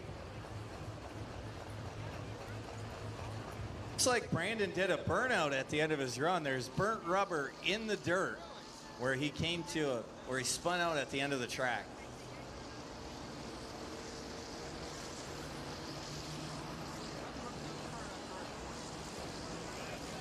Do we have any Orange fans in the house tonight? All right, we are going to go Orange out of Williamsburg, Missouri, the young blood of Braden Schromick. Now, Braden's dad, Brian, won 2 Grand National Championships in the Pro Stock division and multiple in the Super Stock division as well. So, Schromick family very, very accustomed to the winner's circle. And this is a good running AGCO out of the state of Missouri.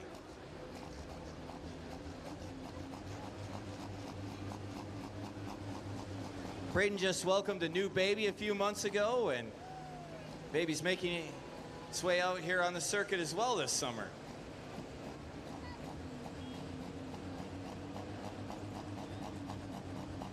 Yeah, so he is a 3rd generation competitor. And I loved when they went through the process of trying to put this tractor together.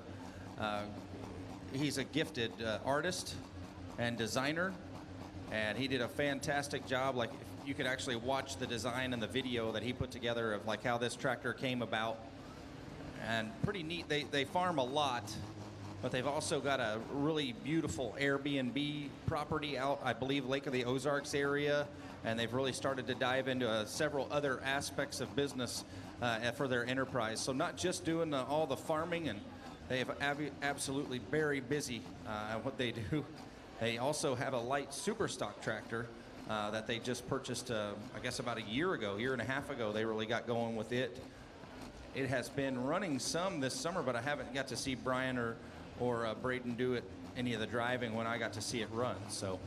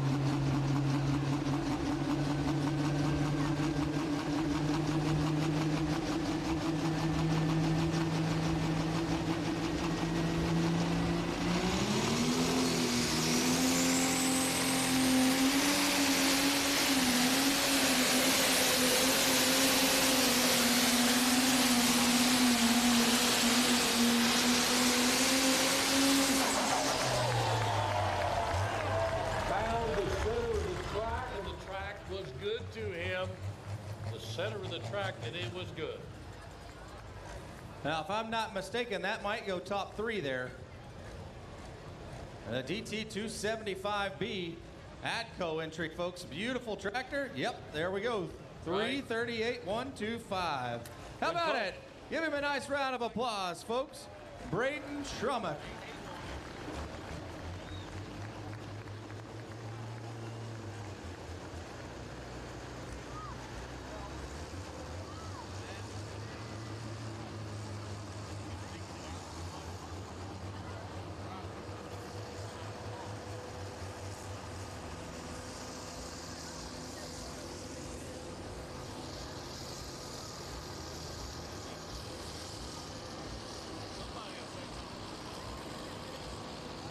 That should just leave us with one, Mr. Washburn, coming our way out of the state of Indiana. You know this guy well. Yeah, but we got to go back to the top of the order. We've got 2 up there yet.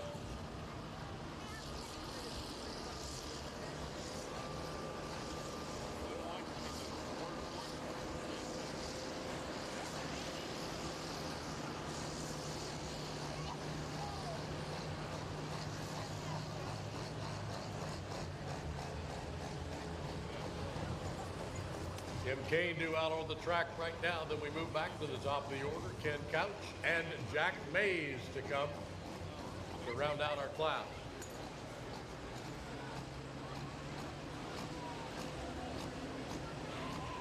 Well, 3 red tractors, I guess, remaining here coming our way. And a high cotton entry of Ken Couch. And then, of course, Jack Mays.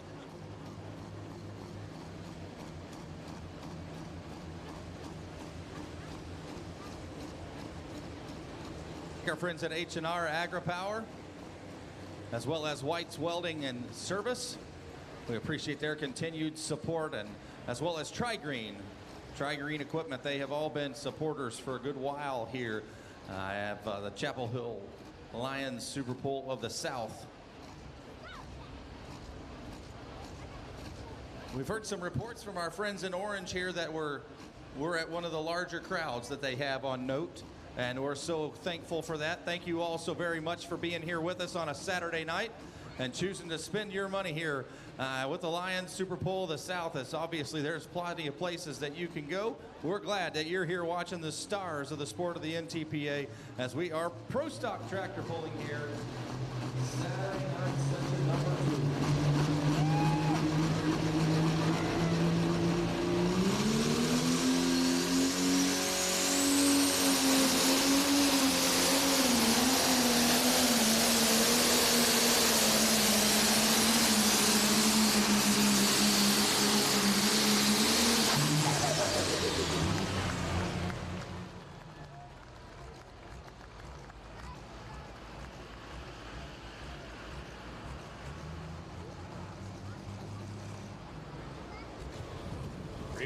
With the Tim Kane, your 2009 NCPA Grand National Champion.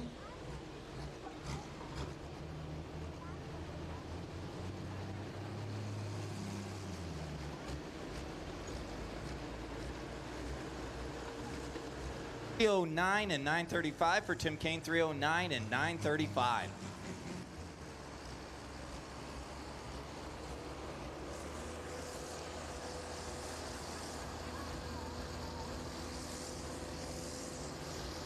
As we come down to the end of the class, folks, make sure you go over and buy your raffle tickets for the pedal tractors underneath the Lion, for the A Soldier's Child Foundation, and visit the concession stand, get yourself some snacks. Still 2 more exciting classes coming up after this. We've got our 4-wheel drive trucks, and then we have our unlimited modifieds still coming up. A lot of action left to go here on Saturday night in Chapel Hill, Tennessee. Lions Super Bowl of the South.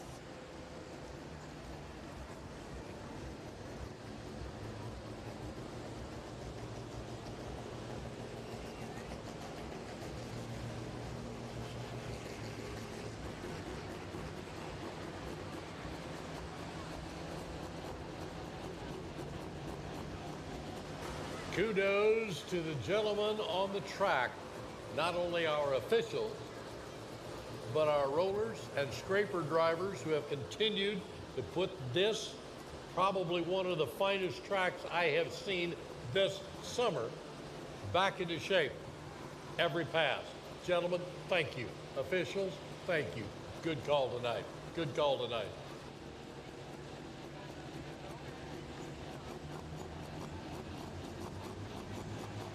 Ken Couch out of Jackson, Tennessee, the high cotton. John Deere fans, you are sitting at the top right now, but the only tractors we have left are red. So, and 2 tough ones, Ken Couch and Jack Mays. Daryl Foles continues to lead with the Tinker Toy out of Grandview, Indiana at 346 and 2. Brandon Simon, Loudon Heavy X, in second at 345 and 7. And Braden Schramek in third at 338 and 1. So we have 2 green and an orange.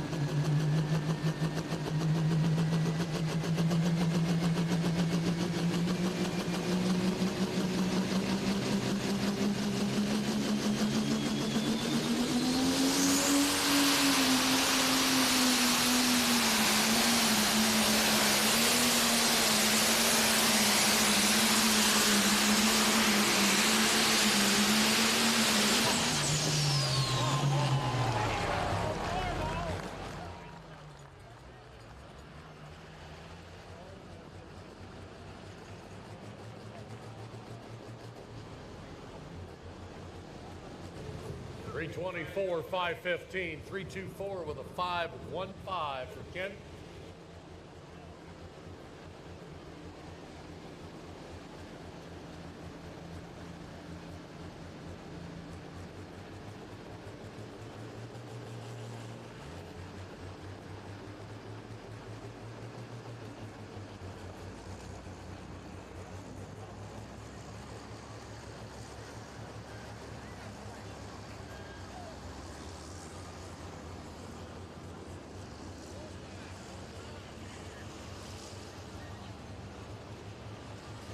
$324.515 for Ken Couch, $324.515.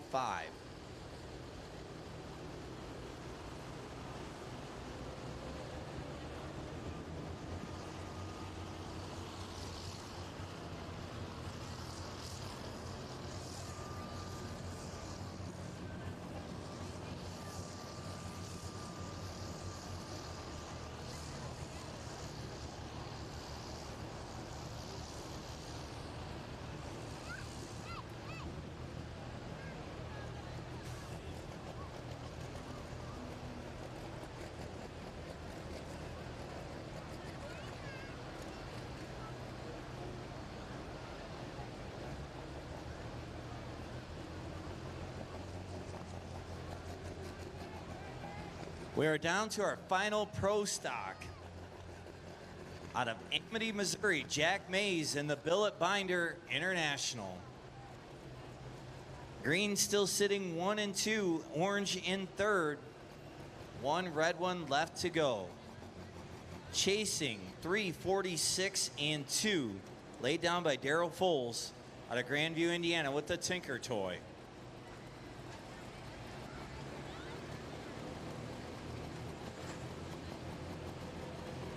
Jack Mays, very successful pro stock puller. He's going to stick over to that right-hand side. It looks like that seems to be the sweet spot for our pro stock tractors. We wondered how long it was going to take for them to find that spot on the track. Once they found it, everybody seems to think that's where they need to be, within a foot or a foot and a half, and they're running very, very well. Here again, we're not quite over as close as we were. I think Daryl was about as close to the right-hand sideline as anybody I've seen run tonight. That's a dangerous game to play because that's only a 4-inch line, and that vehicle can dart one way or the other so very, very quickly. Very cautious to be that close.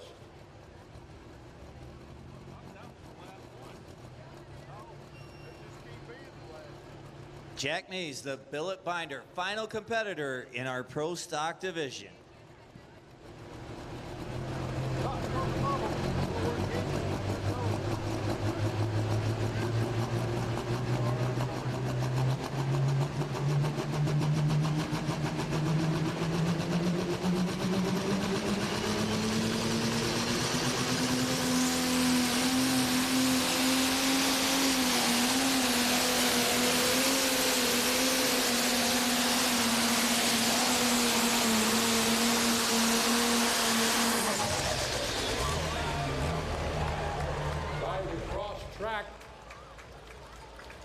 Theory, and it worked out pretty well.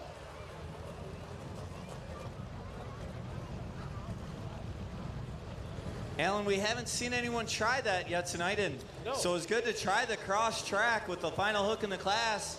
You know, and I think it's going to be a good hook for him. Going to finish in 7th place. 319 and change, 319. 995 to finish him. 319, 995, you're right.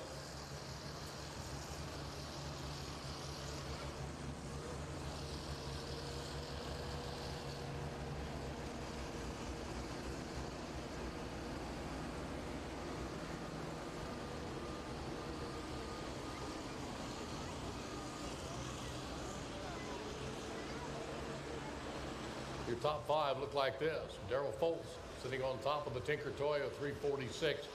Brandon Simon in second with a 345, 730. Braden Stramick, the Youngblood, 338, 1 1/4. Ken Couch, High Cotton at number 4 with a 324, 515. And Brandon Simon rounding out the top 5 with a Loudon Heavy at 322, 485. So they are Foltz, Simon, Tramick, Couch, and Simon, your top 5. We'll move to our truck class next. 14 of them, 14 of the four-wheel drive, will run here very, very soon. We've got things we need to give away. We have things to do. We have people to head to the concession stand. We have four-wheel drive. We have unlimited. You have NTPA merchandiser. A big thanks to all of the people set up in the Manufacturers Midway. Some of our corporate sponsors out there as well. Thank you. Both sides of the track are the people that we want to say thank you to across the country. And it starts, and you guys haven't come up to help me, and I'm not singing the O'Reilly's song. Because I wanted to hear you do the jingle there, but... Well, you're supposed to come up here and help me, but I'm not going to do it. Thanks to O'Reilly's stepping up and helping us out. They've always been very, very good. And that was one of that's one of Chris's favorites. He would sing that, and I told him.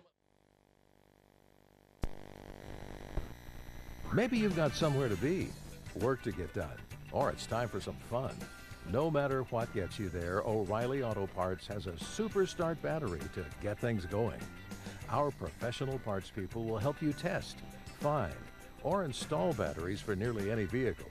Super Start. Power, performance, and reliability. Only at O'Reilly Auto Parts. O'Reilly Auto Parts.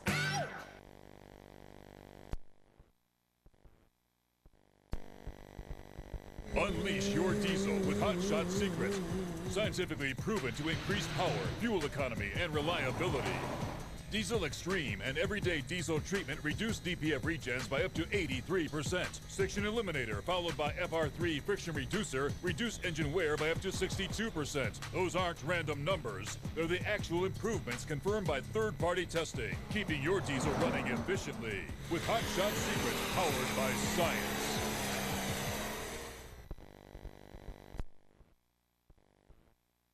Wherever the road leads, Mac Trailer has what it takes to get you going. We bring you closer to your trailer and the support you need with more than 1.8 million square feet of manufacturing space across the nation. No matter where you go, you can easily connect with our trusted dealer network of more than 135 authorized dealers in the U.S. and Canada. Simply put, Mac Trailer is here for you. We've built our legacy. Now let's build yours.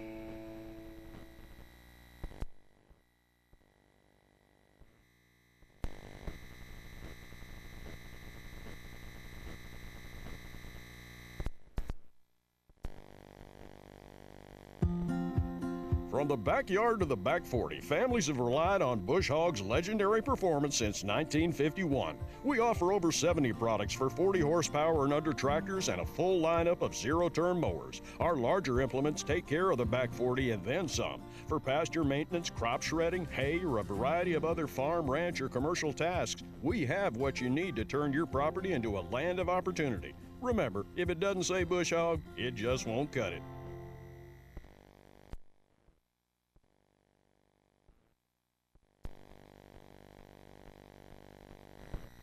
Central Petroleum Company, better known as Senpico Lubricants, is a trusted name for high quality and performance lubricants. Senpico lubricants are proven to excel in heavy-duty application. With over 100 national and international championship pulling titles, Senpico lubricant customers have proven the benefits and savings of trusting their equipment to Senpico lubricants. If you own or operate trucks, tractors, or heavy equipment, call today, 1-800-553-1891 or online at senpico.com. Wheel drives can weigh upwards of 2,000, maybe 2,100 pounds total. But if that is balanced correctly and it works, you will see that vehicle come down the track absolutely level. The weight transfer is where it's supposed to be, and it works very, very well. You can make the changes in that weight box. Redistribute the weight if you need to lighten the front end of that just a little bit to let it load the rear wheels a little more. Two people can actually move the back end of a four-wheel drive vehicle. There's that light a contact with the track behind. So it'll be interesting as we make our way through this class to see, one, who can drive this track from one end to the other without any major issues. to find out what part of the track they're going to want to run on tonight. They've seen classes ahead of them choose one side or the other of the track. We are moving over to the right-hand side. Let's go to the awards center. Here in the winner's circle, your second place finisher tonight, Brandon Simon, Loud and Heavy X, the Simon Says pulling team out of Farley, Iowa. Brandon, congratulations.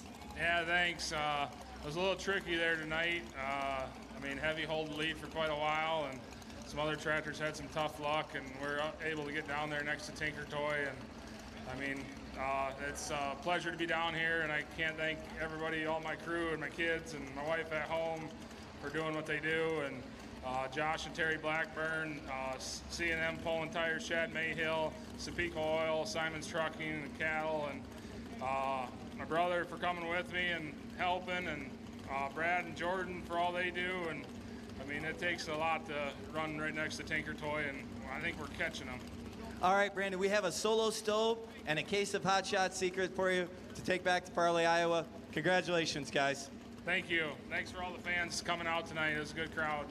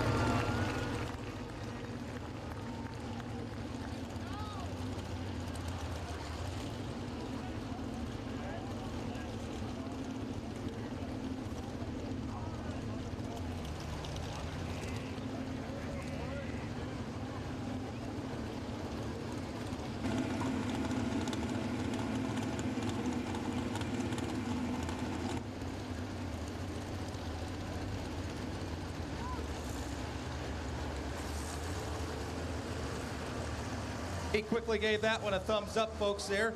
Let's give him a nice round of applause. Desperado out of Baxley, Georgia.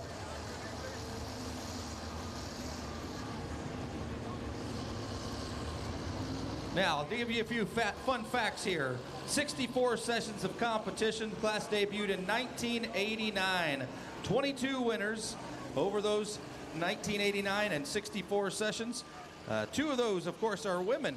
Carmen Foster, Lisa Peterson, they swept in 2022.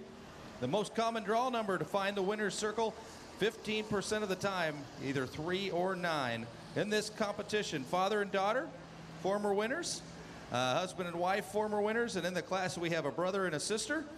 We have a husband and a wife. We have a father and a son, and a father and a daughter that make up this class of four-wheel drive trucks. All-time leader, the Holmans with 16 wins, Larry Peterson 8, and Jared Chastain with 4. He is number 3 on the rankings.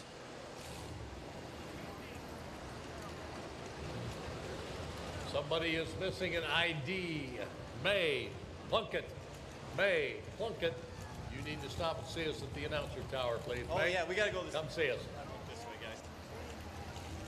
So I am down here in the winner's circle, third place in our pro stock division, and a bug in my eye. Braden Schramek out of Williamsburg, Missouri, with the Youngblood. Braden, how does it feel to be third place here in Chapel Hill? Against these tough group of guys out here, it's an amazing feeling. Just being up in the winner's circle here, it's definitely an honor, and I couldn't do it without all these guys behind me. I'm thankful for my wife that she lets me do this. And I mean, first and foremost, I got to thank my Lord and Savior, Jesus Christ.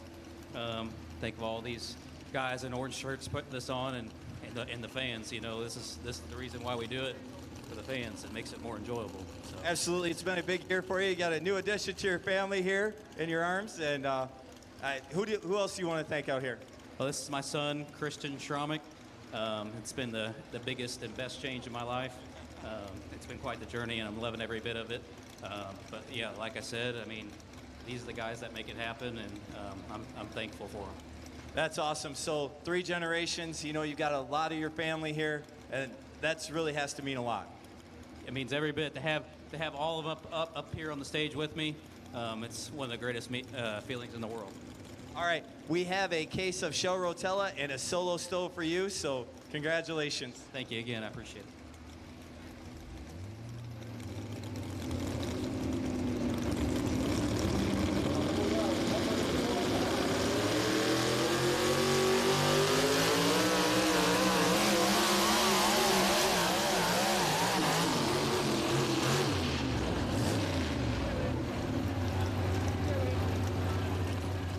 That is the ProFab geared up entry.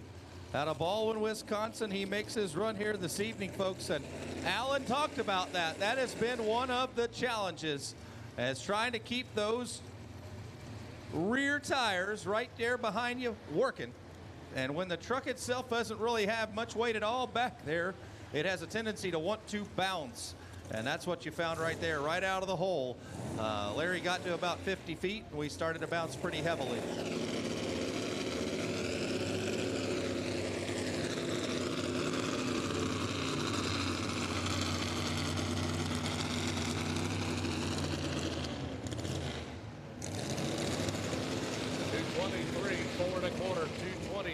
.425 for Larry Peterson. Not happy with that run, but he was way late getting off of the throttle. 323, or 223, 425. 223, 425, Larry Peterson. We are official according to trackside.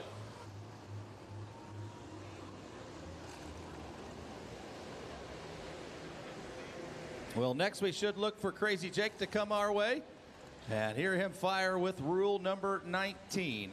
That'll be the first of two he will pilot, the first of three out of the Zering family's trailer. Defending NTPA Grand National Champion coming your way next here in the four-wheel drive division.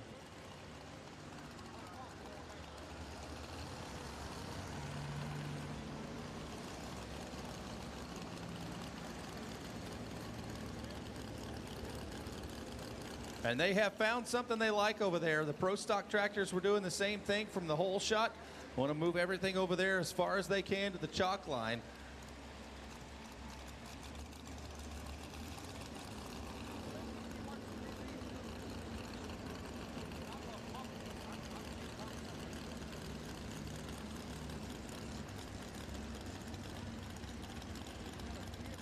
On deck looks like Ben Ellis Jr.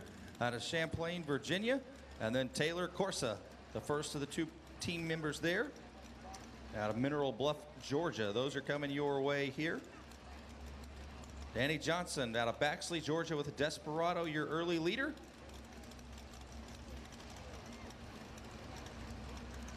Four-wheel drive's taking a page out of the playbook of the class just ahead of them, running on the right-hand side of this track. They think there's something here for everybody. We'll find out if that's going to work right here.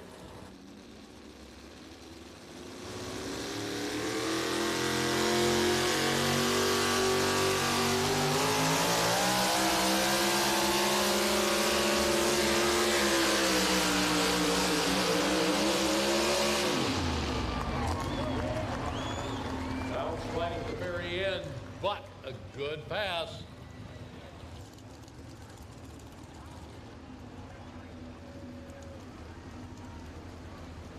Now his son Isaac will drive the bucket list a little bit later on. And we will move the leader. Yep. 331.055 for Crazy Jake. Jake Zering out of Fillmore, Indiana here with us. I am down in the winner's circle with a very excited crew. Their first time here at Chapel Hill. Daryl Foles, the Tinker Toy out of Grandview, Indiana. Daryl, how does it feel? Feels great. It's good to be at Chapel Hill. Absolutely. So tell us a little bit about your run out here tonight. That was an amazing pass. Well, we've been kind of watching through the night, and a few of us thought there was should be something over on the right, and nobody seemed to be getting there on the left in the center. So we decided to stick it over to the side, and Tinker Toy ran a good one down through there. That's awesome. Congratulations. So who do you want to thank for helping make this happen? First of all the guys that worked so hard back there in the pits getting that mud hole cleaned up, because we didn't even want to unload this morning, but the time they got done, they got all that stuff out of there. Everybody worked real hard here and put on a really good show. That's great. So on behalf of H&R AgriPower, Cherokee Distribution, Duck River Electric, Tri-Green, Claiborne Farm Supply, Bush Hog, and the Chapel Hill Lions Club, we want to give you a Solo Stove bonfire and a Versatop grill, and of course, the coveted Chapel Hill chair. Congratulations. Thank you very much. All right, you guys have a great night, and congratulations again.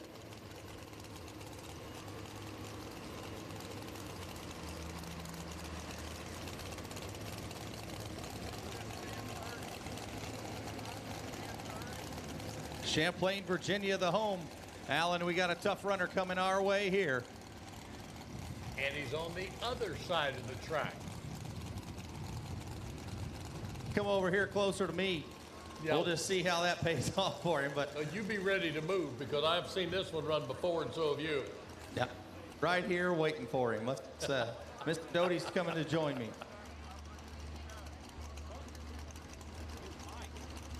Champion, folks, coming your way now out of the state of Virginia. Good running entry known as Benjamin. This is Ben Ellis Jr.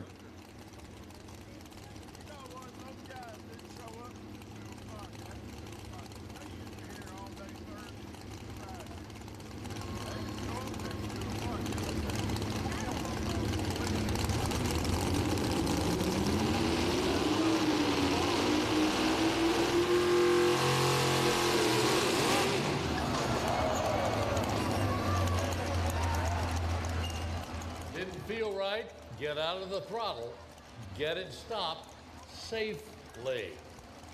You kind of alluded to the fact that this could happen, and we saw it happen at Toma quite a few times over the course of the weekend there. You know, it just become that point. It's more and more and more horsepower, and we've got to be able to put those tires to the ground. And so we're trying so hard to get all four to fight, and then that's just Ben made the right choice. Unfortunately, the old sled gave him a kiss. So he will be rolled back to the starting line. He will assess what he did incorrectly. I can't say wrong, but incorrectly. And he'll try it again. He has a go, no-go this time. This will be his second opportunity to cross the line. See if he can figure out what he needs to do to make it work, to smooth it out.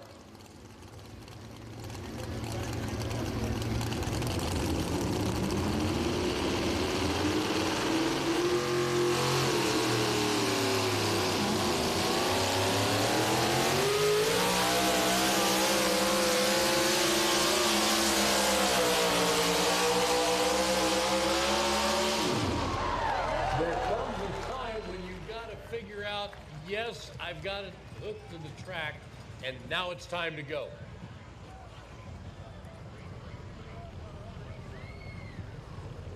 New leader with a 3:33, 185, 3:33, 185.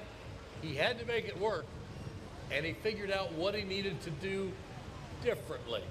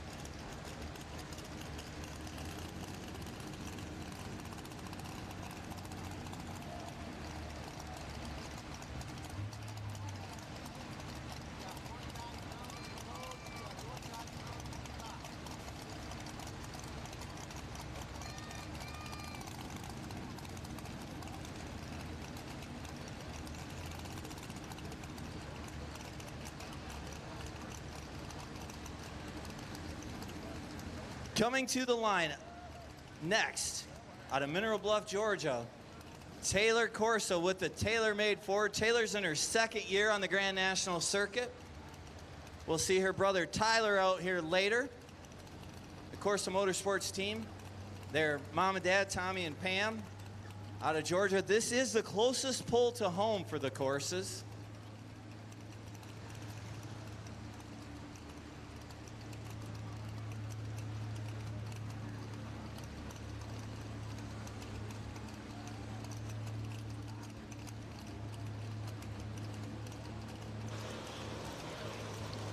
A little extra time on the big end of the track as we needed to make an extra pass. Grooming pass up here as we look down the track. Taylor is running, but they assure us that they'll be out of the road in time to let her go. But just quick talk with Ben. He said he used everything he had, but certainly we'll see. Last year was Taylor's rookie year here on the NTPA circuit, and she has gradually started to learn a little bit more, a little bit more, a little bit more competitive here with us in this four-wheel drive class. This is the TaylorMade entry. And of course, the Patriot sitting there in a wing as well. Another beautiful Ford out of the state coming your way.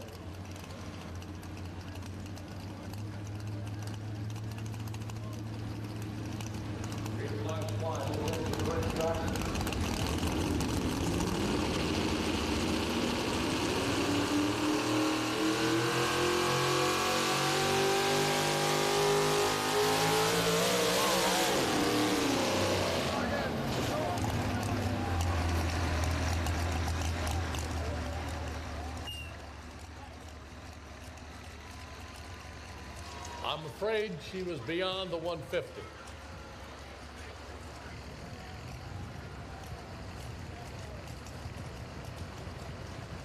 .186, 340, 186 with a 340. If we can't watch on the big screen here, Alan, as she seemed like we were on our way. I thought she was outside of that window of concern. I did too. She looked like she had it well under control, and then it, for some reason, but she's really just now starting to get full of throttle in that truck, and we're still bouncing pretty hard. She realized that. Took a little bit of a rough ride there, unfortunately, folks. Let's give her a nice round of applause. Yep. She'll drive her off the track here, and we'll learn to do it again another time.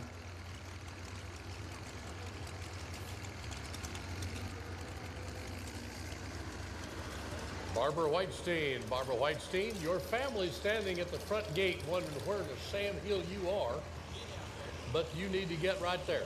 Barbara Whitestein, the family is waiting for you now. How many Dodge fans do we have in the crowd tonight? All right, we have a vintage Dodge coming up out of Armada, Michigan. Mick Broughton, fresh off of a win at the last Super National event in Tomah, Wisconsin. Mick was your 2021 Region 2 champion. So Region 2 is Michigan, Ohio, and Indiana. Mick won that a couple of years ago and stepping up to Grand National competition. This is a brand new wrap. They run a business called Race Wraps, and they have a brand new wrap for this truck for this year.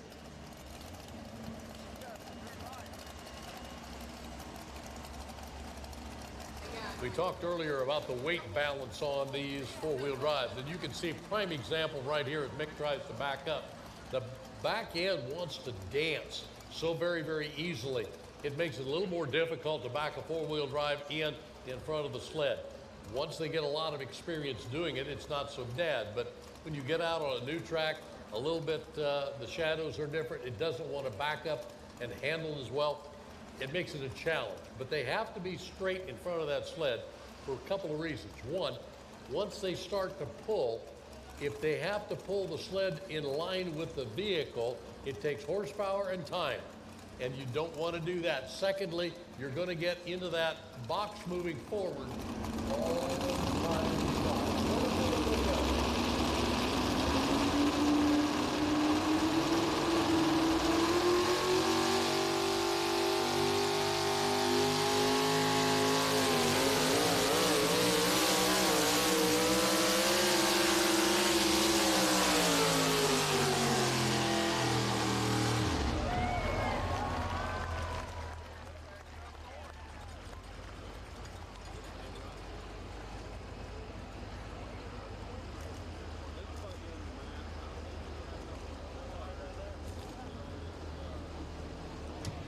329, 345, 329 with 345 to the right.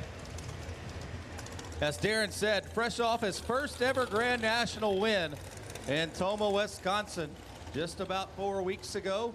And he'll move into the top 3 with that run. 329, 345.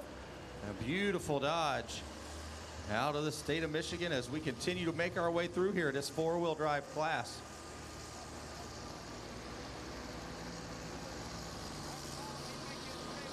Ike Zering will be up next with the bucket list, another Dodge. So we saw Ike's dad, Jake, out here earlier. Jake currently sitting in second, and Jake is our defending Grand National champion as well.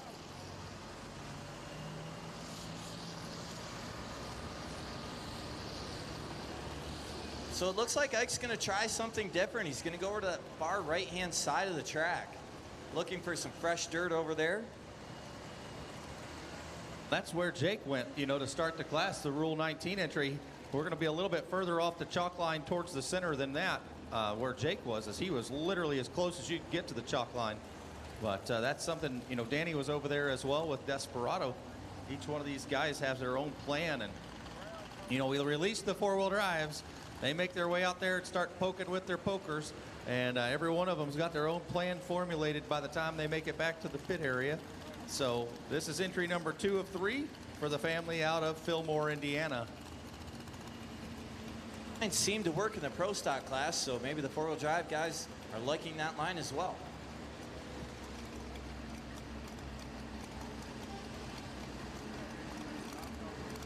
If you look at the front of the weight box of this truck, Chapel Hill, Tennessee is one of the items on the bucket list. So there's a whole list of events that the Zering family wants to win, and Chapel Hill is prominently displayed on that list. Ben Ellis pretty still well sitting in the commonly lead. displayed on everybody's list. It might be a you know, a mental image or something along those lines. It might not be displayed for all to see, but this is a bucket list event. You come here and you win, and you are kind of etched in stone with that victory. So certainly something that has not happened for the Zerings just yet, but potentially could.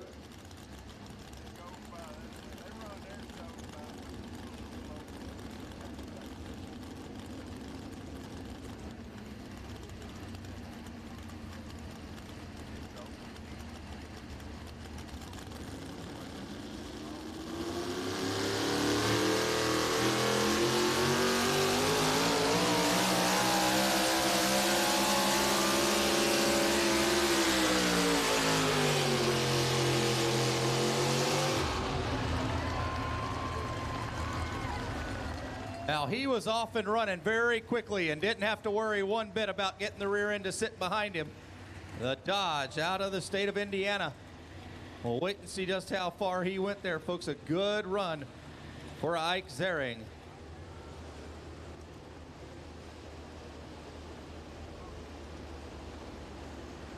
There's your new leader with a 3, 3, 4, and 7, 10. Out in first place.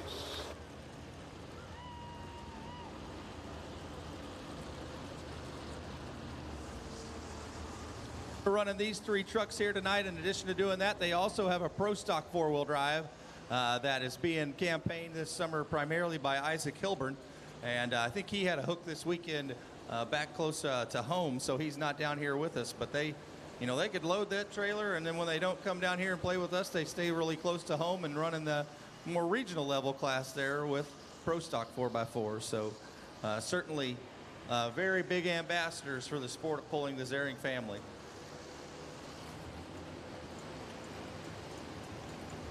That's going to bring up Anna Mangan out of Goodhue, Minnesota with the Bounty Hunter. Anna is a rookie as well, made her debut about a month ago up in Tomah, Wisconsin, her debut at the Grand National level. Yeah, so her sister Abby for years had been the pilot of this Bounty Hunter, and she has since moved down to North Carolina and doing a lot of work there, and has sort of stepped away from being able to run the truck on the primary summer circuit. So Sis has jumped in willingly and is doing a very nice job of doing some wheeling of this tough running Chevrolet coming out of the state of Minnesota. Yeah, her dad, Mark, waiting on the track to get her backed into the sled. You know, Miles, the future of our sport is really, really bright with all the young people that we have coming up in our sport. Yeah, I agree with you. The next generation very beautifully coming out and competing. She's getting a little bit of an assist there from a couple of guys who flexed their muscles and pushed that rear end just around us a little bit as we bring the Chevrolet now to the starting line under the watchful eye of her father.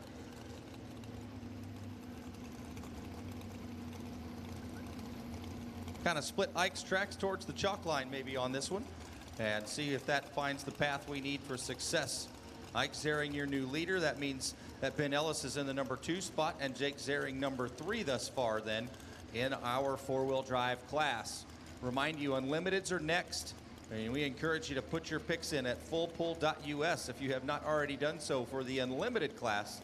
Chance to win some cash here. It's completely free. You have to be 21 years old to compete.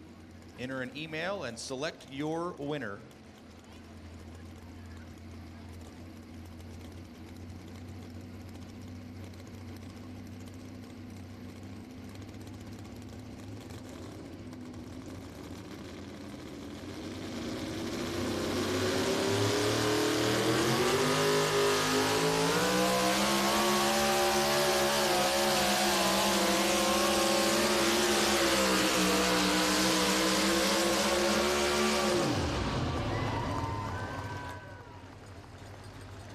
Yep, she drove right on through it, no question about it. The Chevrolet all the way from Goodhue, Minnesota to run here with us at the Lions Super Pole of the South, and she made her debut here tonight. 3:21, 9:55, and as I look at our lineup, she's the first of 3 ladies in a row to run. Lisa Peterson up next, Carbon Foster follows, so the ladies are going to take over here for a bit.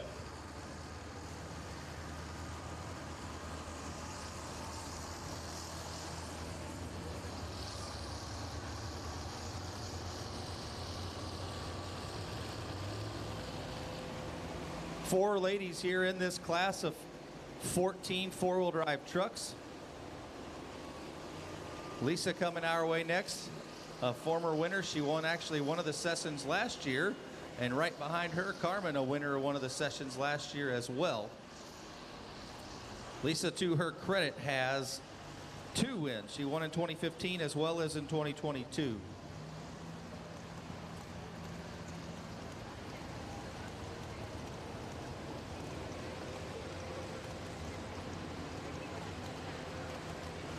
Ike Zering with his Dodge sitting in the lead at 3:34 and 7. 3:34 and 7. Ike Zering is our leading distance.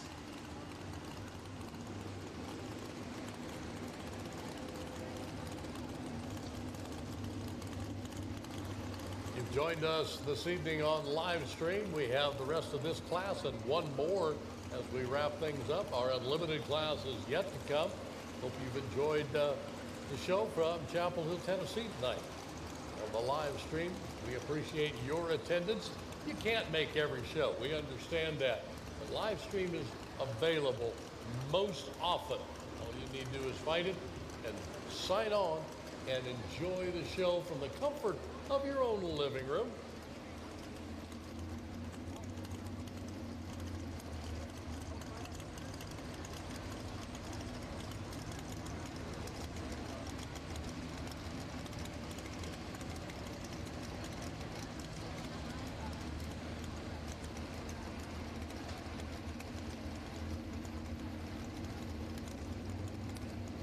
So this has been one of the trucks that's sort of been challenging Lisa, of course, over the last few years, but she has really started to dial in here at Chapel Hill. And last year they had the winning formula.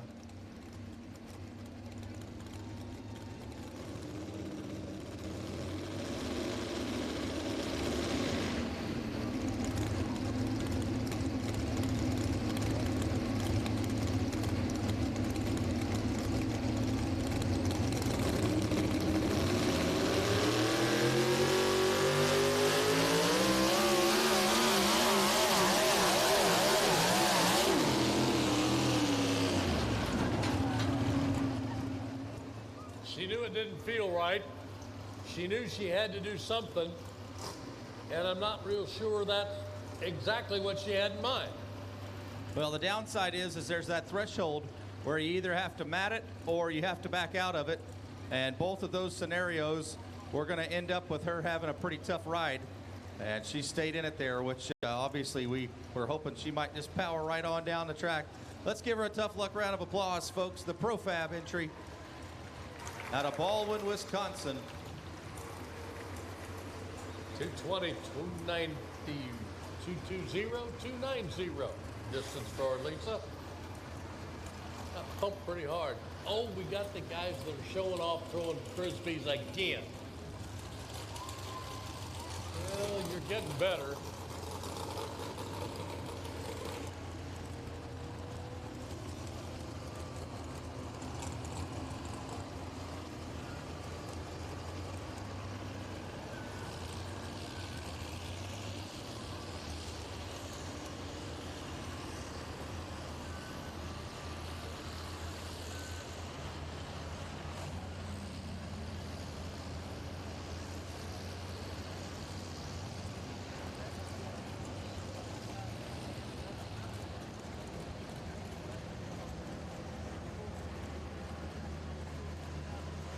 So coming up next, your 2021 Grand National Champion out of Fairgrove, Michigan, the foster child of Carmen Foster.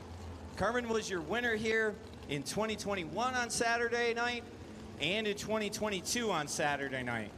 So Carmen's gonna take this far left path down the track.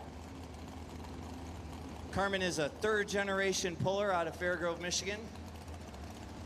You can see her dad, Rob, backing her back to the sled.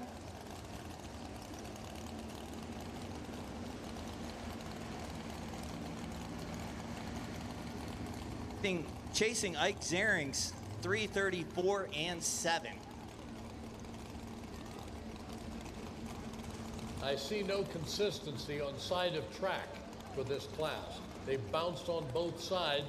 Some of it works, some of it does not. Carmen's now clear over to the left hand, and I mean very close to the left hand side, to see if she can make it work for her. This is where Ben Ellis made his pass, and he's currently in second at 3:33, so.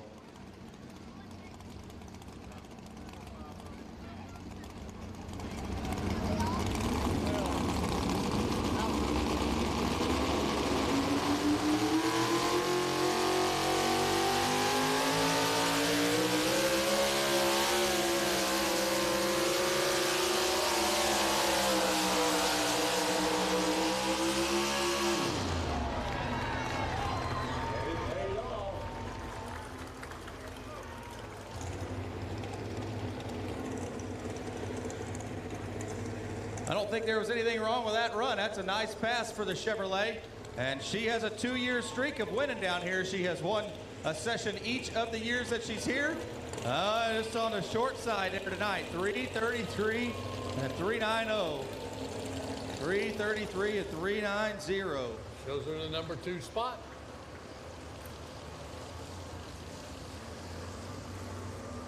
We're talking about our online viewers a minute ago that are watching live stream.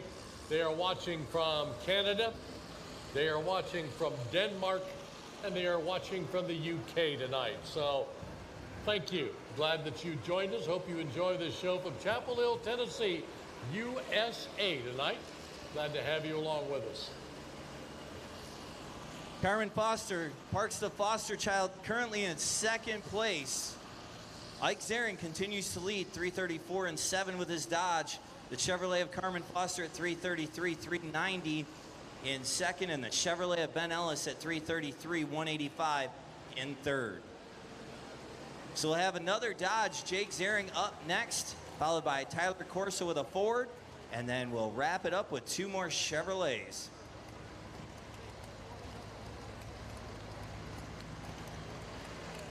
So Jake Zering, Fillmore, Indiana, the Fatheads eyewear machine, chasing his son, who is currently sitting in first.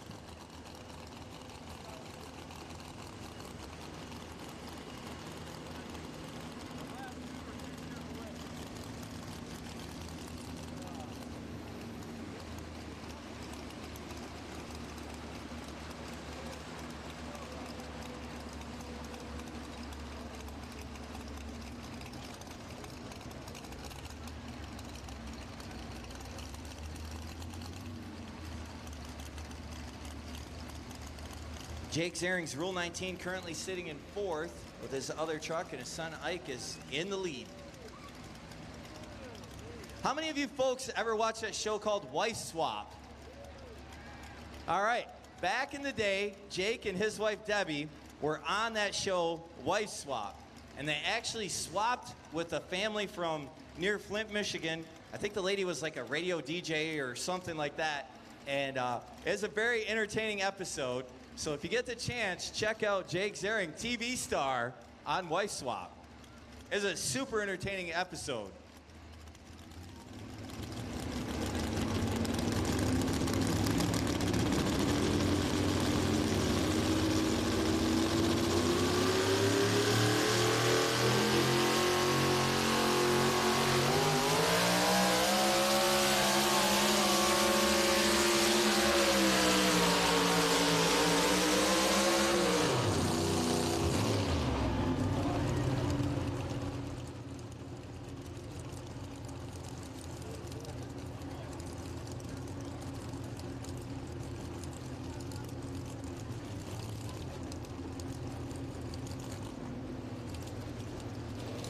.325, 9 1/4. 325, 925 for Jake.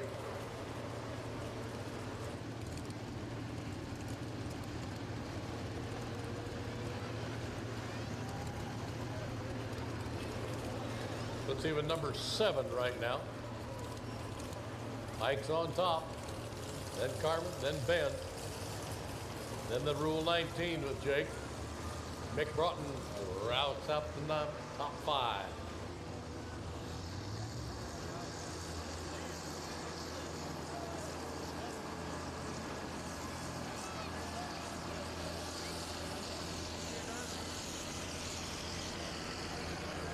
Tossing out Frisbees over here on the west side of the track, July 19th and 20th, 2024. Mark your calendars to be right back here in Chapel Hill for the 2024 edition of the Lions Super Bowl of the South. So point standings coming in tonight, Jake Ziering in the lead with Rule 19, Carmen Foster, foster child in 2nd, and Mark Mangan in 3rd, Ben Ellison 4th, and Jake Ziering, or Ike Ziering with Bucket List in 5th. That's gonna bring up a young man out of Blue Ridge, Georgia, the Patriot, Tyler Corsa. Ford fans, this is your last opportunity. We have a Dodge in 1st and 2 Chevrolets after Tyler Corsa. We saw his sister Taylor out here earlier. Tyler earned his first Grand National win last summer at the North Iowa Nationals. That pole is put on by a Lions Club up in Rockwell, Iowa, the Rockwell Lions Club. So Tyler made a great pass on an afternoon and earned his first victory up there last season. Chasing Ike Ziering at 3, 3rd, 4, and 7.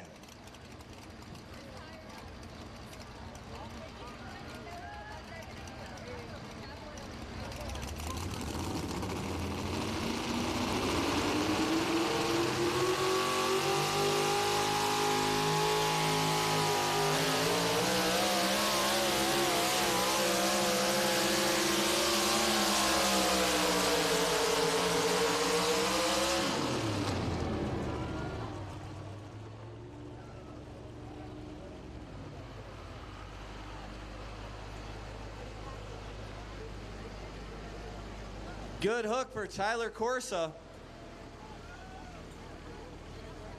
That Ford fans, let's give him a big round of applause.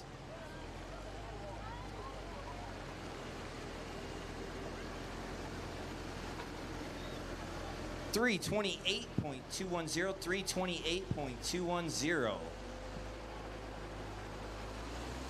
Leaves us just 2 more of the 4-wheel drive to go before we'll bring in the big boys tonight. The loudest of the classes that you'll hear in Chapel Hill tonight. We're talking the Unlimited. They will be here. They're lining up right now. And thanks to all of our drivers for paying attention.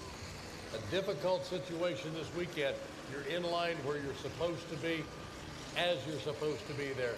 Thank you. It makes things work so very, very well. We appreciate your cooperation. Going to have a lot of trouble getting out, maybe, maybe not, because they're going to take their time, load out as they need to, and do it right. Thanks, guys. We appreciate it. A few more minutes, folks. Get your Child's Vintage Pedal Tractor raffle ticket. Again, we have a John Deere, we have a Case IH, $5 a piece, 5 for 20.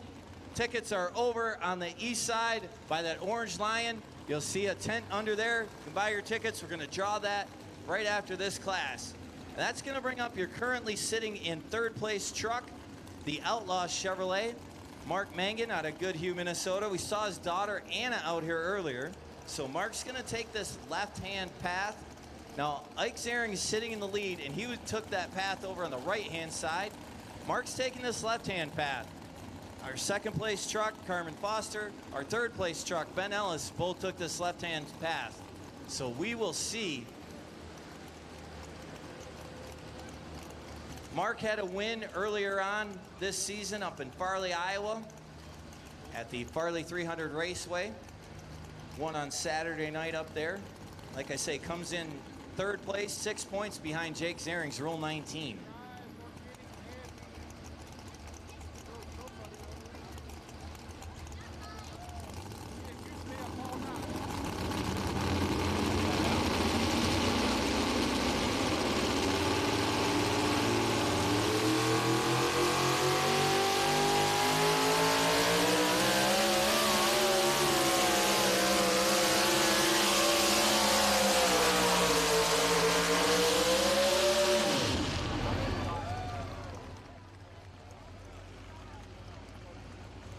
So Mark started to drift back towards the center of the track at about 300 feet.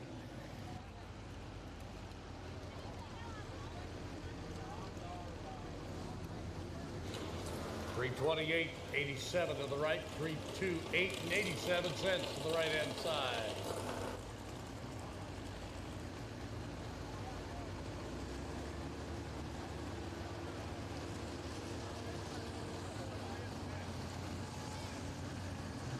We are stacking them up in that 328-foot area. We have 3 trucks at 328. Mark Mangan, 328.870. Danny Johnson at 328.81. And then Tyler Corsa at 328.2. Ike Zering continues to lead.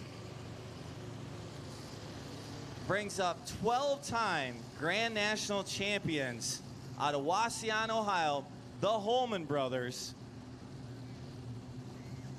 They have a lot of wins here in Chapel Hill as well. They also welcomed a special guest this weekend, Joe Flannery. Pulled four-wheel drive trucks originally from New York. He is here this weekend, first time he's been to a pull in a long time. Joe won here back in 1991 and swept the weekend back in 1992 with his Chevrolet S10. So the Holman brothers have been pulling a long, long time. 12 Grand National Championships, which is second all-time, tied with Esden Lane for second all-time. Banner brothers have more Grand National championships than anyone else.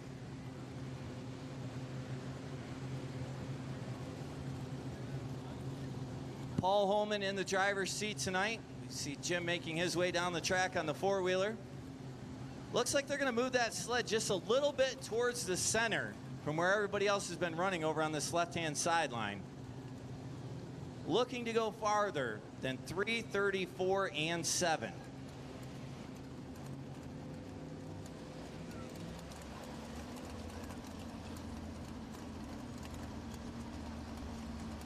Miles just told me 16 Grand National wins here all time. They're tied with Esden Lane in that category as well. So tied with Esden for Grand National Championships at 12 and for wins here at Chapel Hill. First win was 1999. Last win here, 2019. They have 16 wins. They have had several very, very, very successful weekends where they have swept. They actually, 2009 they swept. 2010 they won the first session there. And you start digging a little bit deeper, 2000 they swept as well. 2003 they swept.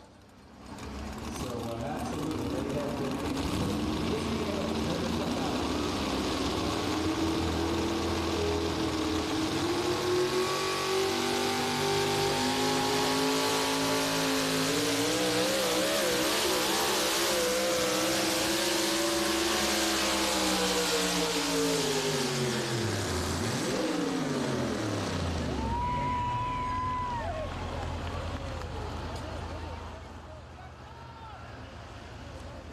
Paul Holman doing the driving, leaving it all out on the track, scratching and clawing for everything he could get out of the legendary 4-place Chevrolet.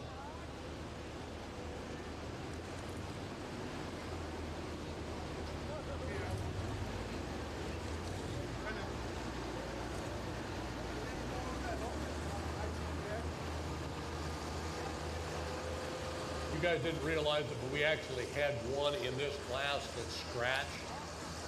You didn't even have it on your list. It's the Bad Beaver truck. You know, I don't know exactly all the particulars behind the Bad Beaver truck, but I know it did scratch tonight. You tell me where you keep 16 chairs. Where all their awards and trophies from the years are. There's a whole collection of them.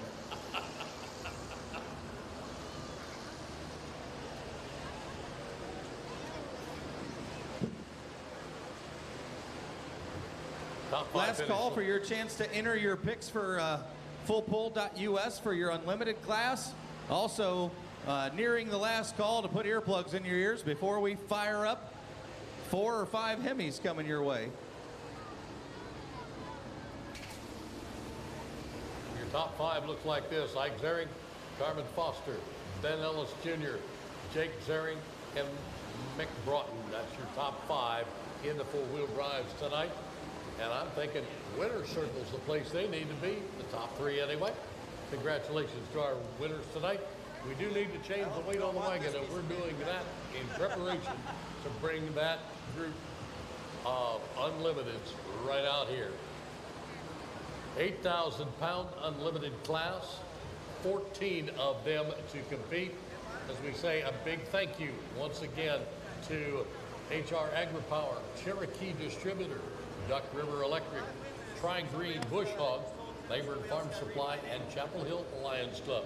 Your sponsors that make this all happen here locally, but you can see around the arena the people that are very, very important to the national corporation, be it Sanpico, be it Stopfire, be it Napa Racing, be it O'Reilly Auto Parts, and no, I'm not, as well as Town USA and the Enderley competition. Big Iron Magazine also part of this competition as well. Budweiser, Dairyland, Super National. We mentioned some of our competitors have been there. They've made their way down here. If you've never had the opportunity, it is another Super National, like Chapel Hill is a Super National. You need to be in Tomo, Wisconsin, and see us run up there as well. Alan, I'm down here in the winner's circle. Okay.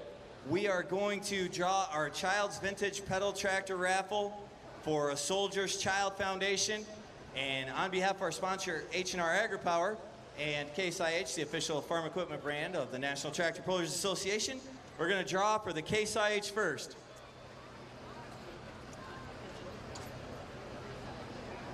All right, hopefully I can read your writing. Ooh. Is it Stan Bigger?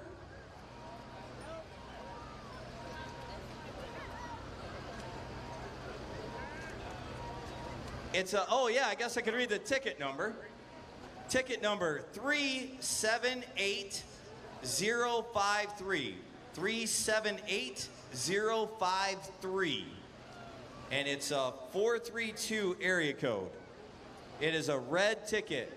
Red ticket 378053.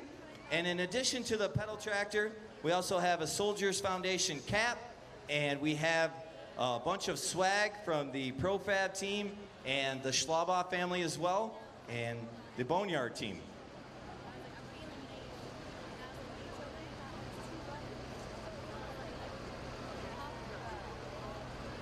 We want to make sure we thank Don Gillette for donating these pedal tractors, and really appreciate it. So now I guess we'll draw for the John Deere.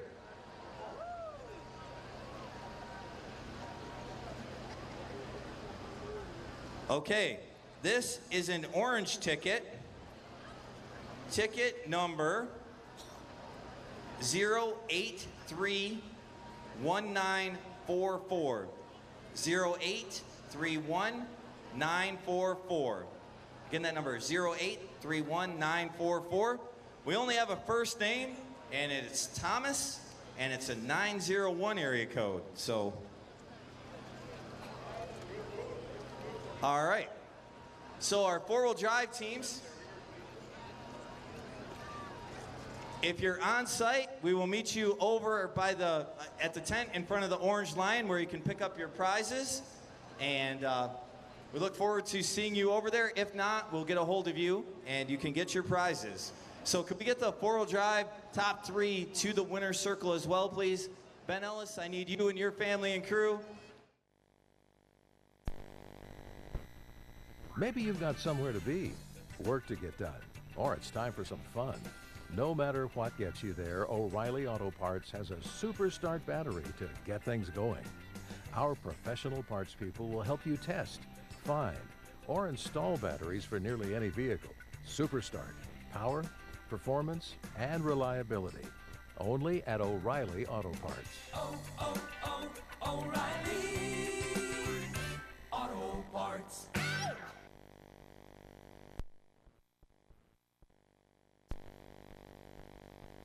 Like a seed planted in Ohio soil, Michael Connie knew that success takes time. It requires grit, hard work, and persistence. What began in a one-bay garage grew to revolutionize America's trailer industry. Today, Mac Trailer is a full-scale enterprise with 13 facilities and over 135 dealers across the nation. Mac Trailer supports you with a team of experts in the heart of a small-town hero. Start your legacy with Mac Trailer.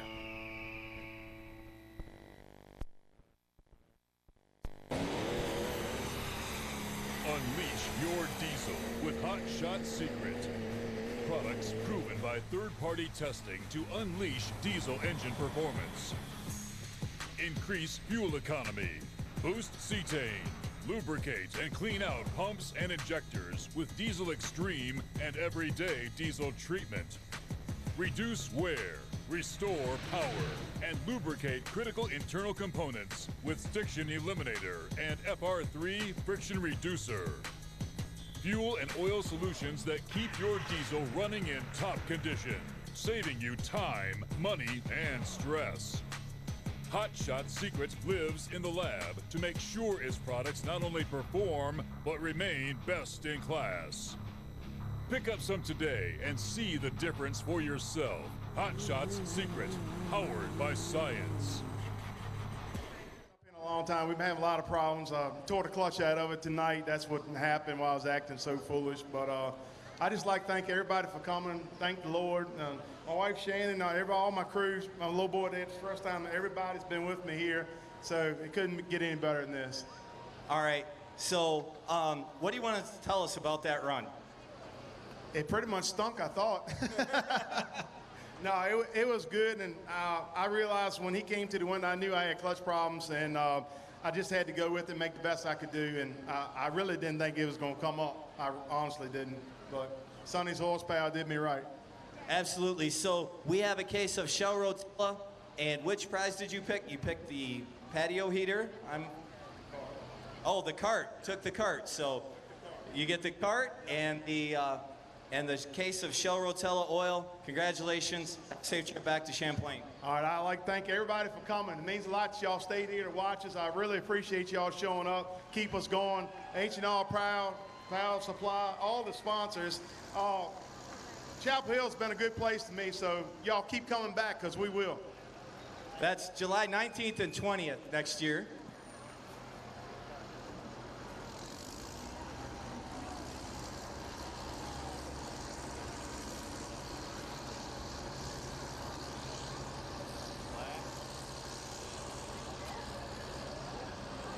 We're officially moving the sled there and getting things finalized. Mr. Doty's getting ready to make his way trackside. And certainly it's about time for us to fire up that first unlimited tractor to come our way.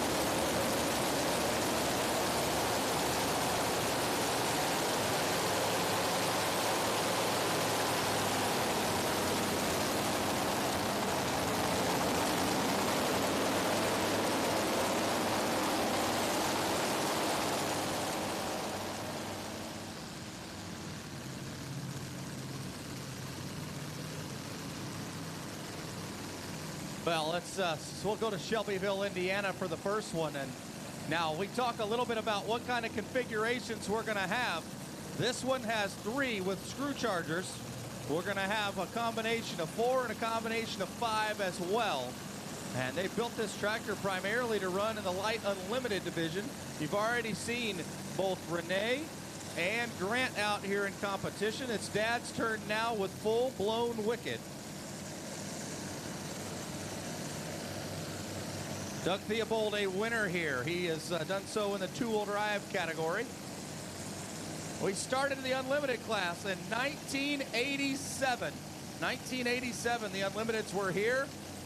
They ran an 11,200-pound Unlimited tractor class. Dave Walsh was your winner.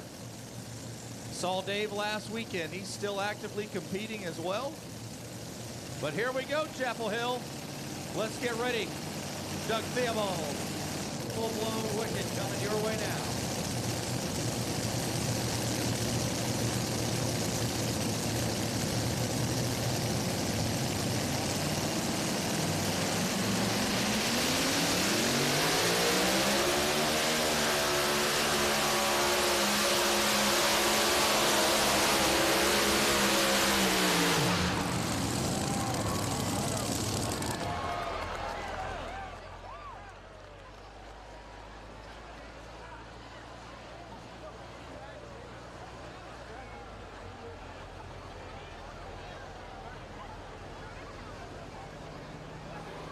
He shut it off very quickly, and a wise driver there is something he did not like.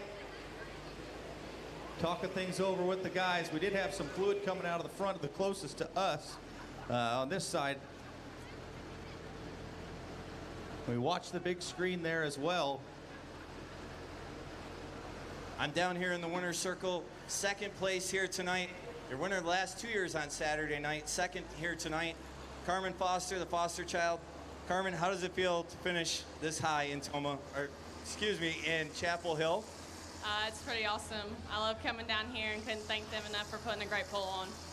So what I was thinking in my head, this is your 3rd second place finish in a row, 2 in Tomah, Wisconsin, here in Chapel Hill. Consistency has been there so far this season. Yeah, I hope we just keep it up the rest of the season. All right, who do you want to thank for helping get you here to the winner's circle? My mom and dad for sure, Sonny's, SCS, Performance Pros, Simpico, all the guys put this pull on, and the sponsors here. All right, on behalf of the Chapel Hill Lions Club, we have a case of Hot Shot Secret, and we have a solo stove for you as well, so congratulations. Thank you very much.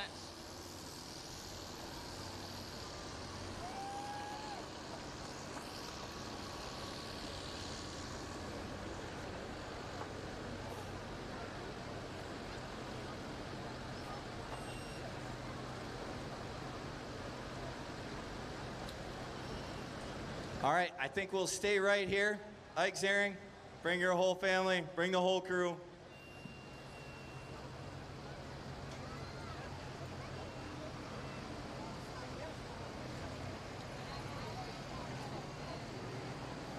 And fans, I think he gave that a thumbs down as we get ready to go back to the stage there with Darren for our presentation of another chair tonight.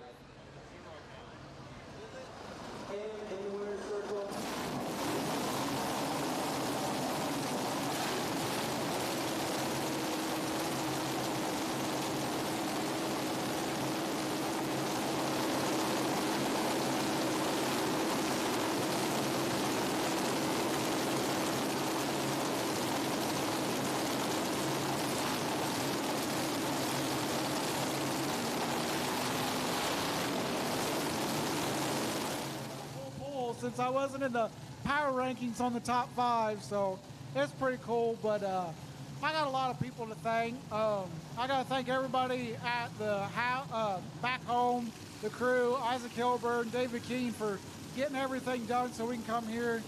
Dad, he just went and sharpened my tires this weekend. I got to thank the Broughton at Race Wraps. They've given some great wraps and everything, as well as crew shirt.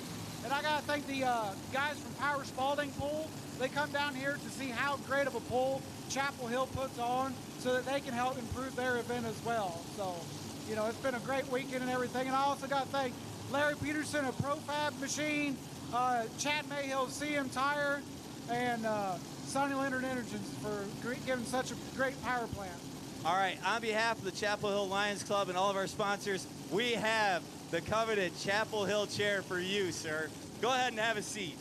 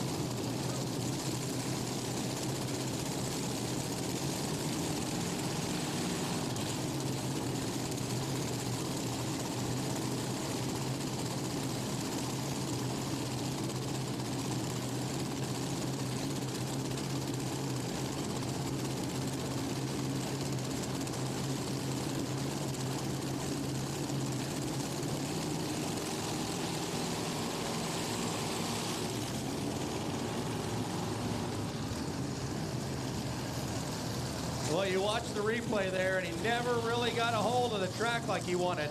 Never can use the horsepower if you can't get those rear tires to set under you. And I don't think he really did with that pass, folks.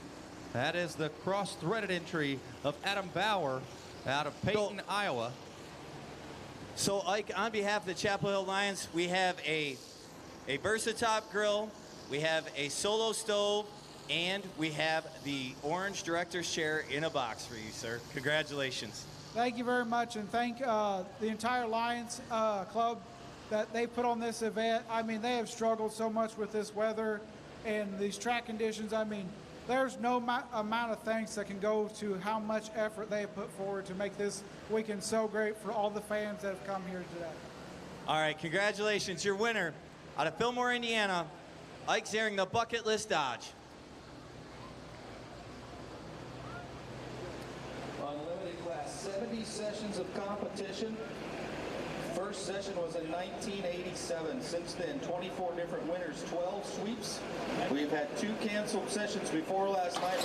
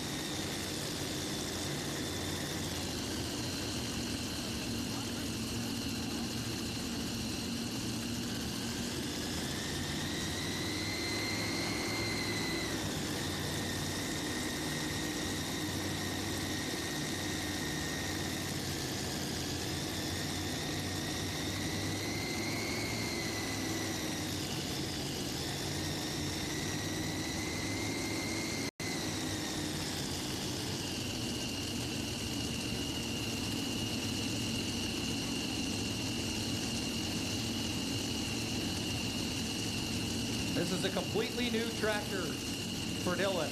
Out of New York, he comes our way. Montgomery, New York to home. That's about an hour from New York City. They can almost see the city, or pretty well see the city from where they are, but it'll take them roughly to get there. Guys coming tough running here. Got new tractors, modern machine brakes. Boy, babies on the front.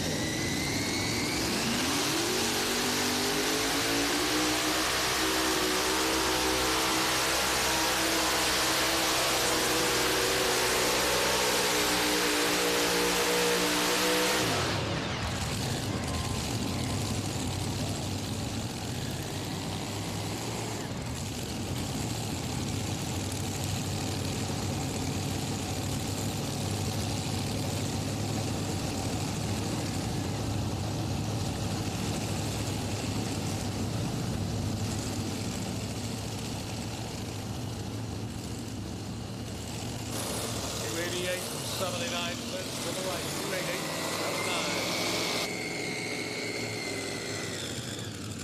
288.79. And Dylan will run both the modified and the unlimited with the NTPA in 2023. And goes to that number 2 position as the screen indicated. 288 and a little bit of change there.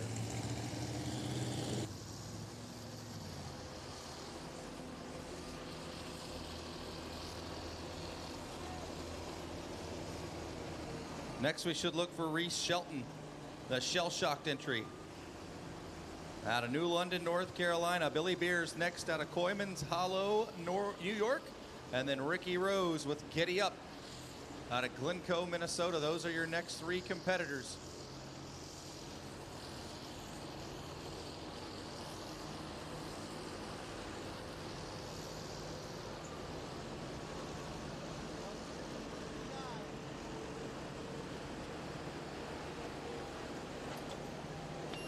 And the unlimited is pretty tough on the dirt part.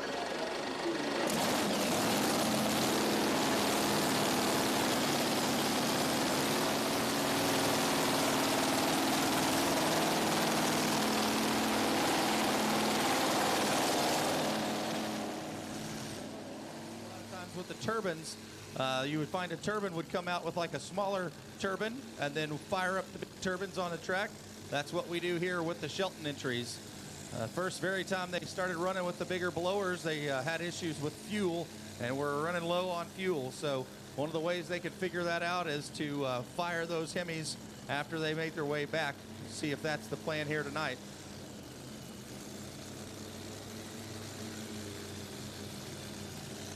Already winners here this evening. And as I told you, they don't come to just sort of be here. They want to win.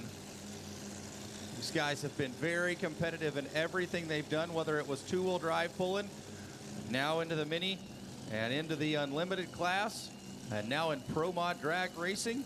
And the future looks like another pulling class for the Shelton family here very soon. Here's number 2.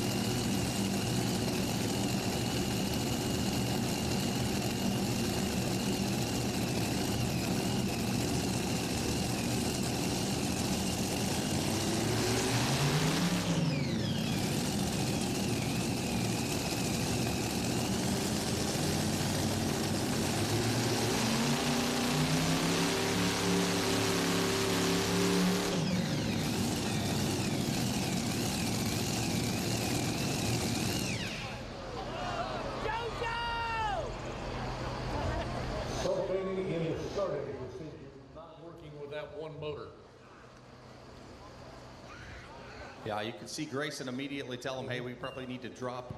Right. At some point in time, like I told you, that fuel has a consideration as well. As they, you burn a lot of fuel as you make your way down that track.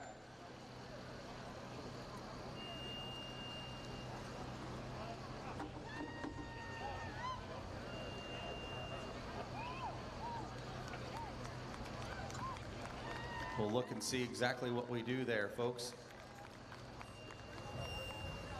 Over at the concession stand, they still have hamburgers, cheeseburgers, and chicken sandwiches, nachos. So make your way over there before you, as we come to a close, but there's still food over there available, candy, drinks.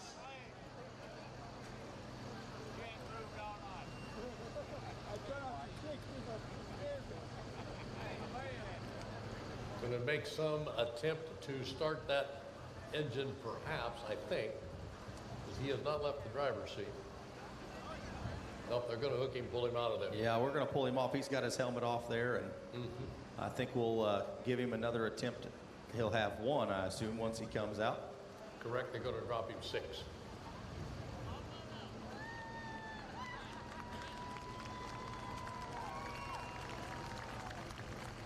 The one power plant right in front of his left foot, he just did not want to take. He didn't want to start. And you're right, we burned a lot of fuel trying to start it.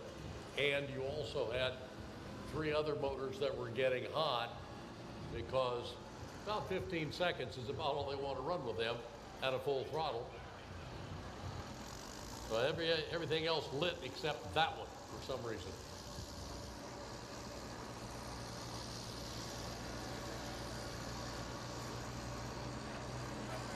So we'll take them back, and all should be well there. They'll have to figure out exactly what they need to do. Taking right behind the Chris Gilbert Memorial announcers.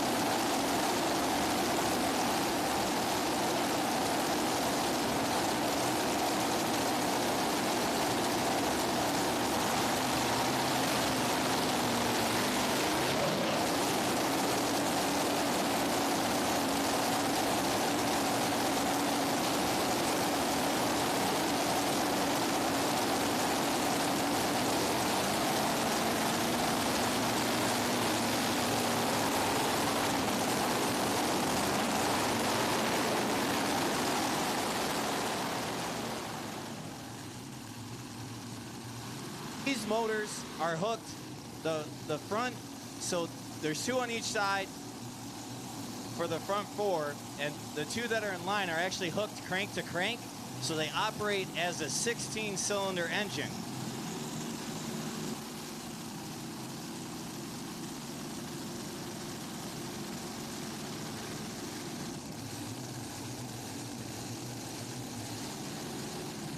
He is 1,020 miles from home. So just a little jog, ain't that big, no problem.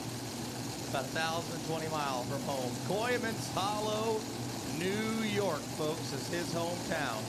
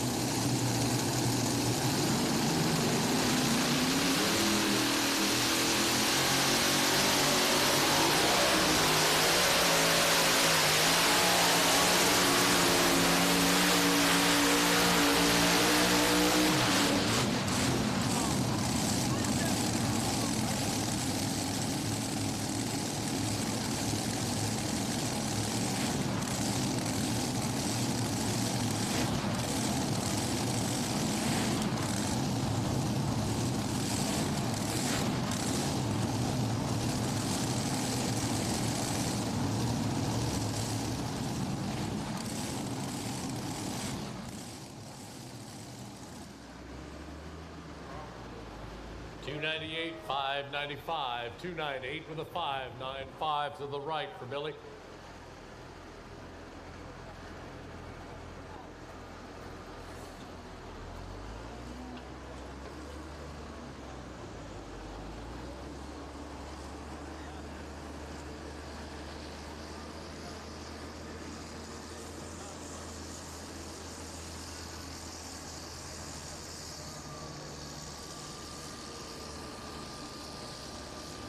Rear tires turning bat speed will dig quite a little real estate. Takes a little extra pass, put everything back. But that's what these guys have done so well all night long. Maintain the competition surface for us. We appreciate that. They have the equipment. Thank you to the people that bring the equipment for us, allow us to use it. Thanks to Case IH for the tractors that we have on the track. Case IH, of course, the official sponsor of the National Tractor Pullers Association. Hope you've had a chance to scan for the Case IH experience in the Midwest. That's underway right there. There'll be somebody that's going to win a trip to Racine, Wisconsin to experience Case at the plant. Everything that's going on up there, all the research and development, and the Case experience is yours to win. All you have to do is scan the QR code on the Case experience booth or the app, and you're signed up and ready to go.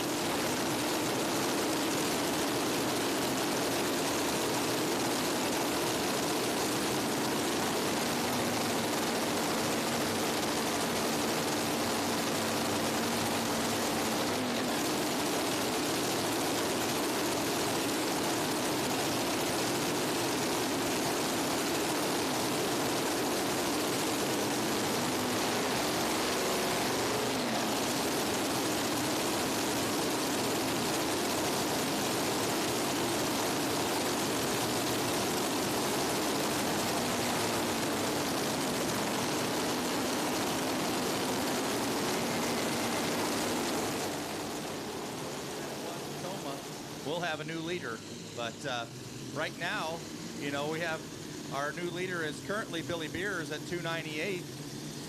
Doug Theobald turned down 306. Now, he had a little bit of a fuel line on the front left motor. He lost the fuel line, I believe, and that might have been the problem that he was worried about, but he backed out of that here on the big end of the track. But they turned that down at 306, and they're back there prepping and wrenching to come out bottom of the class.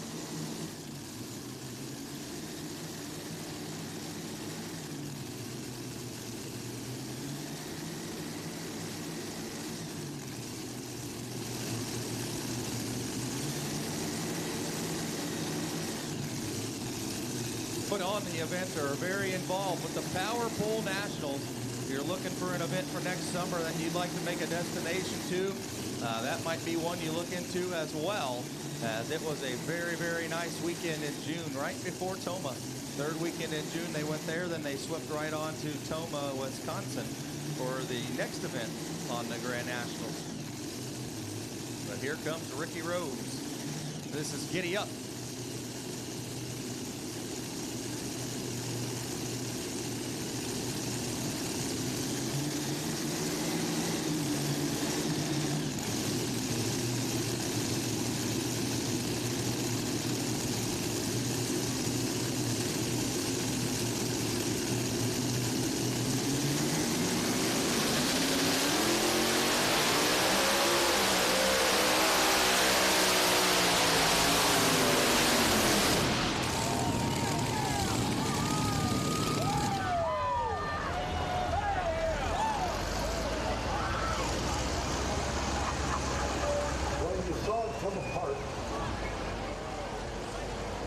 Fuel up through one of the blowers.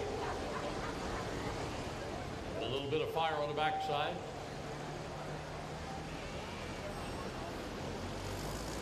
Top fire extinguishers out there, making it short work of it.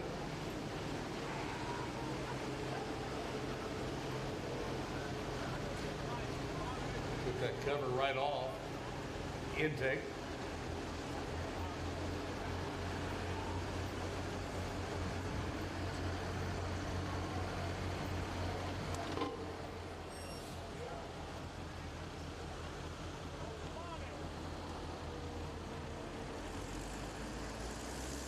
Well, let's give him a tough luck round of applause. He's got his helmet off here, folks. Ricky Rose with Giddy Up. He was on a way. There's no question. The Rose Motorsports entry. Glencoe, Minnesota, where they call home.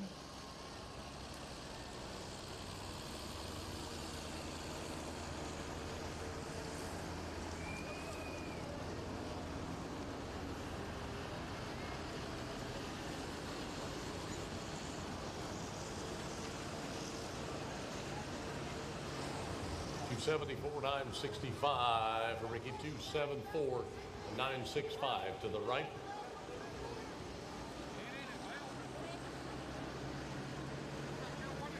Our point standings coming into tonight only had one hook so far for Unlimited. Adam Bauer with cross-threaded currently, who's sitting in second. He is our leader coming into tonight. Next up, Kevin Criswell with Blown Scentless in second, and he's up next on the track. Steve Bollinger in the money pit, Wayne Purser and Uncle Sam, and Dave Richardson and Foursome in fifth. That's our top 5 in points coming into tonight.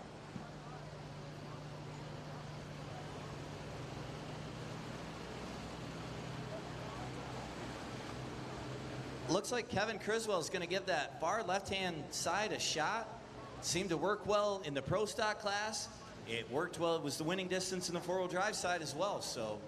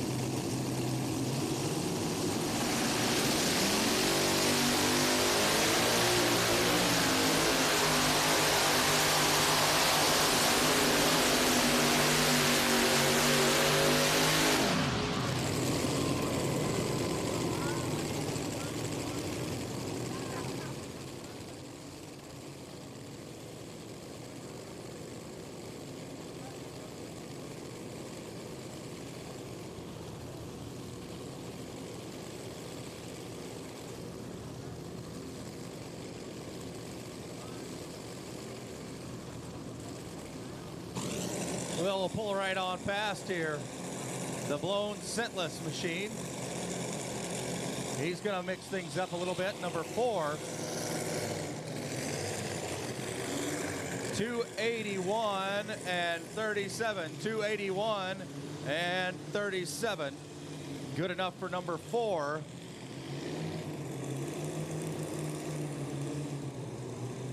.281 and 37, and that's good enough for number 4 as we get deeper into this class here of Unlimited. We do want to give a shout out as well to the Knapp family, as Chuck is not here with us competing with Screamin' D. They hurt the tractor in Tomah, but they had wrenched and got everything back together pretty well to be here with us tonight. But Chuck had a little bit of a health issue, and we send you well wishes, and can't wait to have you back here with us here in the coming weeks, sir.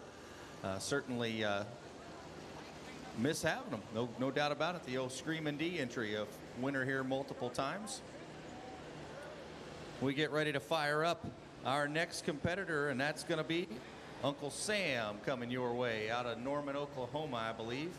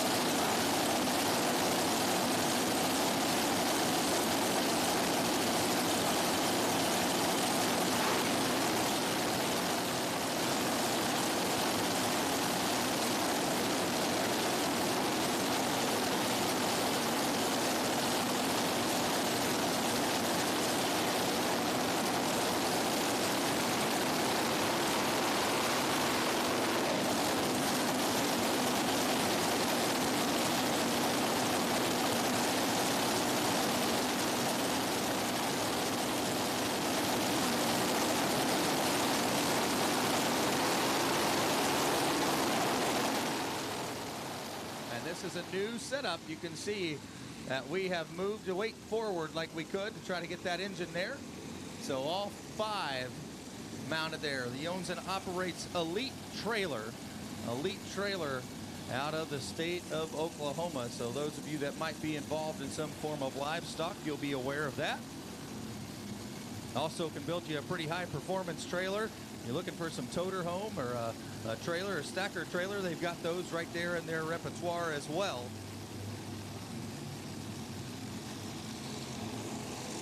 I have this feeling that we've got a few of them that are still sitting back in the wings that are going to end up out here at about 330 feet. This is one of them that could potentially do it, no question about it. Chapel Hill playing tricks right now with the class in our Unlimited.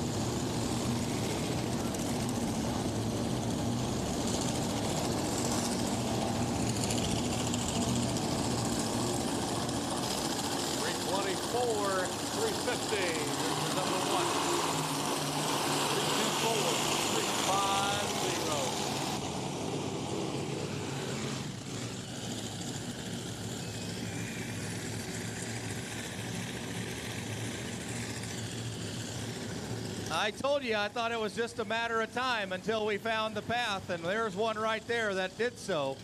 He'll move the leader cone, 324. Let's give him a nice round of applause. He can hear you now.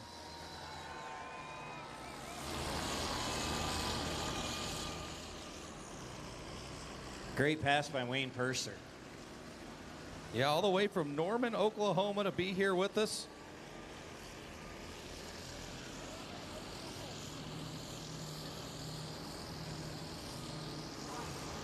Just got word from pit area that Reese Shelton, the Shell Shock, will not be rejoining us.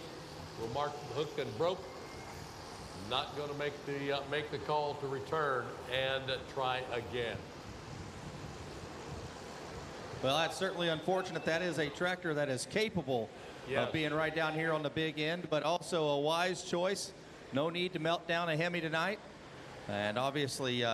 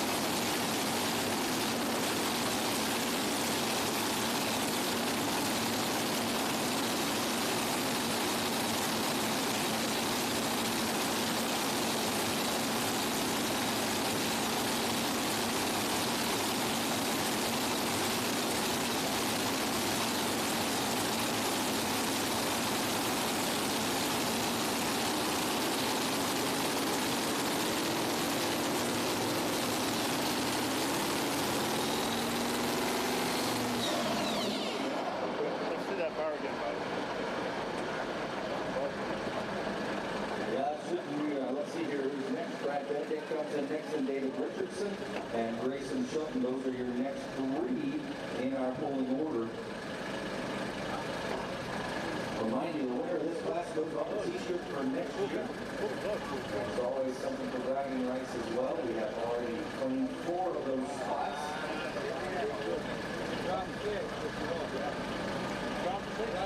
Mike Zinn and Daryl Foles, as well as on the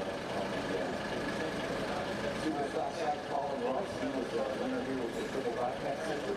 Ready, Brad? I'm going to kind of play it. All right. We have a really awesome Class there, big competition, and you think about who all we had in the hunt. You start getting a little bit deeper, a little bit deeper, a little bit deeper in the mini class, and old Grayson Shelton comes sailing out the big end with his entry known as Sawed Off to take the win. So each of those competitors will be on the shirt for next year, one more to decide. Getting the word from track Gonna side. move that Mark, sled. I can see him doing that now, it looks like. giving us the word from track side that Mark Cole is going to be broke and will not be joining us on the track tonight. So we'll move to Brad Benedict. Yeah, it's unfortunate here. We've been hard on some equipment. We were for sure hard on the pro stock side. And I did ask Kevin Masterson standing there pit side if any of the air and the density of the air might have had something to do with what we were struggling with the pro stocks. And he said he didn't think that was a lie. He thought that was possible. Obviously, that's not something I think we've experienced a lot of, but I've never come to Chapel Hill where we've had so much rain in the days preceding it, and it was very, very densely here in terms of the density of the, so, you know, humidity's high. It was pretty warm today, and maybe that had something to do with our pro stock tractors struggling just a little bit.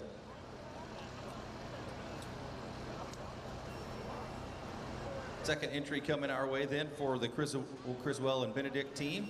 Kevin Criswell made his pass with blown scentless just a couple of tractors ago. Brad Benedict comes in 10th place after just one hit on his tractor for the season. Chasing Wayne Purser's 324-3 with Sam just laid down.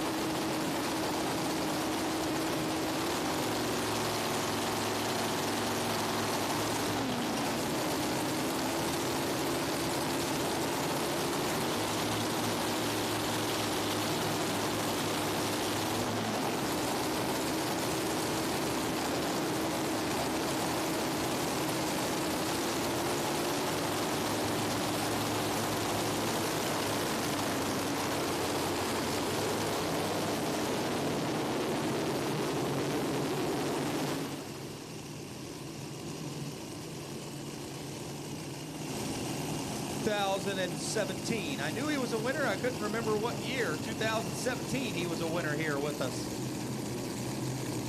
Brad Benedict, and they've got screw blowers there. This is one that's got the capability, the horsepower, everything you think about to be able to sail right on out the gate. A big pass out here to 350 feet or so even, but we'll just wait and see. Your leader, Uncle Sam.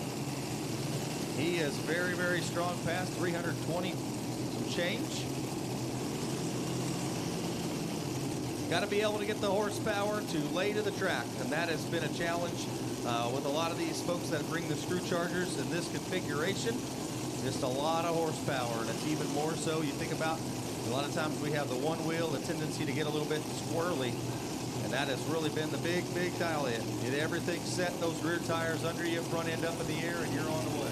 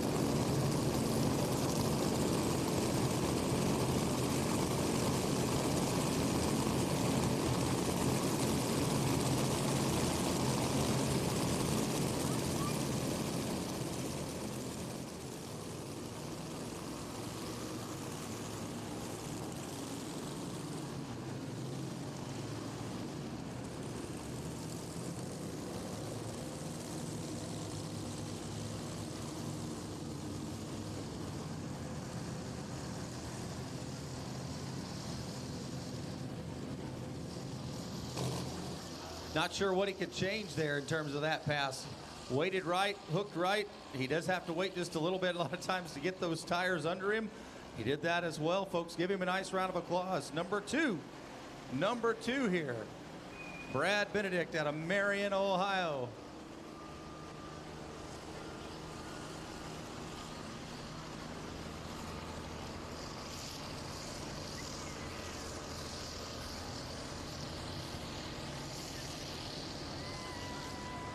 And we also bring Mark Cole and team down the track here this evening. Folks, let's give him a nice round of applause all the way from New York here tonight, but unfortunately unable to make the call here with the Gambler.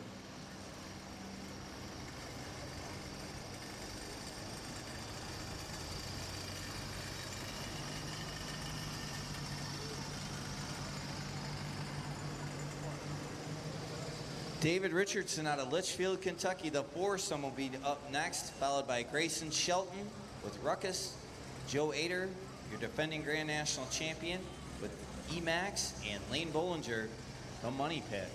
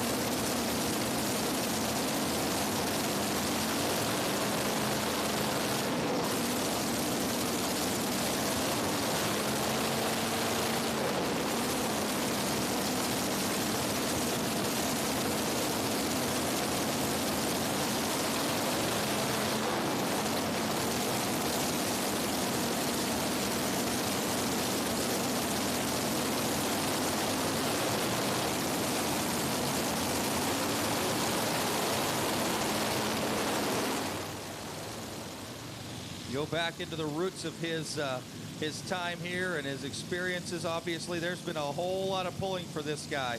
You think about the Kodiak days and his support that he had, not only running in the Unlimited and the Modified class, but also with two-wheel drives.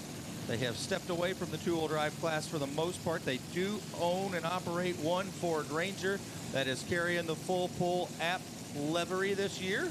They ran two minis with us tonight, both the pile driver and the vibrator, and then here comes foursome. And that, of course, doing the driving tonight is David Richardson. So we are waiting to see just how far he can go. You're gonna have to go past Uncle Sam. He is your leader right now. Number two, Brad Benedict with that just recent pass, the nonsense entry.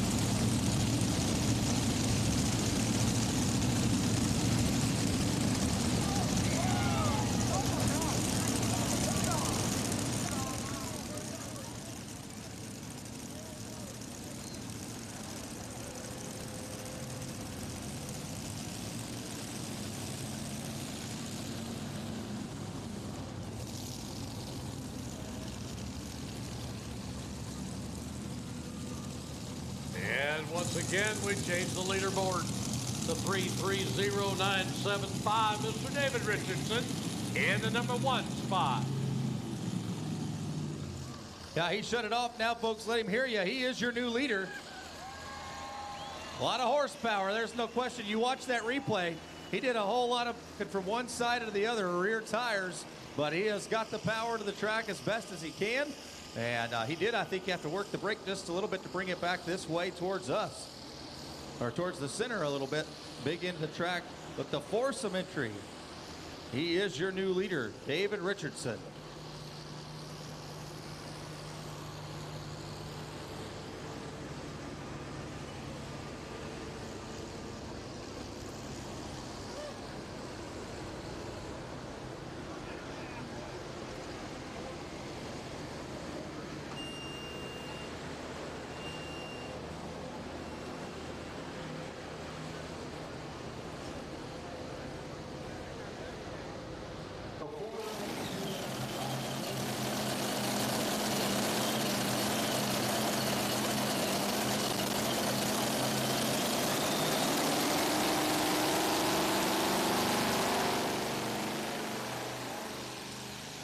With the EMAX, he swept last year on the way to the championship with the Grand National points in the Unlimited.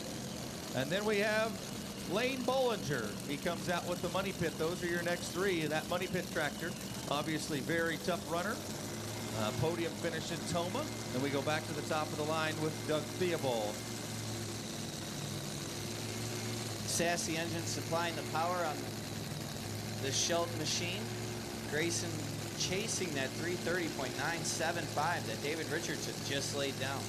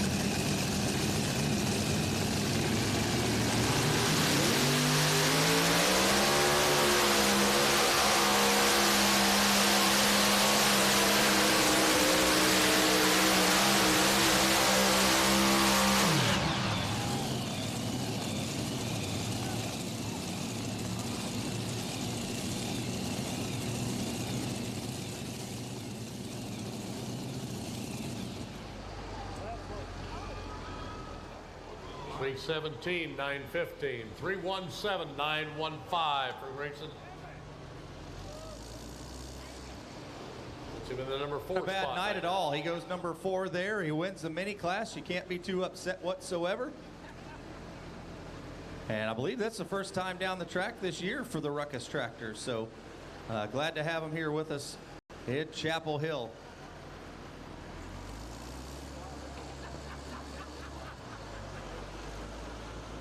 Guys have had a lot of fun here with us as we start to wind things down just a little bit. 3 more tractors remaining, and this tough tractor coming your way right now. Very little introduction needed. 8-time national champion to his credit. Last year was number 8, and it was one of the most dominant in terms of from start to finish. He did not win the first hook at Toma, but from there to pretty well the completion of the season, he did not lose in this tractor coming to the starting line. Yeah, as you pull into Langford, New York, Joe's hometown, there are signs that say, "Welcome to Langford, home of Joe Ader, 8-time national champion." They had to change it out again last fall. So, the pride of Langford, New York, and there's a lot of fans here tonight from Langford.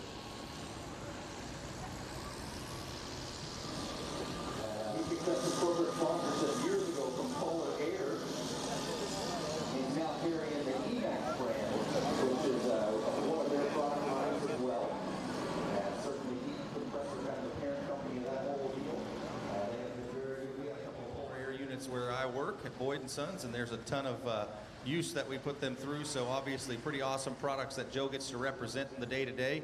And probably the newest thing I would say, you talk about this gentleman, is his involvement and investment in the hot dog restaurants. USA, Coney Island restaurants down in the state of Florida. I think a new one just opened this week. Got 4 or 5.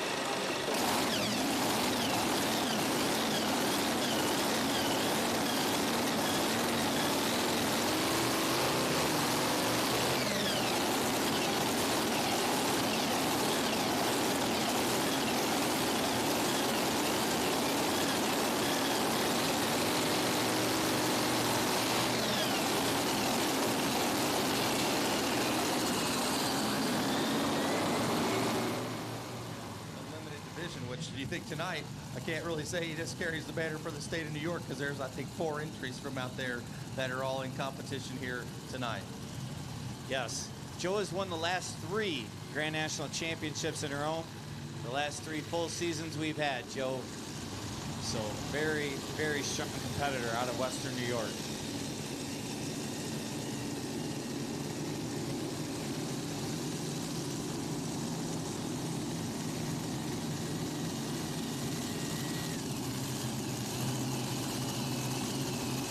Heading into 2022, he made some changes to the way that this tractor is configured. He wanted to be able to move himself forward just a fraction and change the weight set up just a little bit. The balance worked beautifully.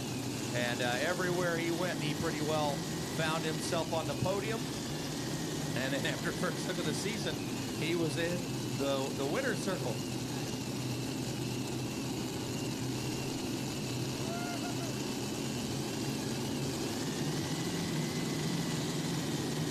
We'll see if the streak continues. He's got 2 in a row here in Chapel Hill.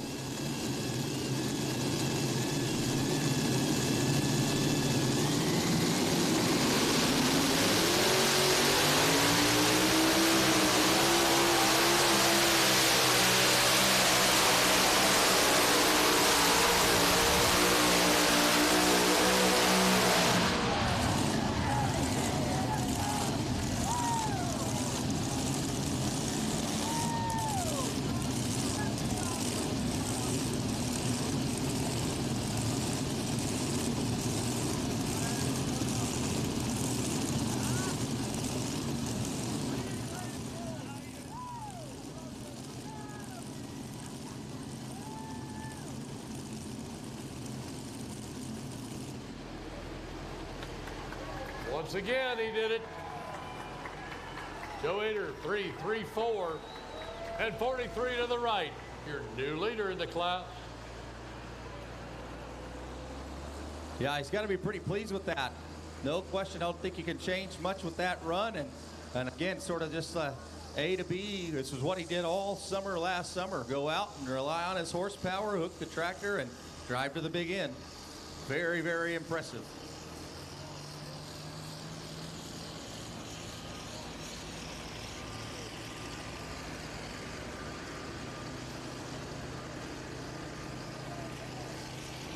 Mr. Washburn, I still haven't heard you sing the jingle yet. I keep waiting, but...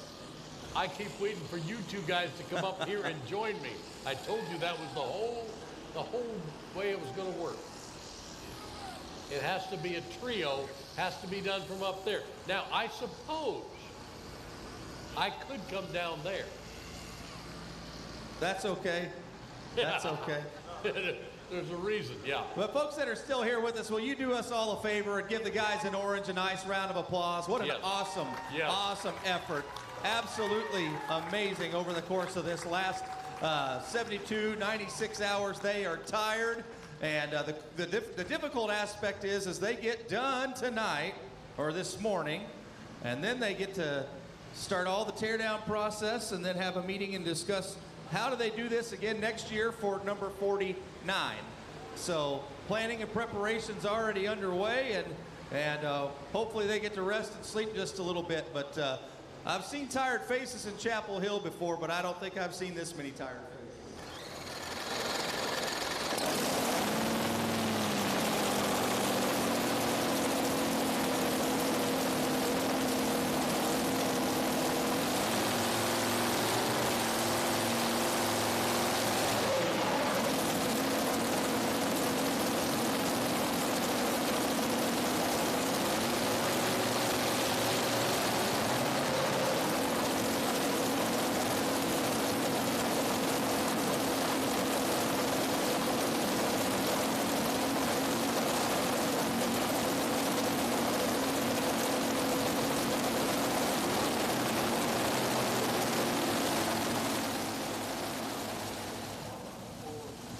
tuning in on this beautiful evening in Chapel Hill, Tennessee.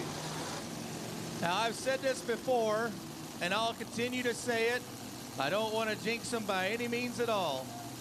But 3 on this tractor has just been an awesome pair. Like, it just worked. An awesome coupling. You bring 3 and put them together with this entry right here. Now, this tractor was, for years, they ran Allison's, and they would run in the unlimited class and the modified class. But when they put this actual tractor together, they did so with the intention of running light unlimited. And then occasionally, they threw a spare Hemi on so that they could go and compete in the unlimited class, and they have found tremendous success. So why not keep doing so? Steve Bollinger has typically been the driver, but Lane has stepped into the seat. He did a wonderful job in Toma piloting this entry, and we'll expect the same here. And if all has held true, and we see that it does, he'll be right down here again on the big end of the track as well. Finished in the runner-up position for the Grand National points last year, so a money pit team.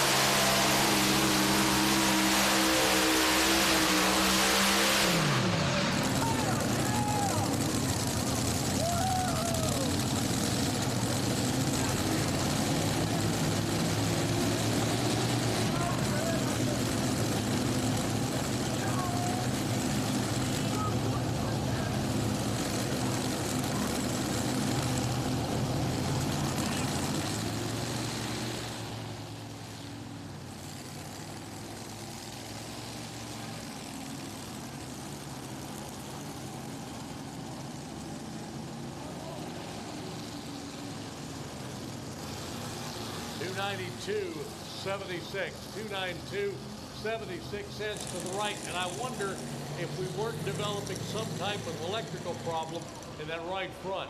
It was starting to pop a little bit right there at the very end. It didn't sound like we had all 8 working. Yeah, I was not happy, and you can see all the raw fuel just absolutely coming out of it, folks.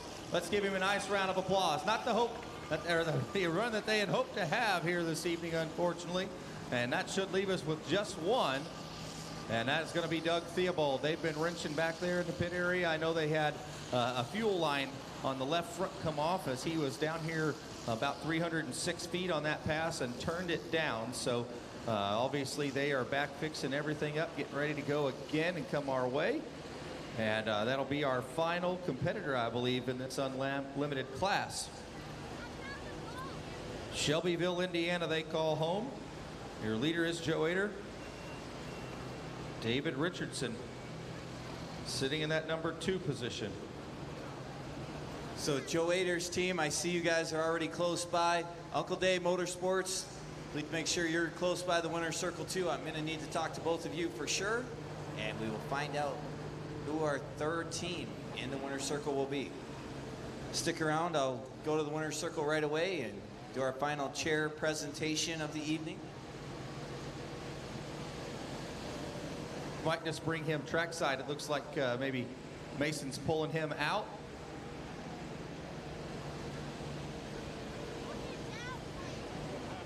That might actually be Grant doing the driving, I think, now.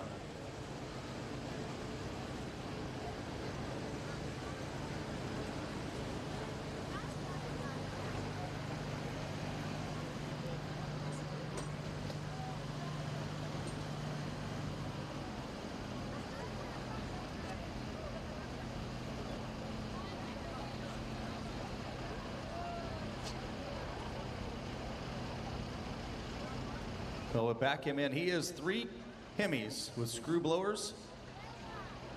Similar to the story we told you about Bollinger's, and we talked a little bit earlier when he was out. This tractor was originally thought to be for the Light Unlimited, but these guys have also loved to be able to go and run at events just like this. So bolt the third one on and go give it a shot, and they have seen tremendous success. Doug won the Grand National Championship in the light unlimited class with this tractor before they added the third motor to it. Yeah, so too did Bollinger's. They were, Yes. very, very tough with the money pit. And that class, he started to have about 8 to 10 to 12 at its peak. But a lot of those guys, of course, sort of made their way up and would running here. And even Ricky Rose at one point ran all 3 at Toma one year, where he ran light unlimited mod and unlimited. So it was a busy weekend.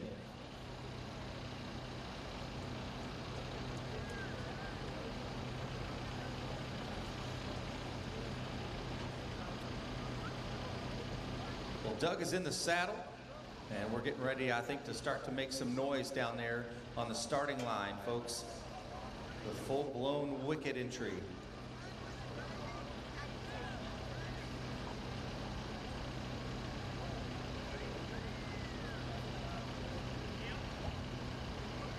Boys are right there close, making sure they get started right. Renee comes down the track to get out in front so she can watch the entire run from her perspective. And Grant and Mason are in there making sure that everything is right. Keith is also hanging in there. Keith is driver at the point in time down the track with all the support vehicle. Truly a family affair when you get to the Theobalds and Shelbyville, Indiana. Been involved with this for a number of years. Of course, Renee comes out of a pulling family as well, so it's natural that the entire family should be involved.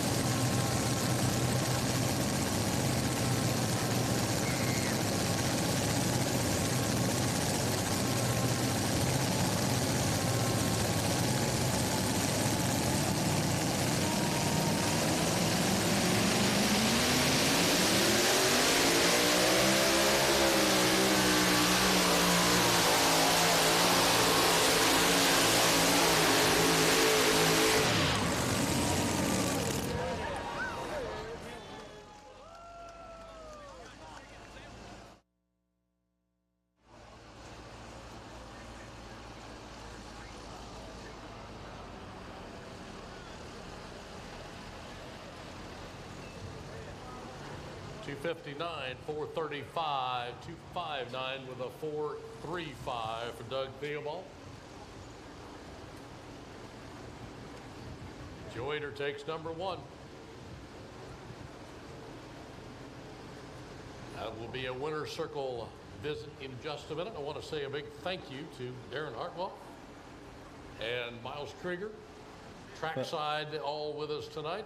Cassie's been up here keeping me straight. Believe me, that's a full-time job, as you guys both know. Thanks to Matt and Lester down there in the trailer, making sure we had things working out.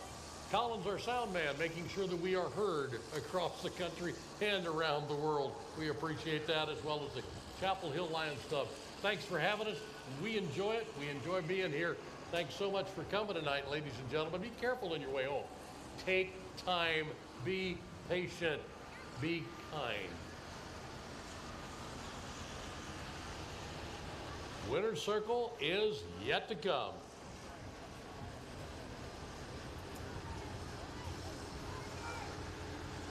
Wayne Purser and the Uncle Sam crew, David Richardson and the UD Motorsports crew, and Joe Ader and your crew. Please report to the winner's circle.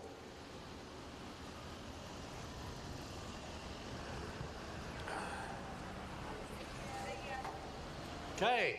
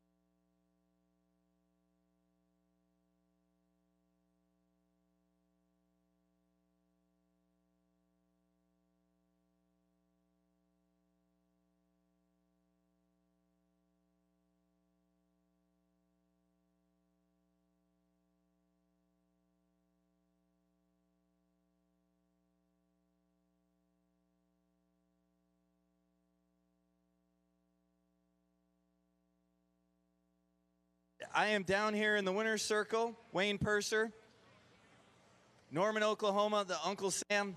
Wayne, how does it feel to be in third place in Chapel Hill? Great. You know, we got great weather after the rain out yesterday. It was like a perfect night. Everybody did a good job. It was like cool. Track was good. It was all good. Good deal. So, who do you want to thank out here tonight? Well, I got to thank the Blake Graves for helping me because I'm like solo this weekend, so I'm like always bumming for help. I feel like a bum when I got to do that. But got to thank all the Chapel Hill guys, Tim Engler, Elite Trailers, and everybody that always helps me. CJ, Truckee, Adam, Jason, the mouth of the South. He does good. Everybody does good. Good deal. So on behalf of the Chapel Hill Lions, we have a case of Shell Rotella, and we have an outdoor patio heater for you. Cool. Is that like door number 3? Yes, it is. So congratulations. Your third place finisher, Unlimited Modified, Norman, Oklahoma, the Uncle Sam, and Wayne Purser. Thank you.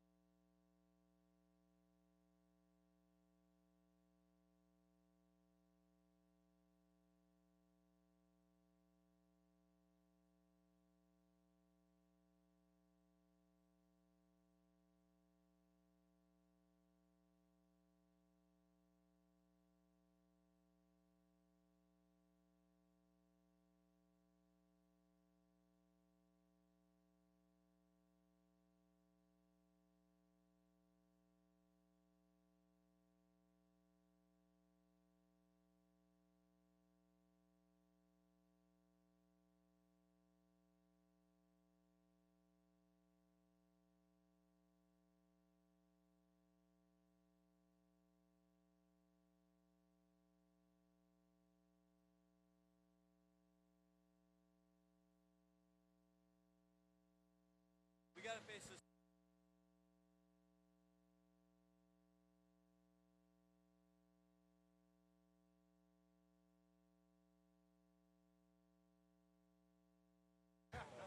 All right, I am in the winner's circle with the Emax, Joe Ader and team. Barney gets to sit in the chair tonight.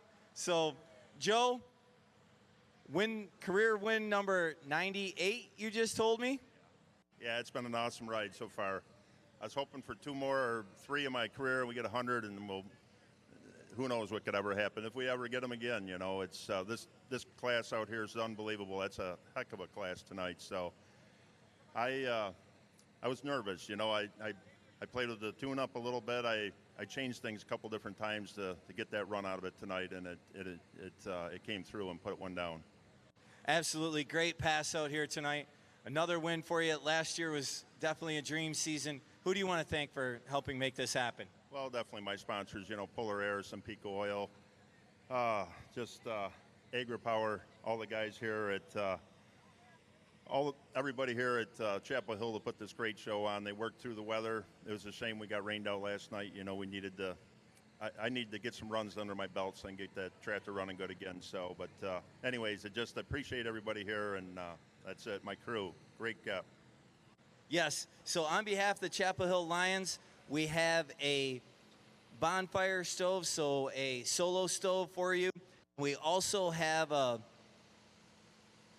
Verstamp grill, so a nice grill for you, and obviously the Chapel Hill chair, the coveted Chapel Hill chair. How many is this for you, Joe? I think I got 3, maybe. At least 3, I think. So maybe this one's number 4. So, but whatever. It's we're just blessed to have them, and thank you again, Chapel Hill, for letting us have the opportunity to have such a great poll to go to. Yes, the pride of Langford, New York, Joe Ader, the EMAX team. Congratulations, your winner here tonight in the Unlimited Modified.